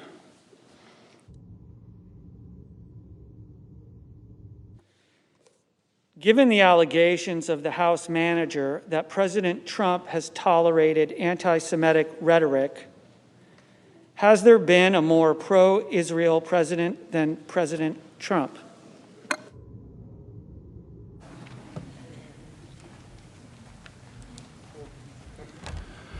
No, but it's apparent that nobody listened to what I said earlier today, because the victorial speech needs to stop. You need to stop. There was nothing fun here, Mr. Raskin. We aren't having fun here. This is about the most miserable experience I've had down here in Washington, D.C. There's nothing fun about it. And in Philadelphia, where I come from, when you get caught doctoring the evidence, your case is over. And that's what happened. They got caught doctoring the evidence, and this case should be over.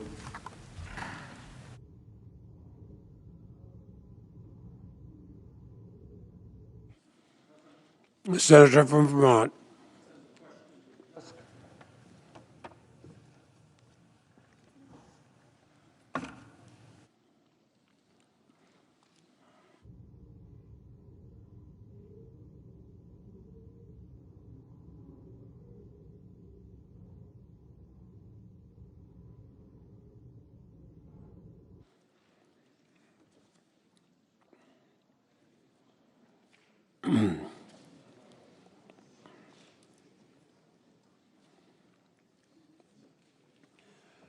The senator from Vermont, Senator Sanders, has a question for both the counsel for the former president and the House manager. The clerk will read it, and following our procedure, the House managers will go first.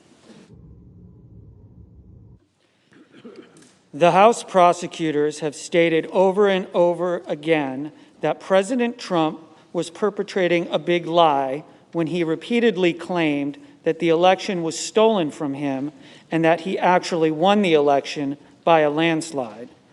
Are the prosecutors right when they claim that Trump was telling a big lie, or in your judgment, did Trump actually win the election? The House managers have up to 2.5 minutes.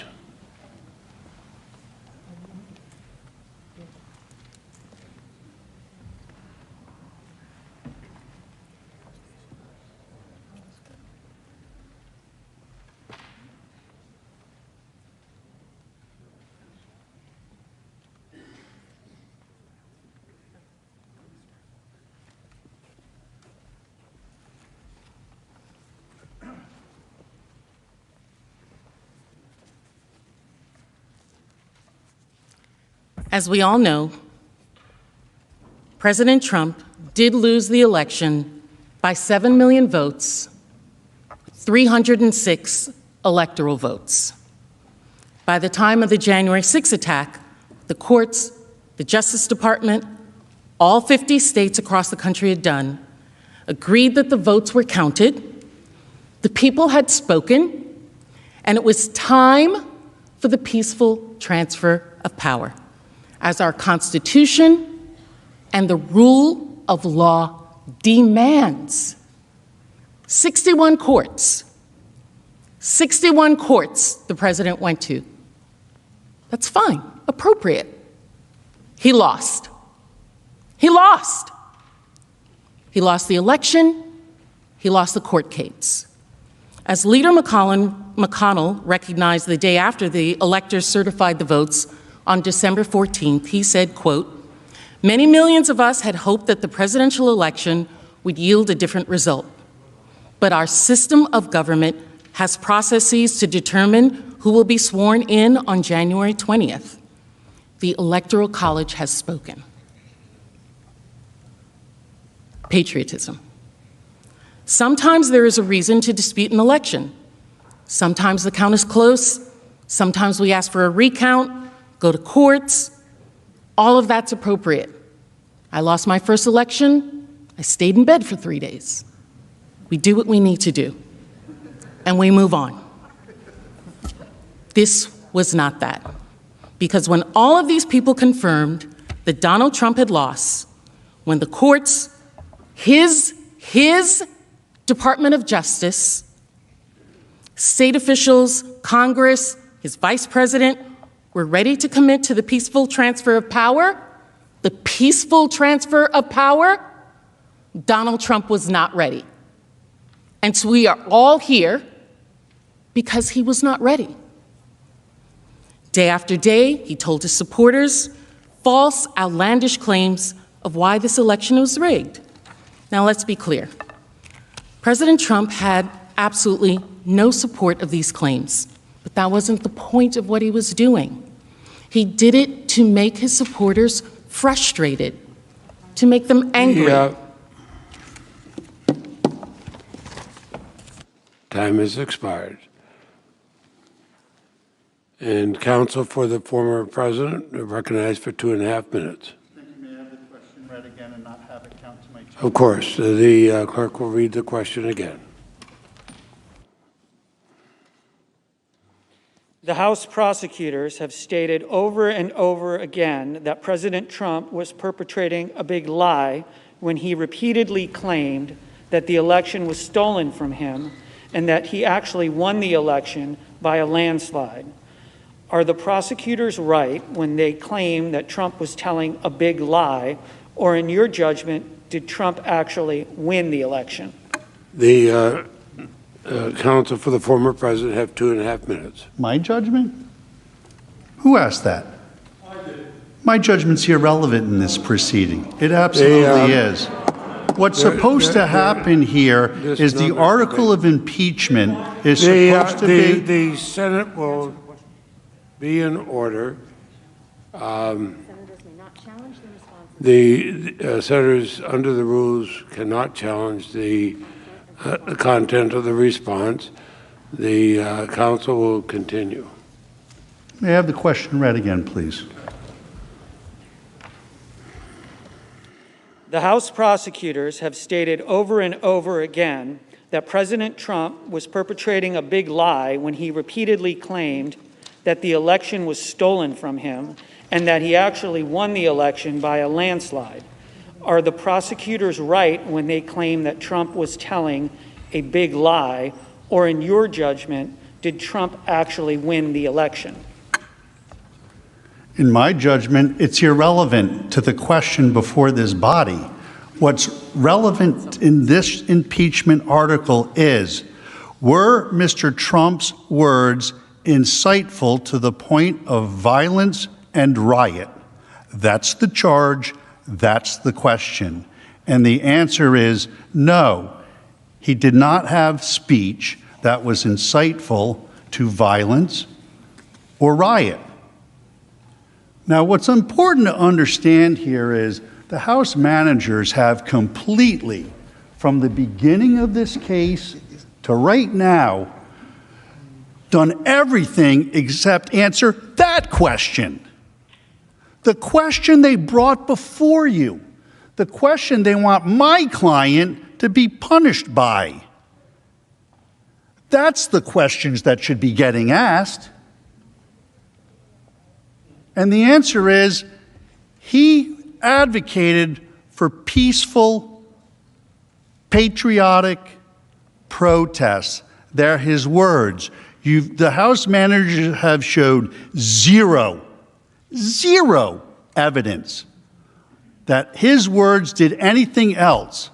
Remember, all of the evidence is this was premeditated.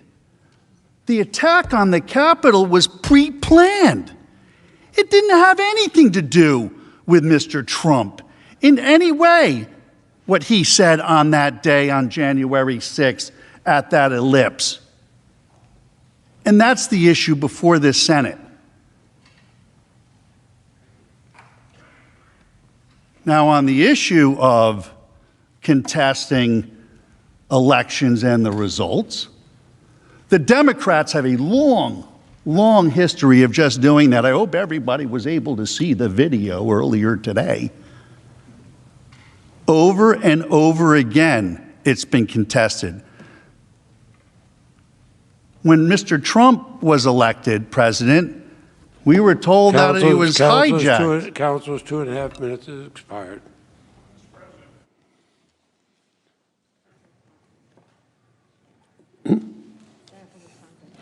Oh, okay. The senator from Wisconsin. I'm sorry, I couldn't see who was. Understand. I sent a question to the desk for both parties. So we'll go. Employers.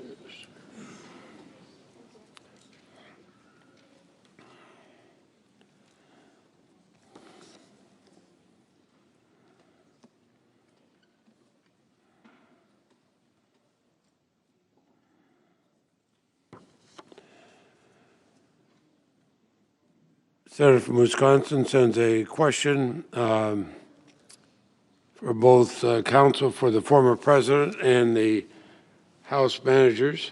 Clerk will read it, and the counsel for the former president will have the first 2.5 minutes. The House managers assert that the January 6th attack was predictable and it was foreseeable. If so, why did it appear that law enforcement at the Capitol were caught off guard and unable to prevent the breach? Why did the House Sergeant-at-Arms reportedly turn down a request to activate the National Guard, stating that he was not comfortable with the optics?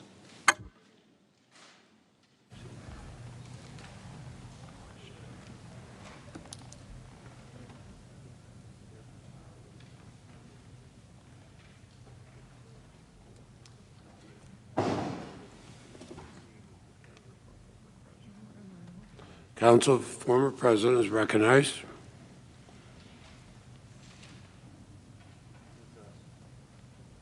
Could you read the question again, please? Clerk will read the question again. The House managers assert that the January 6th attack was predictable and it was foreseeable. If so, why did it appear that law enforcement at the Capitol were caught off guard and unable to prevent the breach? Why did the House Sergeant-at-Arms reportedly turn down a request to activate the National Guard, stating that he was not comfortable with the optics? Holy cow. That is a really good question. And had the House managers done their investigation, maybe somebody would have an answer to that. But they didn't. They did zero investigation. They did nothing. They looked into nothing. They read newspaper articles. They talked to their friends who know a TV reporter or something or another. But Jiminy Crickets, there is no due process in this proceeding at all. And that question highlights the problem when you have no due process. You have no clear-cut answers. But we do know that there was, I think, a certain level of foreseeability. It looks like from the information they were presenting, some law enforcement knew that something could be happening. In my presentation, we knew that the mayor 2 days before had been offered to have federal troops or National Guard deployed, beef up security here in Capitol Police. That was offered. So somebody had to have an inkling into something. And my question is, who ignored it and why?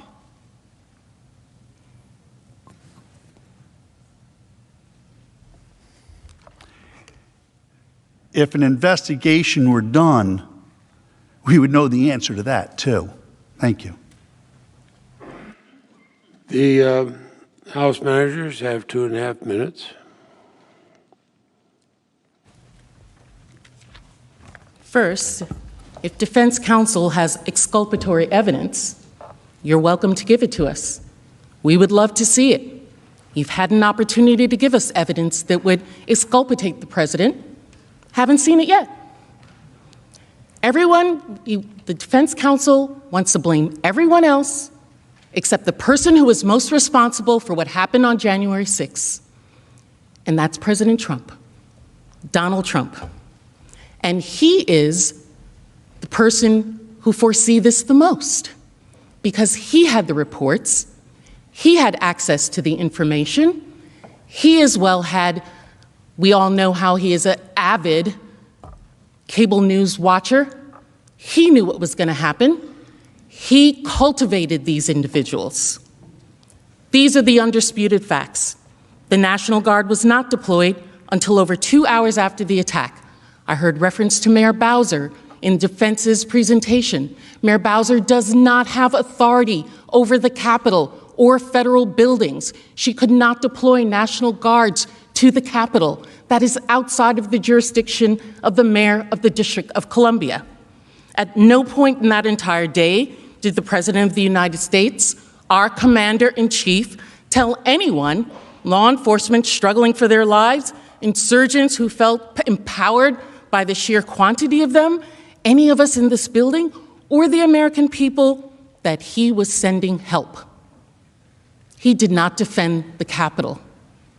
The President of the United States did not defend the Capitol of this country. It's indefensible. Mr. President. The Senator from Oregon. Mr. President, I send a question to the desk.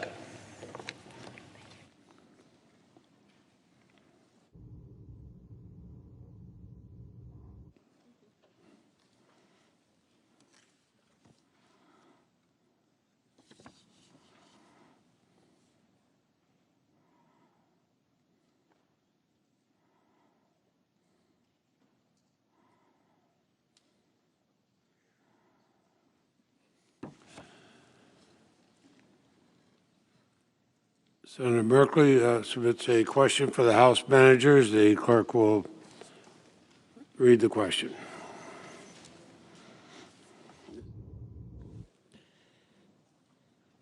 If a president spins a big lie to anger Americans and stokes the fury by repeating the lie at event after event, and invites violent groups to D.C. on the day and hour necessary to interrupt the Electoral College count, and does nothing to stop those groups from advancing on the Capitol, and fails to summon the National Guard to protect the Capitol, and then expresses pleasure and delight that the Capitol was under attack, is the president innocent of inciting an insurrection because in a speech he says, "Be peaceful"?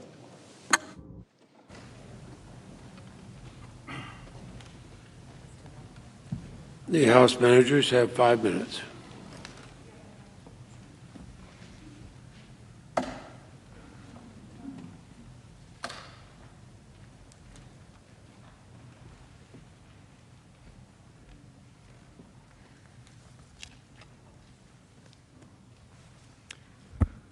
You all ask a very important question, which is, given everything that the president did leading up to the election, after the election, and leading up to January 6th, all of the incitement of his supporters, whom he convinced with a big lie over and over that the election had been stolen from them and from him.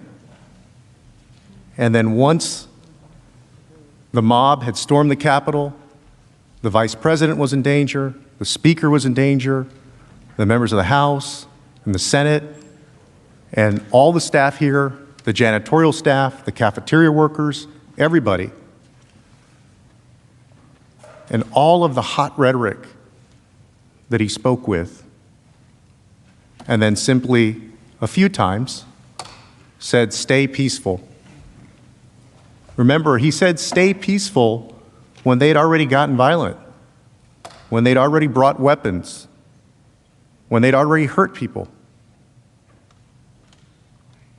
What he never said was, "Stop the attack, leave the Capitol, leave immediately."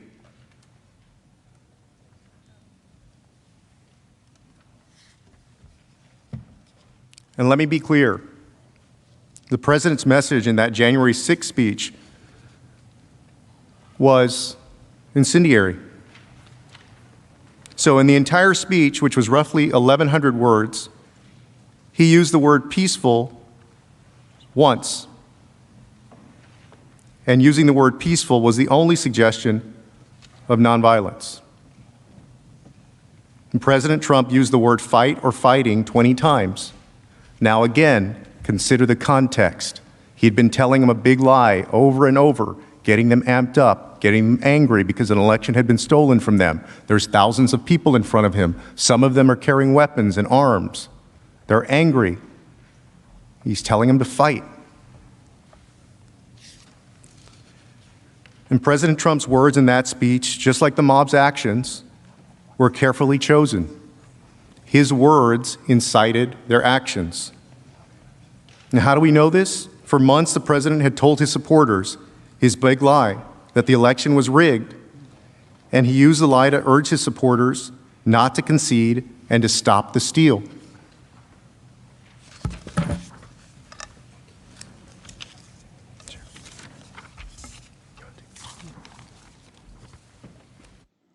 If you rob a bank and on the way out the door you yell, "Respect private property," that's not a defense to robbing the bank. Mr. President. The senator from Texas. Mr. President, I send a question to the desk directed at both sides.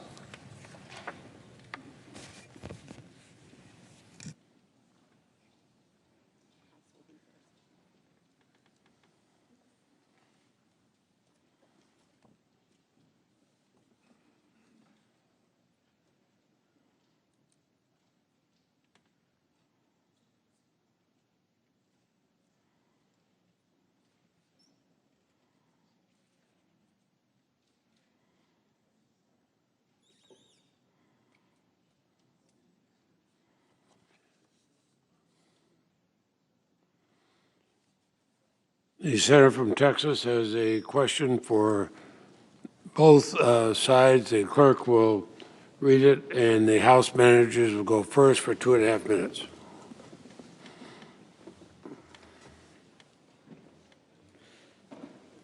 Out of their 16 hours, the House managers devoted all of 15 minutes to articulating a newly created legal standard for incitement.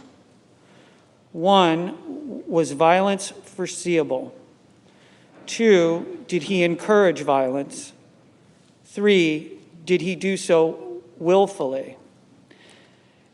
Is this new standard derived from the criminal code or any Supreme Court case? While violent riots were raging, Kamala Harris said on national TV, "They're not going to let up, and they should not."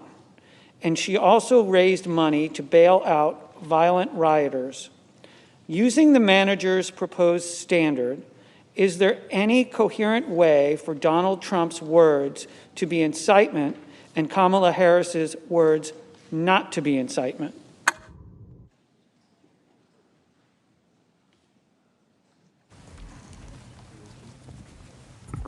Thank you, Mr. President, Senators. I'm not familiar with the statement that is being referred to with respect to the Vice President, but I find it absolutely unimaginable that Vice President Harris would ever incite violence or encourage or promote violence. Obviously, it's completely irrelevant to the proceeding at hand, and I will allow her to defend herself. The president's lawyers are pointing out that we've never had any situation like this before in the history of the United States, and it's true. There's never been a president who has encouraged a violent insurrection against our own government. So we really have nothing to compare it to. So what we do in this trial will establish a standard going forward for all time. Now, there are 2 theories that have been put before you, and I think we've got to get past all of the picayune little critiques that have been offered today about this or that. Let's focus on what's really at stake here. The president's lawyers say, echoing the president, his conduct was totally appropriate. In other words, he would do it again. Exactly what he did is the new standard for what's allowable for him or any other president who gets into office. Our point is that his incitement so overwhelms any possible legal standard we have that we've got the opportunity now to declare that presidential incitement to violent insurrection against the Capitol and the Congress is completely forbidden to the President of the United States under the impeachment clauses. So we set forth for you the elements of encouragement of violence, and we saw it overwhelmingly. We know that he picked the date of that rally. In fact, there was another group that was going to have a rally another date, and he got it moved to January 1st. He synchronized it exactly with the time that we would be in joint session. And as Representative Cheney said, he summoned that mob, he assembled that mob, he incited that mob, he lit the match. Come on, get real. We know that this is what happened. And the second thing is the foreseeability of it. Was it foreseeable? Remember Lansing, Michigan, and everything we showed you. They didn't mention that, of course. Remember the MAGA 2 march, the MAGA 2 rally. They didn't mention that. Violence all over the rallies. The president cheering it on, delighting in it, reveling in it, exulting in it. Come on, how gullible do you think we are? We saw this happen. We just spent 11 or 12 hours looking at all that evidence. And intent to encourage. Time Thank has you. expired. Counsel for the former president has 2.5 minutes. Senator Cruz, I believe the first part of your question refers to the newly created Raskin Doctrine on First Amendment. He just in his answer actually gave you a new one, appropriateness. The standard that this body needs to follow for law is Brandenburg v. Ohio, and the test really, the three-part test really comes out of Bible believers versus Wayne County, to be specific. The speech has to be explicitly or implicitly encouraged, the use of violence. In other words, it has to be in the words itself, which is clearly it's not in the words itself. That's step one. They don't get past it. 2, the speaker intends that his speech will result in use of violence or lawless action. There's no evidence of that, and it's ludicrous to believe that that would be true. 3rd, the imminent use of violence or lawless action is likely to result in speech. Also, they fail on all 3 points of the law as we know it and needs to be applied here. I don't know why he said he never heard Kamala Harris say about the riots and the people rioting and ruining our businesses and our streets that they're not going to let up, and they should not, because we played it 3 times today. We gave it to you in audio, I read it to you, and you got it in video. That's what she said. But it's protected speech. Her speech is protected also, Senator. That's the point. You all have protections as elected officials, the highest protections under the First Amendment. And that First Amendment applies here in this chamber to this proceeding. And that's what you need to keep focused on. You need to keep focused on what is the law and how do we apply it to this set of facts. It's your duty. You can't get caught up in all of the rhetoric and the facts that are irrelevant. You need to keep focused on what is the issue before you, decide it based on the law, Brandenburg and Bible believers, and apply it to the facts. And that requires you to look at the words. And there were no words of incitement of any kind. Council's time has expired. Thank you. Mr. President. The Senator from Washington State. President, I send a question to the desk.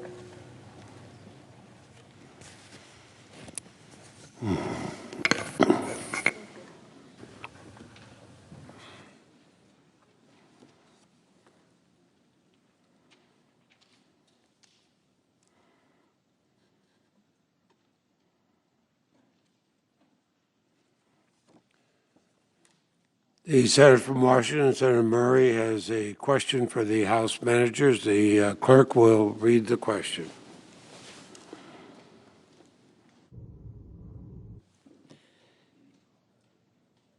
At 6:01 p.m. Eastern Time on January 6th, President Trump tweeted, "These are the things that happen when a sacred landslide election victory is so unceremoniously and viciously stripped away from great patriots who have been badly and unfairly treated for so long."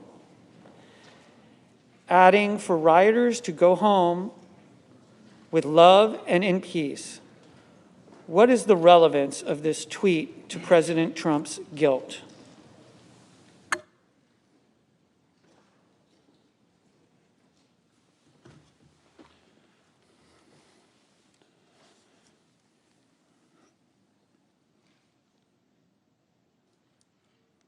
The House managers are recognized for up to 5 minutes.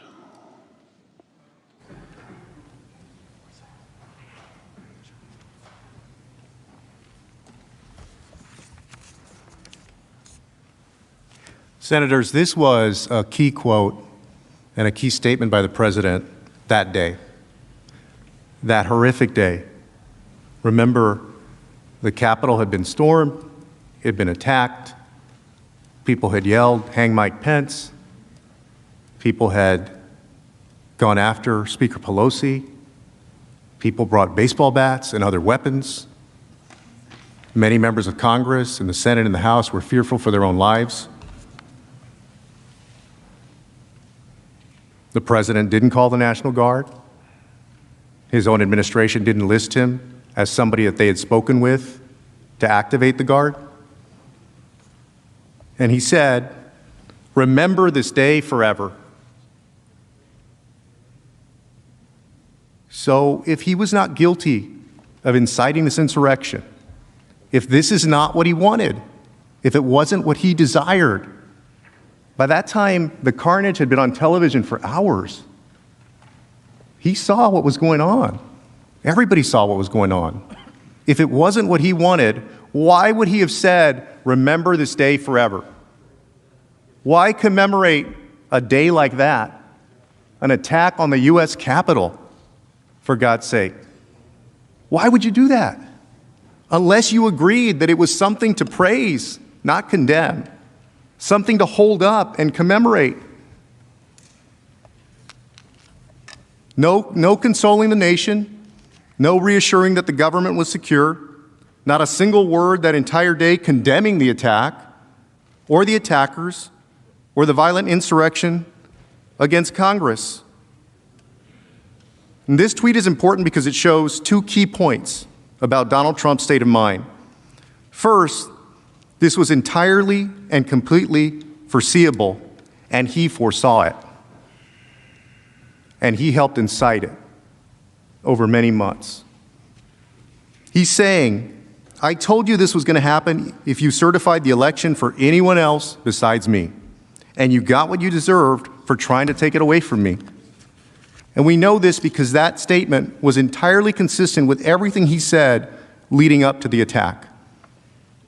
Second, this shows that Donald Trump intended and reveled in this. Senators, he reveled in this. He delighted in it. This is what he wanted. "Remember this day forever," he said, not as a day of disgrace as it is to all of us, but as a day of celebration and commemoration. And if we let it, if we don't hold him accountable and set a strong precedent, possibly a continuation later on.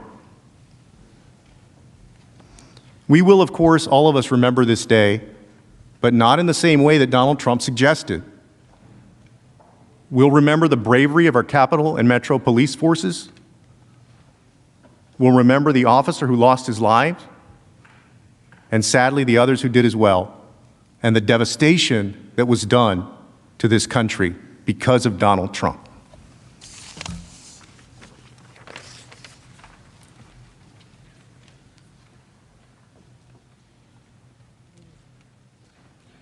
The senator from Louisiana. Mr. President, I send a question to the desk.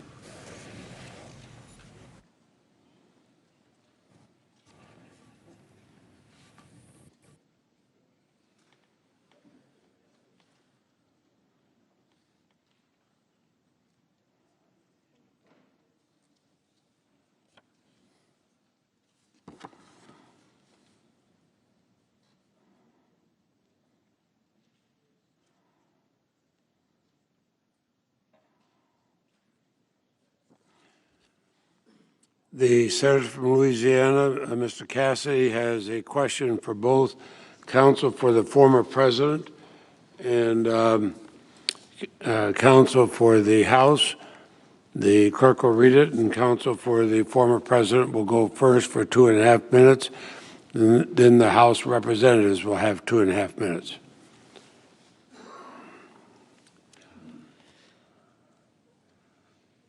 Senator Tuberville reports that he spoke to President Trump at 2:15 p.m. He told the president that the vice president had just evacuated. I presume it was understood at this time that rioters had entered the Capitol and threatened the safety of senators, and the vice president. Even after hearing of this at 2:24 p.m., President Trump tweeted that Mike Pence lacked courage. He did not call for law enforcement backup until then.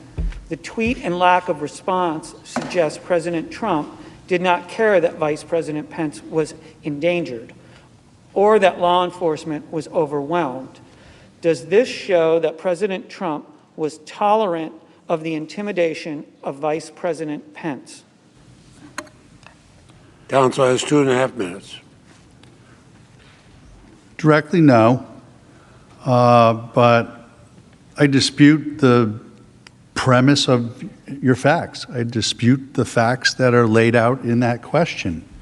And unfortunately, we're not going to know the answer to the facts in this proceeding because the House did nothing to investigate what went on. We're trying to get hearsay from Mr. Tuberville. There was hearsay from Mr. Lee, I think it was 2 nights ago when we ended, where Mr. Lee was accused of making a statement that he never made. But it was a report from a reporter, from a friend of somebody who had some hearsay that they heard the night before at a bar somewhere. I mean, that's really the kind of evidence that the House has brought before us. And so I have a problem with the facts in the question because I have no idea. And nobody from the House has given us any opportunity to have any idea. But Mr. Trump and Mr. Pence have had a very good relationship for a long time, and I'm sure Mr. Trump very much is concerned and was concerned for the safety and well-being of Mr. Pence and everybody else that was over here. Thank you. Managers and part of the House representatives have 2.5 minutes. Thank you, Mr. President. You know, my counsel said before, this has been my worst experience in Washington, and for that, I guess we're sorry, but man, you should have been here on January 6th. So the counsel for the president keep blaming the House for not having the evidence that's within the sole possession of their client, who we invited to come and testify last week. We sent a letter on February 4th. I sent it directly to President Trump, inviting him to come and to explain and fill in the gaps of what we know about what happened there. And they sent back a contemptuous response just a few hours later. I think they maybe even responded more quickly to my letter than President Trump did as a commander-in-chief to the invasion and the storming of the Capitol of the United States. But in that letter, I said, you know, if you decline this invitation, we reserve all rights, including the right to establish a trial, that your refusal to testify supports a strong adverse inference. What's that? Well, Justice Scalia was the great champion of it. If you don't testify in a criminal case, it can't be used against you. Everybody knows that. That's the Fifth Amendment privilege against self-incrimination. But if it's a civil case and you plead the Fifth or you don't show up, then according to Justice Scalia and the rest of the Supreme Court, you can interpret every disputed fact against the defendant. That is totally available to us. So, for example, if we say the president was missing in action for several hours and he was derelict in his duty and he deserted his duty as commander-in-chief, and we say that as inciter-in-chief he didn't call off the dogs, and they say, oh no, he was really doing whatever he can. If you're puzzled about that, you can resolve that dispute, factual dispute, against the defendant who refuses to come to a civil proceeding. He will not spend 1 day in jail if you convict him. This is not a criminal proceeding. This is about preserving the republic, dear Senate.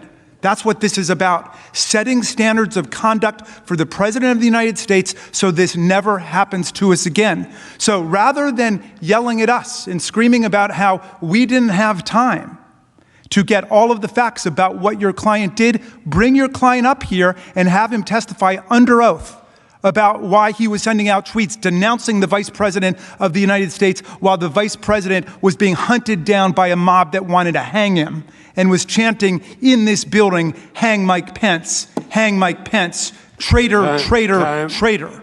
Time of the managers are up. Next question. Mr. President. The senator from West Virginia. Mr. President, I send the question to the desk, directed to the House managers.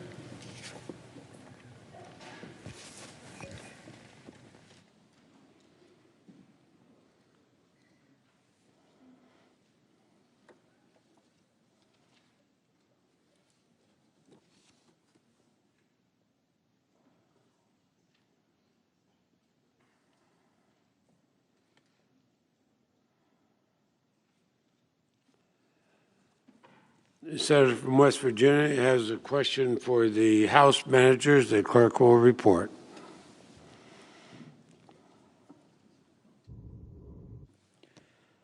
Would the president be made aware of the FBI and intelligence information of a possible attack? And would the president be responsible for not preparing to protect the Capitol and all elected officials of government with National Guard and law enforcement, as he did when he appeared in front of the St. John's Episcopal Church?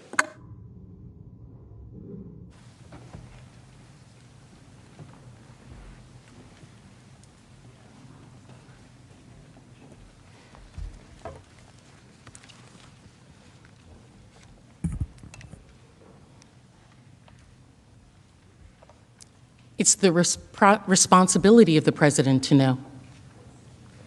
President of the United States, our commander-in-chief, gets daily briefings on what is happening in the country that he has a duty to protect.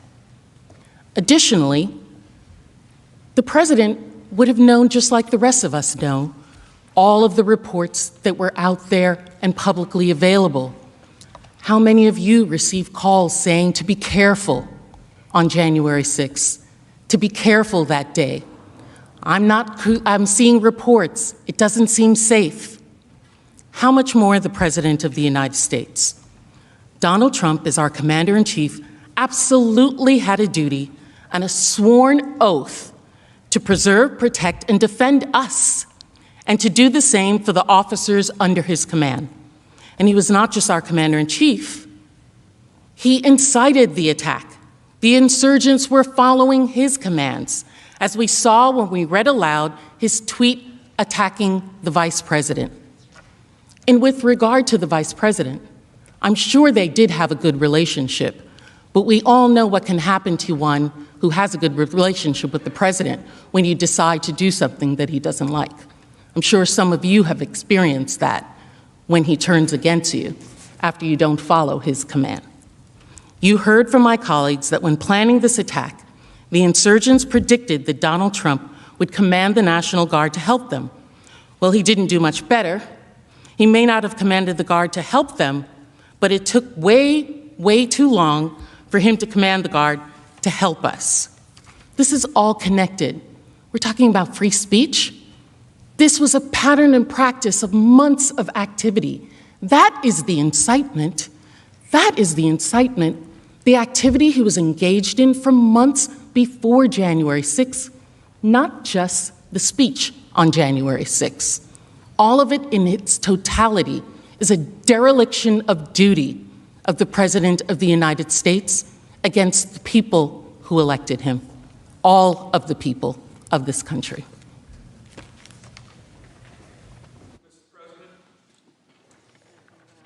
The senator from Alaska. Mr. President, I send a question to the desk for the former President's Counsel.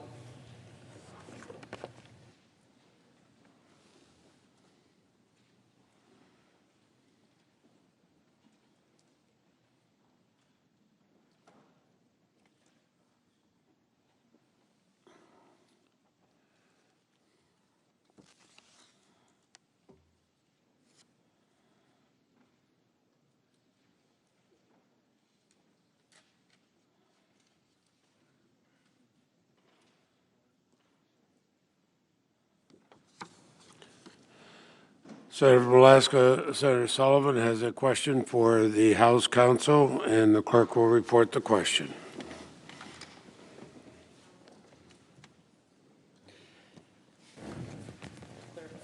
Mr. President. For the former President's Counsel, sorry about that. Thank you, Mr. President. The House manager said yesterday that due process is discretionary, meaning the House is not required to provide, and indeed did not provide in this snap impeachment, any constitutional protections to a defendant in the House impeachment proceedings. What are the implications for our constitutional order of this new House precedent, combined with the Senate's power to disqualify from public office a private citizen in an impeachment trial? Council has 5 minutes. That's a complicated question. Could I have that read again, please? The House managers said yesterday that due process is discretionary, meaning the House is not required to provide, and indeed did not provide in this snap impeachment, any constitutional protections to a defendant in House impeachment proceedings. What are the implications for our constitutional order of this new House precedent, combined with the Senate's power to disqualify from public office a private citizen in an impeachment trial? Well, first of all, due process is never discretionary. Good Lord. The Constitution requires that an accused have the right to due process because the power that a prosecutor has to take somebody's liberty when they're prosecuting them is the ultimate thing that we try to save. In this case, just now, in the last 2 hours, we've had prosecutorial misconduct. What they just tried to do was say that it's our burden to bring them evidence to prove their case. And it's not. It's not our burden to bring any evidence forward at all. What's the danger? Well, the danger is pretty obvious. If a majority party doesn't like somebody in the minority party and they're afraid they may lose the election, or if it's somebody in the majority party and there's a private citizen who wants to run against somebody in the majority party, well, they could simply bring impeachment proceedings. And of course, without due process, they're not going to be entitled to a lawyer. They're not going to be entitled to have notice of the charges against them. It puts us into a position where we are the kind of judicial system and governing body that we're all very, very afraid of.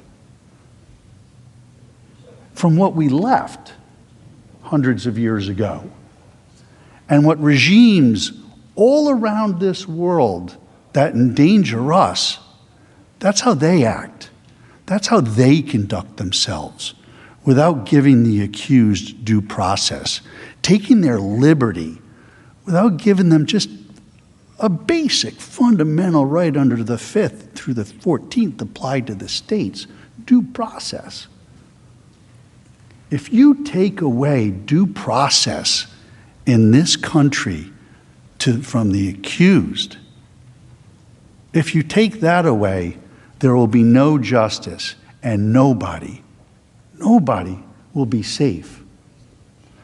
But it's patently unfair for the House managers to bring an impeachment proceeding without any investigation at all, and then stand up here and say, one, they had a chance to bring us evidence, and two, let's see what we can do about flipping around somebody's other constitutional rights to having a lawyer or to having to see the evidence at all. It just gets brought in without anybody, as it was here, without anybody having an opportunity to review it beforehand. They actually sent it to us on the 9th, the day after we started this.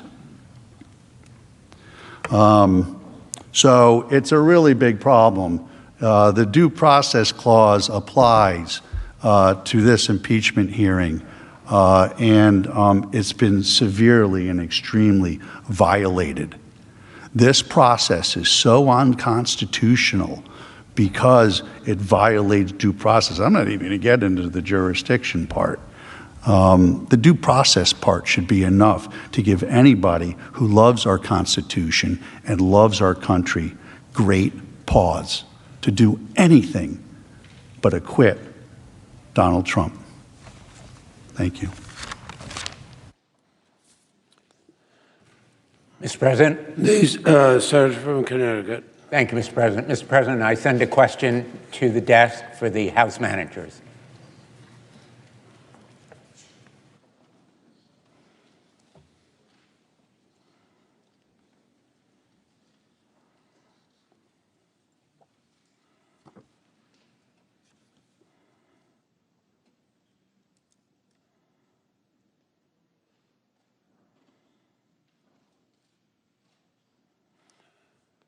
The Senator from Connecticut, Senator Blumenthal, has a question for the House managers, and the clerk will report the question.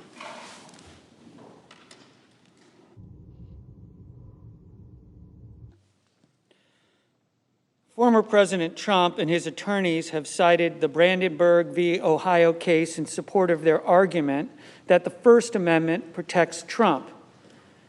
Did the Brandenburg case prohibit holding public officials accountable through the impeachment process for the incitement of violence? They could go to 8 o'clock or later if they wanted. Thank you, Mr. President, Senators. So let's start with the letter of more than 140 constitutional law professors, which I think they described as partisan in nature. That's a slur on the law professors, and I hope that they would withdraw that. There are very conservative luminaries on that list, including the co-founder of the Federalist Society, Ronald Reagan's former Solicitor General, Charles Fried, as well as prominent law professors across the intellectual, ideological, and jurisprudential spectrum. And they all called their First Amendment arguments frivolous, which they are. Now, they've retreated to the position of Brandenburg versus Ohio. They want their client to be treated like a guy at the mob, I think they said, a guy in the crowd who yells something out. Even on that standard, this group of law professors said there's a very strong argument that he's guilty even under the strict Brandenburg standard. Why? Because he incited imminent lawless action and he intended to do it, and it was likely to cause it. How do we know it was likely to cause it? It did cause it. They overran the Capitol, right? So even if you want to hold the President of the United States of America to that minimal standard and forget about his constitutional oath of office, but as I said before, that would be a dereliction of legislative duty on our part. If we said all we're going to do is treat the President of the United States like one of the people he summoned to Washington to commit insurrection against us, okay? The President swore to preserve, protect, and defend the Constitution of the United States. That's against all comers. Domestic or foreign, that's what ours says, right? Did he do that? No, on the contrary. He's like the fire chief. He doesn't just say, go ahead and shout fire in the crowded theater. He summons the mob and sends the mob to go burn the theater down. And when people start madly calling him and ringing the alarm bells, he watches it on TV. And he takes his sweet time for several hours. He turns up the heat on the deputy fire chief who he's mad at because he's not making it possible for him to pursue his political objectives. And then when we say, we don't want you to be fire chief ever again, he starts crying about the First Amendment. Brandenburg was a case about a bunch of Klansmen who assembled in a field, and they weren't near anybody such that they could actually do violent damage to people. But they said some pretty repulsive, racist things, but the Supreme Court said they weren't inciting imminent lawless action because you couldn't have a mob, for example, break out the way that this mob broke out and took over the capital of the United States of America. And by the way, don't compare him to one of those Klansmen in the field asserting their First Amendment rights. Assume that he were the chief of police of the town who went down to that rally and started calling for a rally at the city hall, and then nurturing that mob, cultivating that mob, pulling them in over a period of weeks and days, naming the date and the time and the place, riling them up beforehand, and then just saying, be my guest, go and stop the steal. Come on, back to Tom Paine. Use your common sense. Use your common sense. That's the standard of proof we want. They're already treating their client like he's a criminal defendant. They're talking about beyond a reasonable doubt. They think that we're making a criminal case here. My friends, the former president is not going to spend 1 hour or 1 minute in jail. This is about protecting our republic and articulating and defining the standards of presidential conduct. And if you want this to be a standard for totally appropriate presidential conduct going forward, be my guest. But we're headed for a very different kind of country at that point.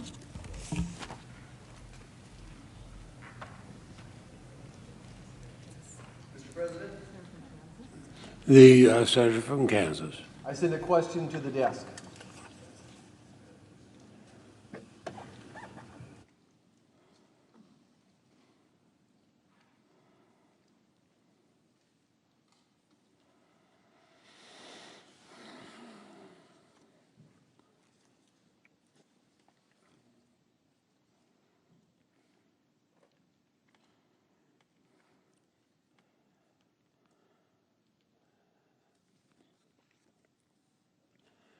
The senator from Kansas, Mr. Marshall, has a question for the counsel for the former president. The clerk will read the question.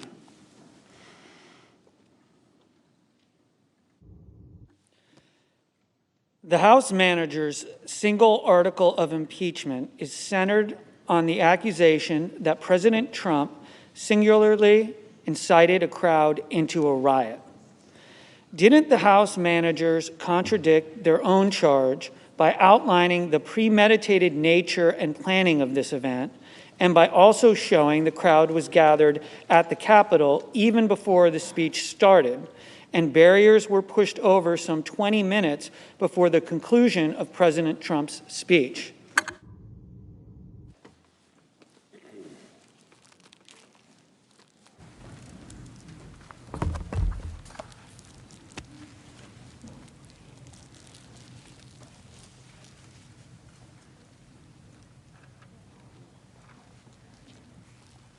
Yes.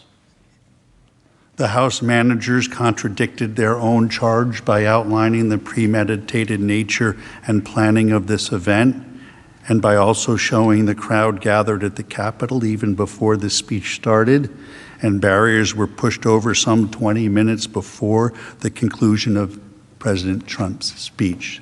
The answer is yes. And I want to take the rest of my time to go back to the last question because it was completely missed by the House managers. Brandenburg v. Ohio is an incitement case. It's not an elected official case. That's Wood and Bond. And the whole problem that the House managers have in understanding the First Amendment argument here is that elected officials are different than everybody else. He's talking about fire chiefs. Fire chiefs are not elected officials. Police officers aren't elected officials. Elected officials have a different, a higher standard from the holdings that I gave you, the highest protections, I should say. It's not a higher standard, it's a higher protection to your speech because of the importance of political dialogue, because of what you all say in your public debate about policy, about the things that affect all of our lives. That's wicked important stuff. And you should be free to talk about that in just about any way that you can. Brandenburg comes into play from a constitutional analysis perspective when you're talking about incitement. Is the speech itself insightful to riot or lawlessness? One of the two. And the answer here is no. And Brandenburg, through, again, Bible believers, require you to look at the words of the speech. You actually can't go outside the words of the speech. You're not allowed to in the analysis. So all the time they're trying to spend on tweets going back to 2015, or everything they want to focus on that was said in the hours and the days afterwards, are not applicable or relevant to the scholastic inquiry as to how the First Amendment is applied in this chamber in this proceeding. And so again, you need to be focused on what's the law, and then how do we apply it to this set of facts? And so it's important to have that understanding that elected officials and fire chiefs are treated differently under First Amendment law. And that's to the benefit of you all, which is to the benefit of us all, because we do want you to be able to speak freely without fear that the majority party is going to come in and impeach you or come in and prosecute you to try to take away your seat where you sit now. That's not what the Constitution says should be done.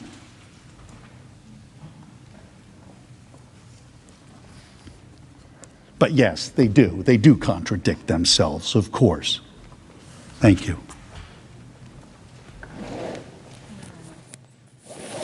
President, The senator from Maryland. I send a question to the desk for the House managers.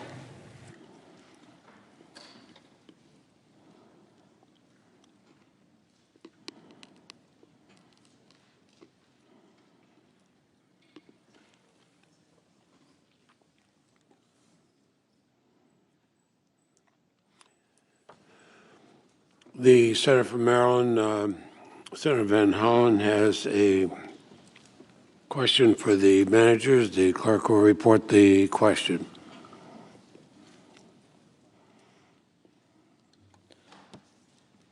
Would you please respond to the answer that was just given by the former president's counsel?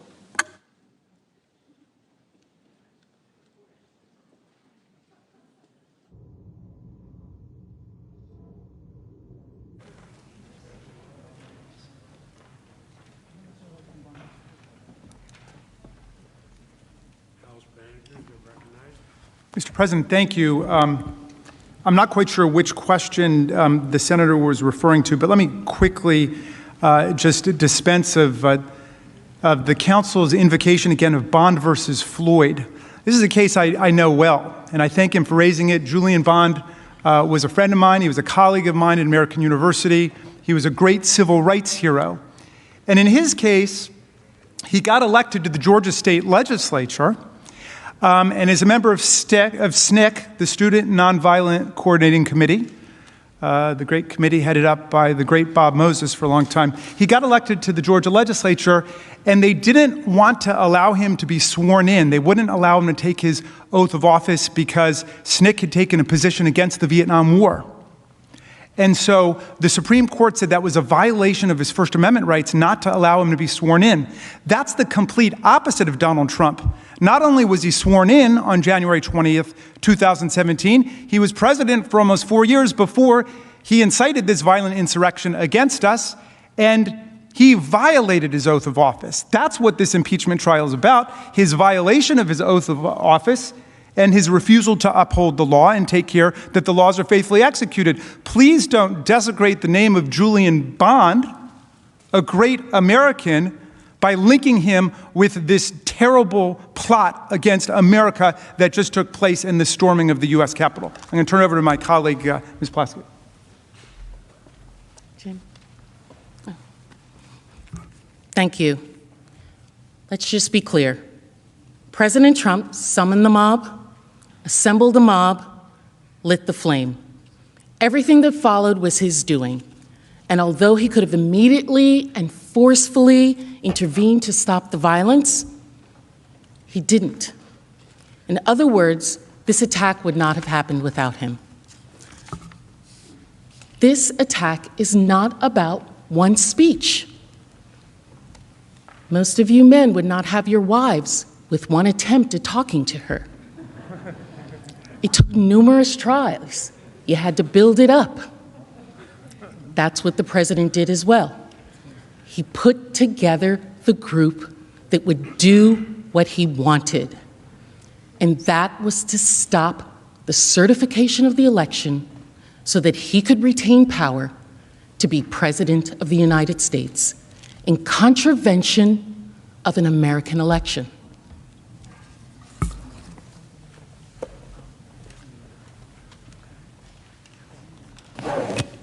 Mr. President? The senator from Florida. I send a question to the desk.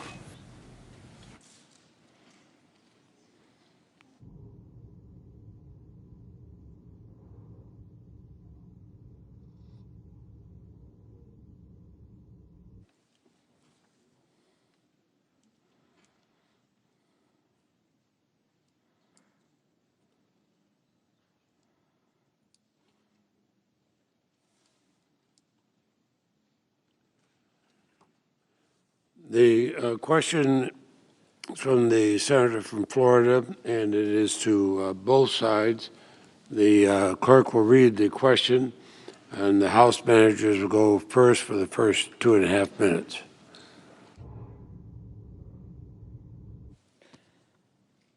Voting to convict the former president would create a new precedent that a former official can be convicted and disqualified by the Senate.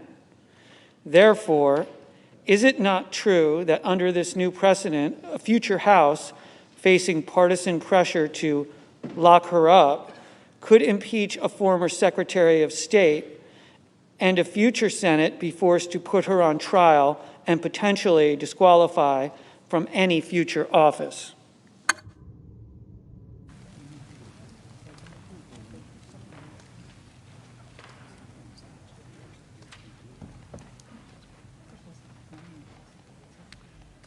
The House managers go first.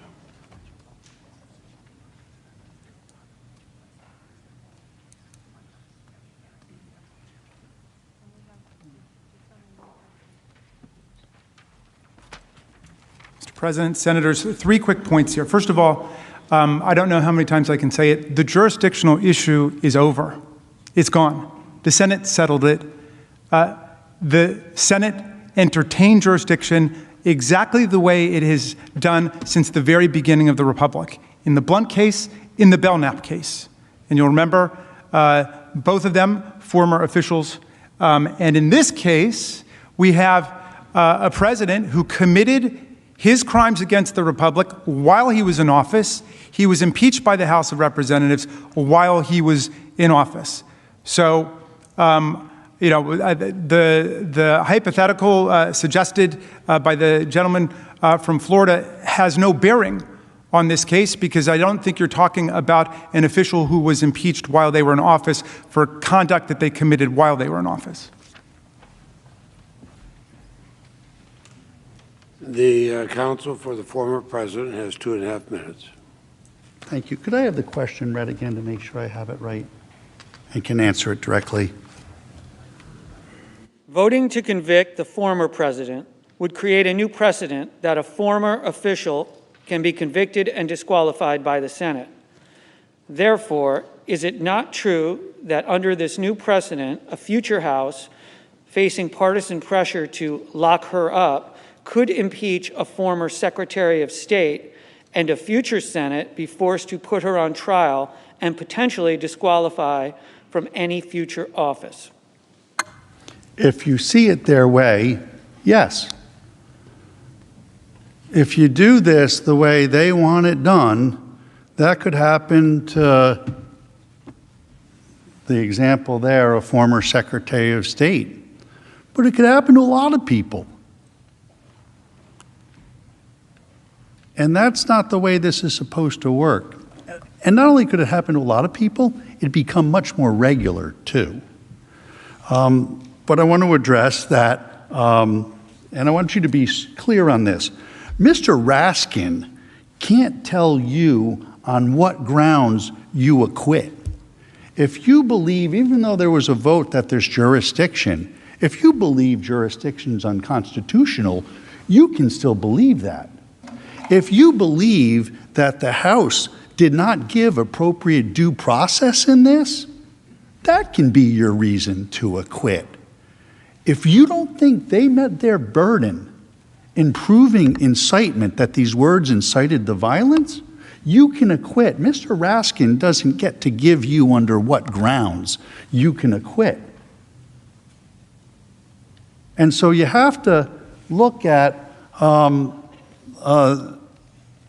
what they've put on in its totality and come to your own understanding as to whether you think they've met their burden to impeach. But the original question is an absolutely slippery slope that I don't really think anybody here wants to send this country down. Thank you.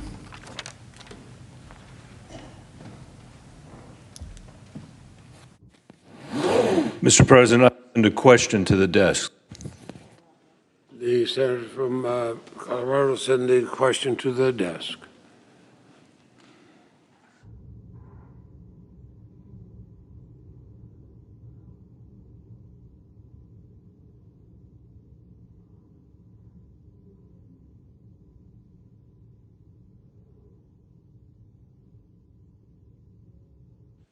And I would note, just for the, as the hour tends to get late, I would note for all counsel As Chief Justice Roberts noted on January 21st, 2020, citing the trial of Charles Swain in 1905, all parties in this chamber must refrain from using language that is not conducive to civil discourse. The Senator from Colorado, Senator Bennett, has a question for the House managers, and the clerk will read the question.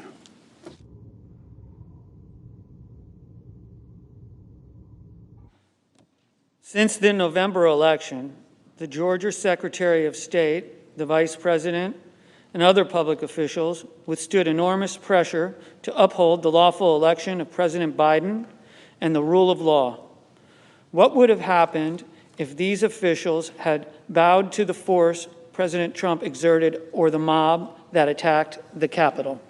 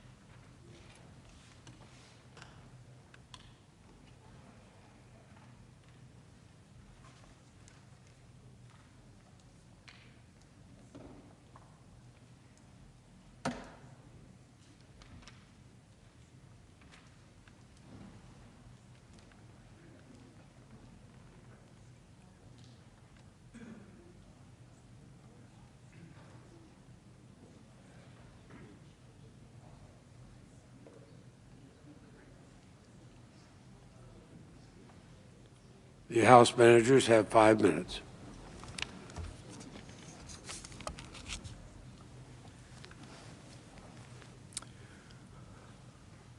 I want to take a minute and remind everybody about the incredible pressure that Donald Trump was putting on election officials in different states in this country and the intimidation that he was issuing. I want to remind everyone of the background of Donald Trump's call to one Secretary of State, the Secretary of State from Georgia, Mr. Raffensperger. Donald Trump tried to overturn the election by any means necessary. He tried again and again to pressure and threaten election officials to overturn the election results. He pressured Michigan officials, calling them late at night and hosting them at the White House. He did the same thing with officials in Pennsylvania. He called into a local meeting of the Pennsylvania legislature, and he also hosted them at the White House, where he pressured them. And in Georgia, it was even worse. He sent tweet after tweet attacking the Secretary of State until Mr. Raffensperger got death threats to him and his family. His wife got a text that said, quote, "Your husband deserves facing a firing squad." Firing squad for doing his job. Mr. Raffensperger stood up to him. He told the world that elections are the bedrock of this society, and the votes were accurately counted for Donald Trump's opponent. Officials like Mr. Sterling warned Trump that if this continued, someone's going to get killed. But Donald Trump didn't stop. He escalated it even further. He made a personal call. You heard that call because it was recorded. The President of the United States told a Secretary of State that if he does not find votes, he will face criminal penalties. Please, Senators, consider that for a second. The President putting all of this public and private pressure on election officials, telling them that they could face criminal penalties if they don't do what he wants. And not just any number of votes that he was looking for. Donald Trump was asking the Secretary of State to somehow find the exact number of votes Donald Trump lost the state by. Remember, President Biden won Georgia by 11,779 votes. In his own words, President Trump said, quote, "All I want to do is this. I just want to find 11,780 votes." He wanted the Secretary of State to somehow find the precise number plus one of votes that he needed to win. As a Congress and as a nation, we cannot be numb to this conduct. If we are, and if we don't set a precedent against it, more presidents will do this in the future. This will be a green light for them to engage in that kind of pressure and that kind of conduct. And this could have gone a very different way if those election officials had bowed to the intimidation and the pressure of the President of the United States. It would have meant that instead of the American people deciding this election, President Trump alone would have decided this American election. That's exactly what was at stake, and that's exactly what he was trying to do.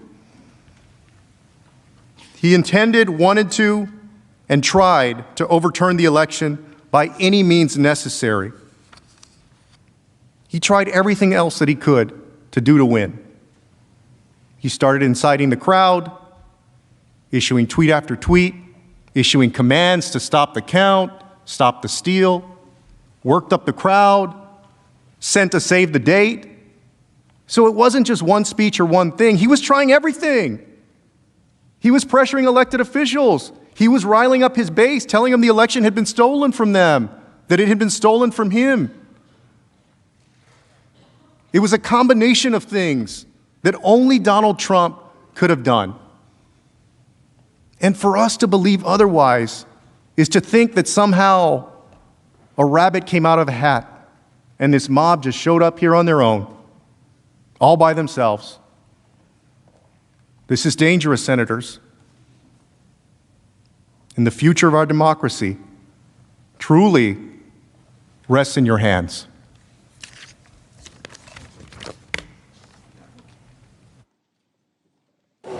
Mr. President.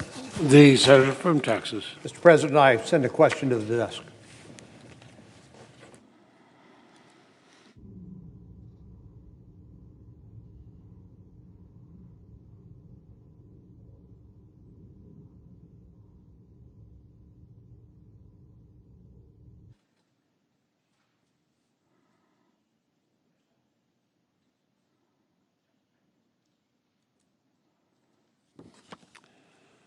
The senator from Texas, Mr. Cornyn, has a question for both counsel for the former president and the House manager.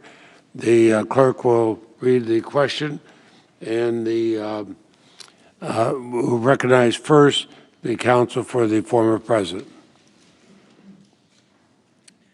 The House managers have argued that if the Senate cannot convict former officers, then the Constitution creates a January exception, pursuant to which a president is free to act with impunity because he is not subject to impeachment, conviction, and removal and/or disqualification. But isn't a president subject to criminal prosecution after he leaves office for acts committed in office, even if those acts are committed in January?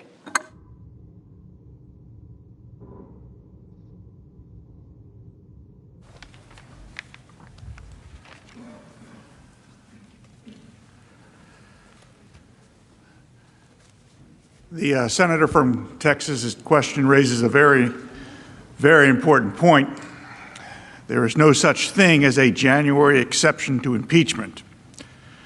There is only the text of the Constitution which makes very clear that a former president is subject to criminal sanction after his presidency for any illegal acts he commits. There is no January exception to impeachment. There is simply a way we treat high crimes and misdemeanors allegedly committed by a president when he is in office, impeachment, and how we treat criminal behavior by a private citizen when they are not in office.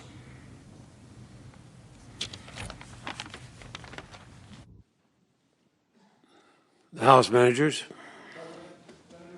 Thank you for this excellent question.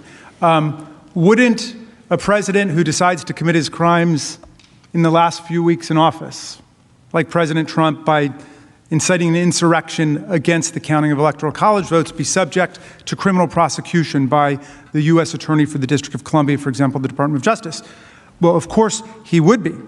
But that's true of the president regardless of when he commits his offenses in office. In other words, that's an argument for prosecuting him if he tried to stage an insurrection against the union in his third year in office or his second year in office. You could say, well, he could be prosecuted afterwards. The reason that the framers gave Congress, the House, the power to impeach, the Senate, the power to try, convict, remove, and disqualify was to protect the republic.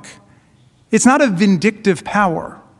I know a lot of people were very angry with Donald Trump about these terrible events that took place. We don't come here in anger, contrary to what you've heard today. We come here in the spirit of protecting our republic, and that's what it's all about. But their January exception would essentially invite presidents and other civil officers to run rampant in the last few weeks in office on the theory that the House and the Senate wouldn't be able to get it together in time, certainly according to their demands for months and months of investigation, wouldn't be able to get it together in time in order to vindicate the Constitution. That can't be right. That can't be right. We know that the peaceful transfer of power is always the most dangerous moment for democracies around the world. Talk to the diplomats. Talk to the historians. They will tell you that is a moment of danger. That's when you get the coups. That's when you get the insurrections. That's when you get the seditious plots. And you know what? You don't even have to read history for that. You don't even have to consult the framers. You don't even have to look around the world. It just happened to us.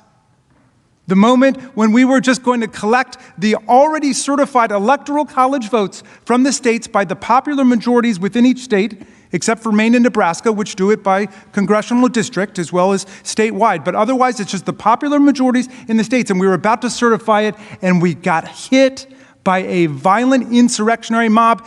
Don't take our word for it. Listen to the tapes, unless they're going to claim those are fabricated too. And the people are yelling, "This is our house now." And where are the blank votes at? Time is up. And show us the votes, etc. Thank you. The Majority Leader.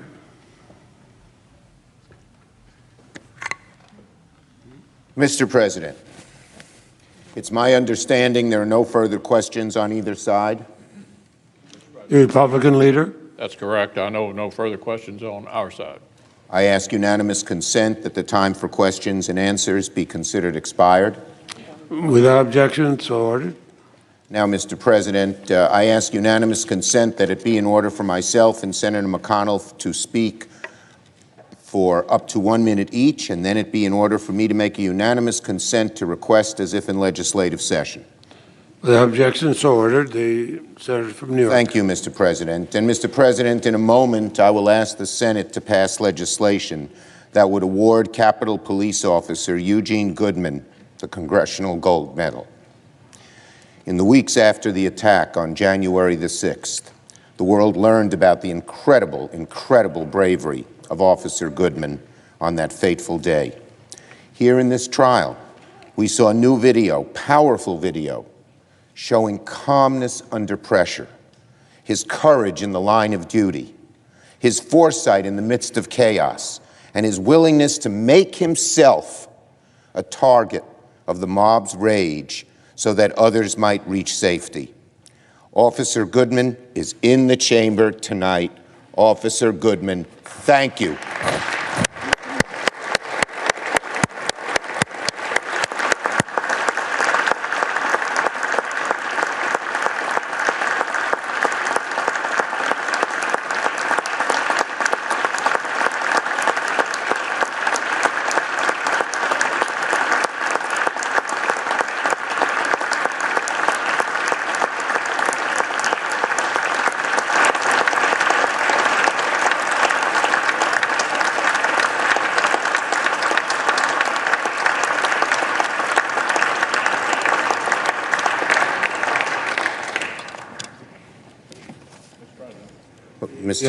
Republican Leader McConnell? Oh, I'm sorry. Okay. I just want to say, I think we can all agree that Eugene Goodman deserves the highest honor Congress can bestow. But before we move to pass this legislation, I want to be clear that he was not alone that day. The nation saw and has now seen numerous examples of the heroic conduct of the Capitol Police, the Metropolitan Police, the SWAT teams that were with us on January 6th here in the Capitol protecting us.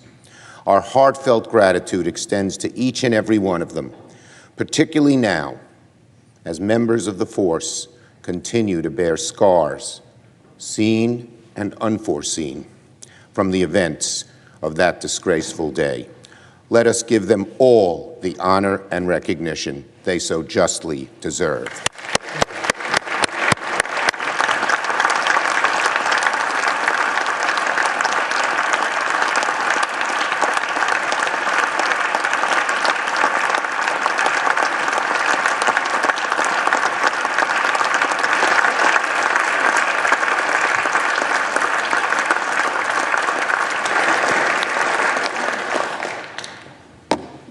Mr. President. The Republican leader. I'm pleased to join the Majority Leader's request. January 6th was a day of fear for those who work here in the Capitol and of sadness for many more watching from afar. But that awful day also introduced our nation to a group of heroes whom we in Congress were already proud to call our colleagues and to whom we owe a great debt. In the face of lawlessness, the officers of the U.S. Capitol lived out the fullest sense of their oaths. If not for the quick thinking and bravery of Officer Eugene Goodman, in particular, people in this chamber may not have escaped that day unharmed. Officer Goodman's actions reflect a deep personal commitment to duty and brought even greater distinction upon all his brave brothers and sisters in uniform. So I'm proud the Senate is taking this step forward, recognizing his heroism with the highest honor we can bestow.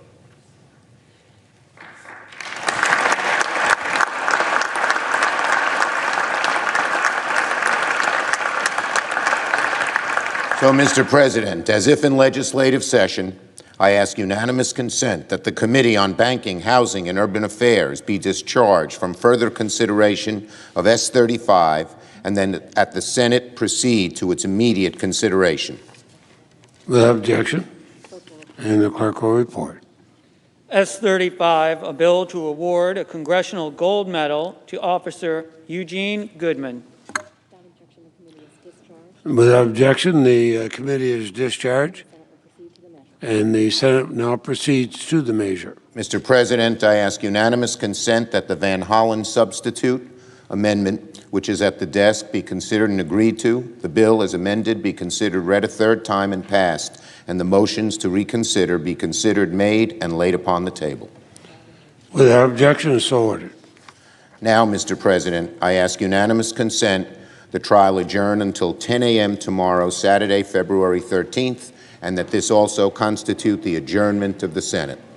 Without objection, we are adjourned until 10 o'clock tomorrow.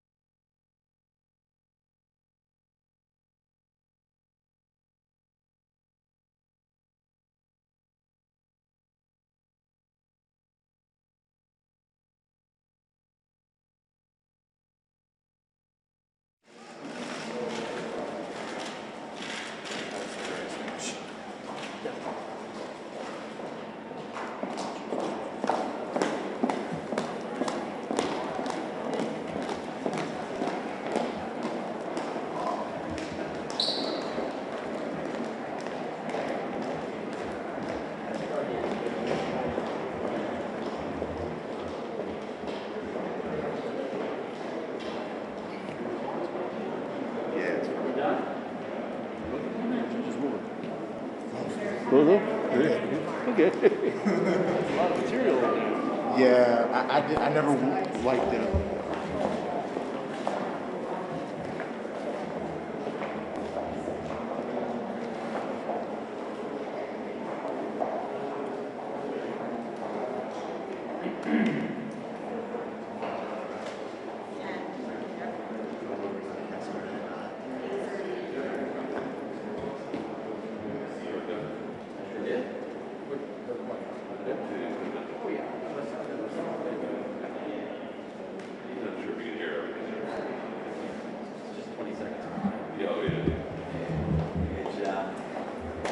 Stop doing this.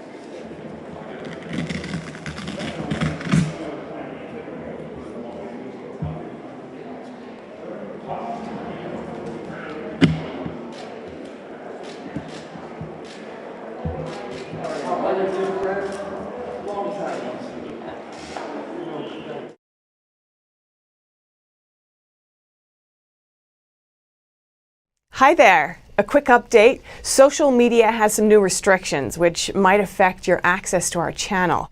If you want to stay tuned, make sure you visit us directly at ntd.com. We'll also have a newsletter coming out soon and you can sign up for that now, so stay in touch. Thanks for watching.